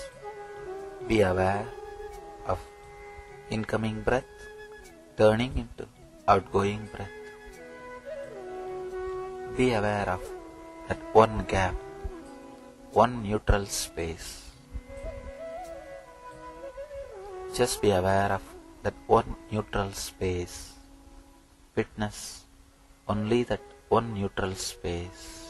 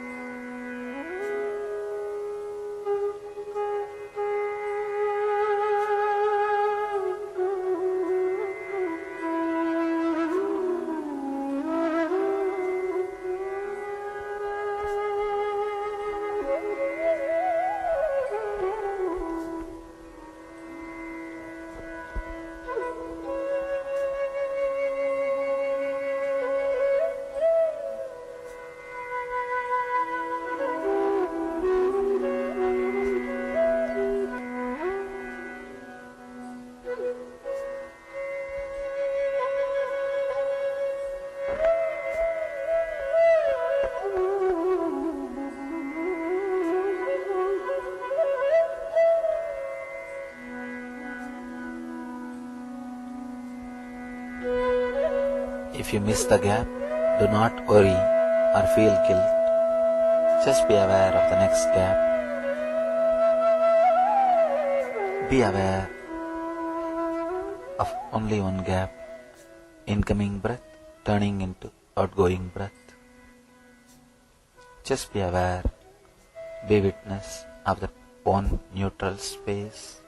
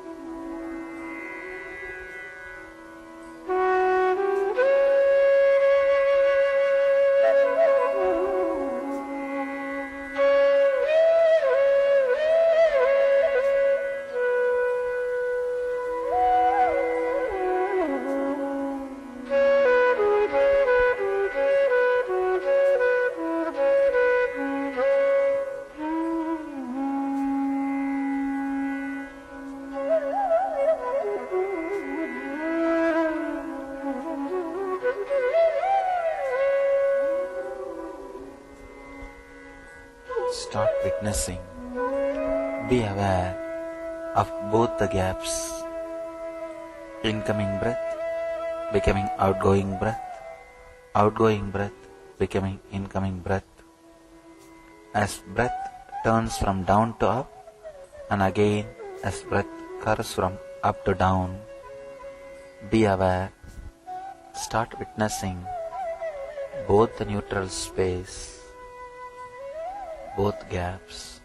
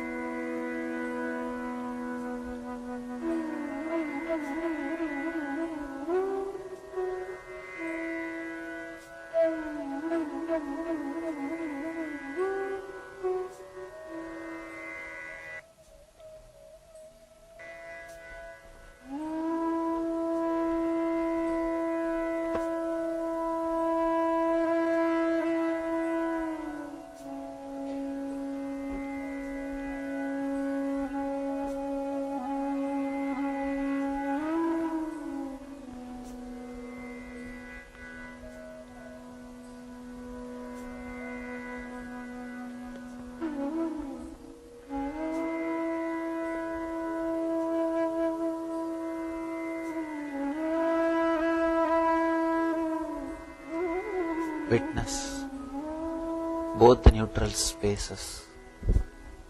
Witness as breath turns from down to up. Again, breath curves from up to down. Be aware. Be completely relaxed through both these turns. Feel clearly you are flooded with energy and understanding. You are flooded with energy and intelligence. You are in bliss, eternal bliss.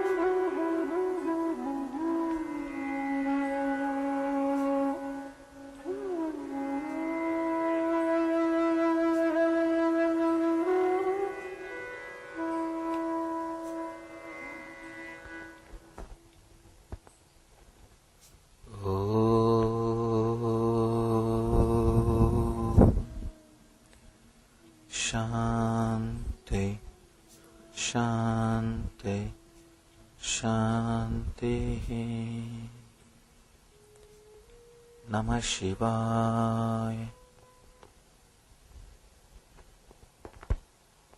Slowly, very slowly, you can open your eyes.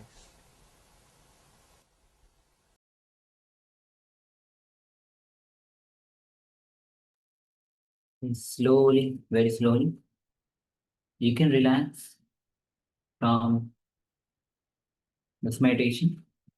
Meditation on the neutral zone. Now we'll be entering into a meditation as Swamiji was revealing on drive into enlightenment. This meditation will help us move ourselves with the prana, the life force, or the subtle energy that is moving inside our body.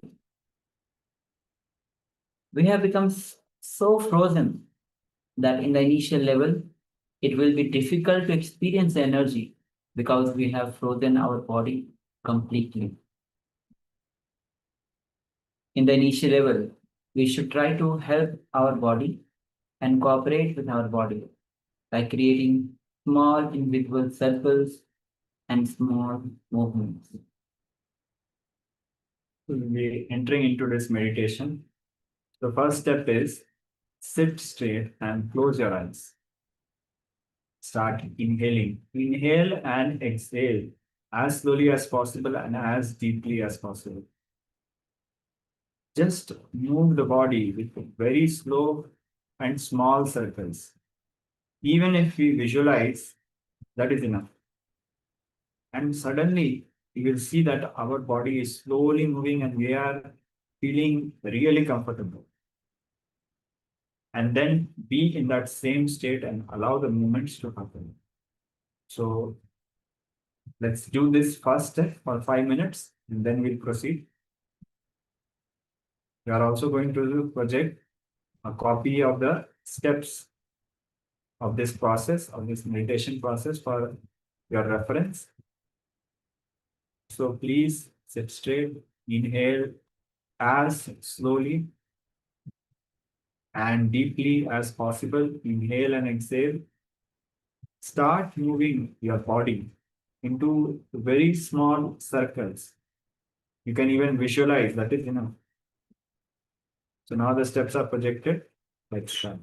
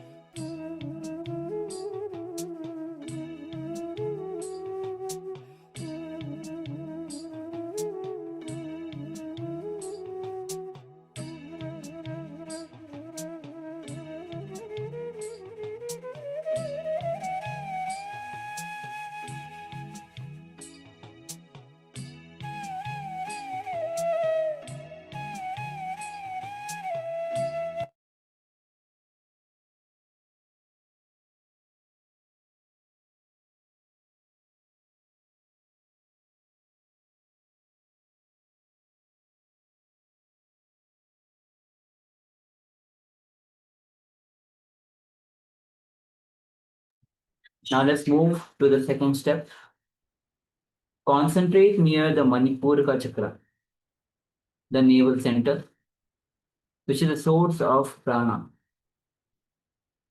We will see that our whole body is moving in small visible circles, and we are centered on, yes, we will see that our whole body is moving in small invisible circles, and we are centered on navel. So once again, concentrate near the Manipuraka center or the navel center, which is the source of prana, and you will see that our whole body is moving in small invisible circles. We are centered on the navel. So let's enter into this step.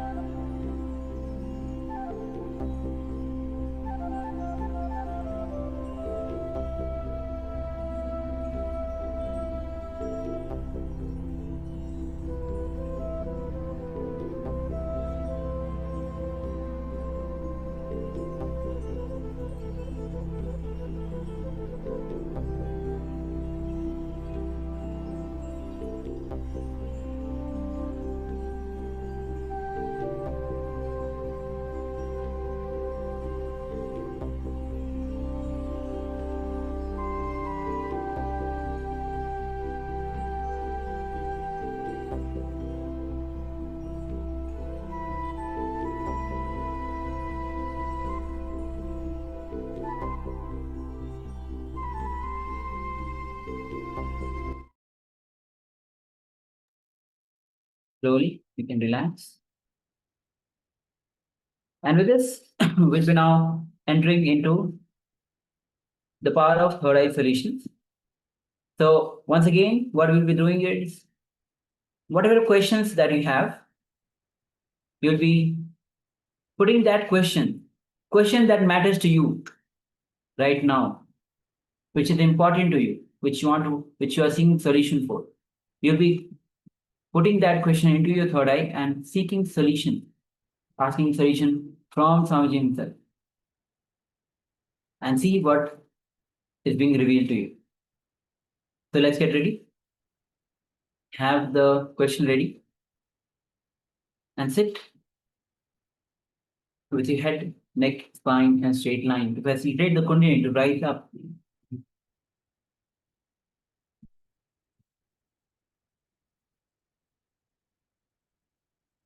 And just sit and connect with Swamiji with complete surrender. And start chanting the Mahavakya. Om Nityananda Paramashivoham. Om Nityananda Paramashivoham. Om Nityananda Paramashivoham. Keep chanting the Mahavakya. So let's enter into this round of our manifestation. Revealing, getting the solution of the question through the power of third eye. So let's begin this manifestation. Nityananda Paramashivoham.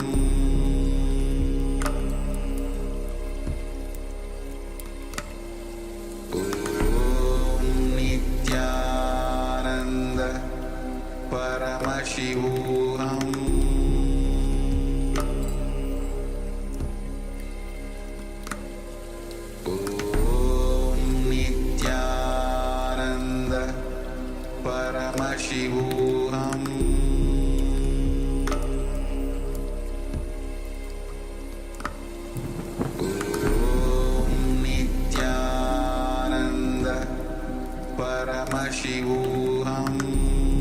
Nityananda Paramashivoham. Paramashivoham.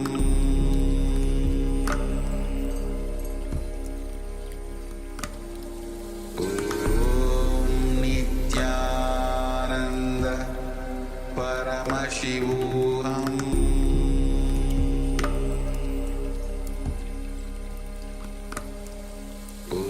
Om Nityananda Paramashivoham. Paramashivoham.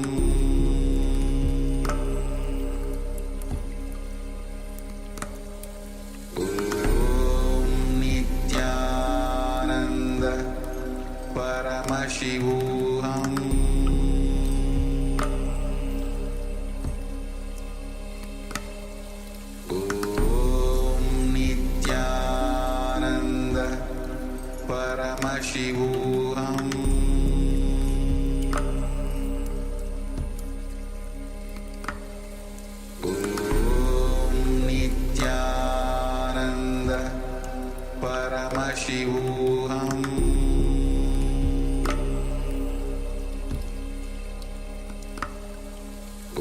Om Nityananda Paramashivoham.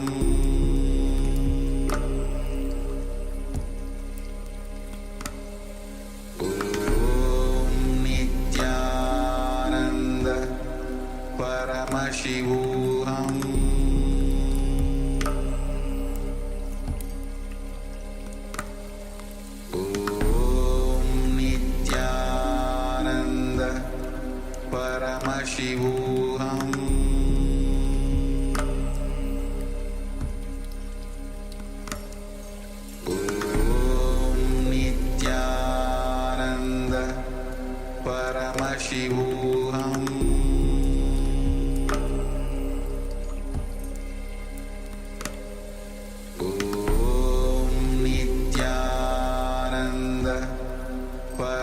Paramashivoham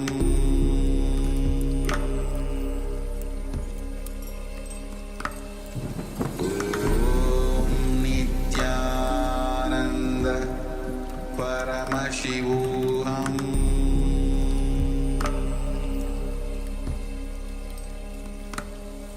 Om Nityananda Paramashivoham Paramashivoham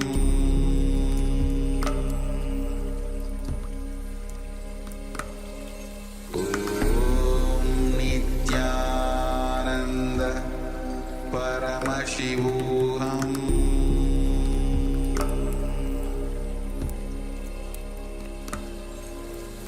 Om Nityananda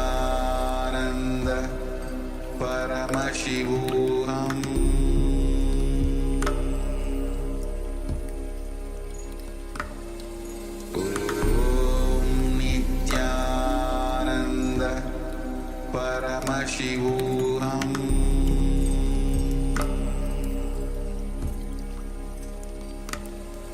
Om Nityananda Paramashivoham Om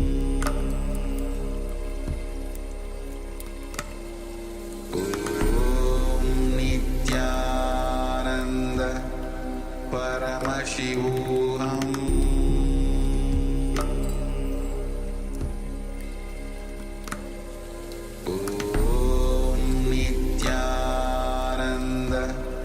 Paramashivoham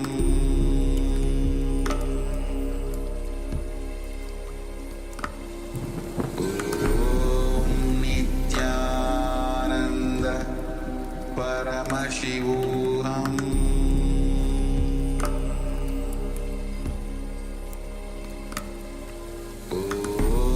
Om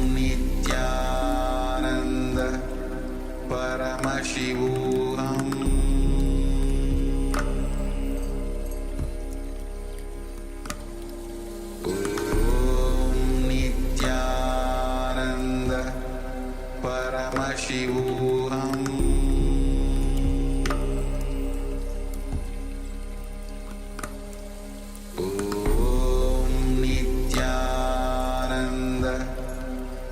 Paramashivoham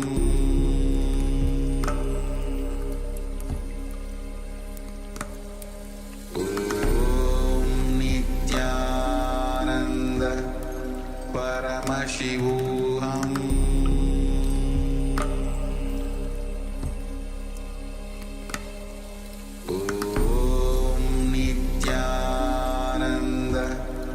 Paramashivoham Om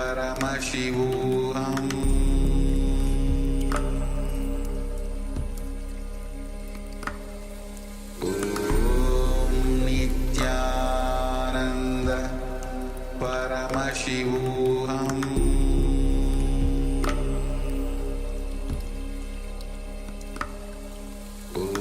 Om Nityananda Paramashivoham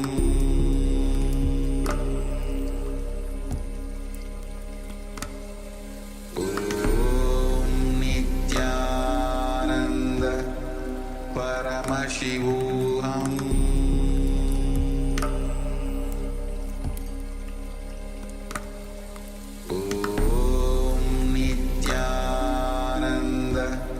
Om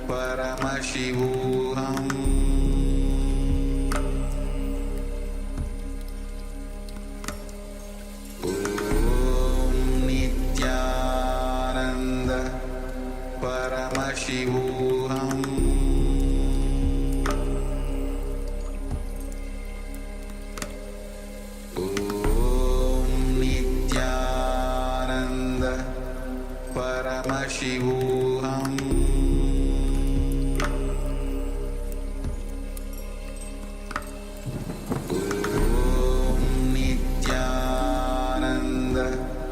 Paramashivoham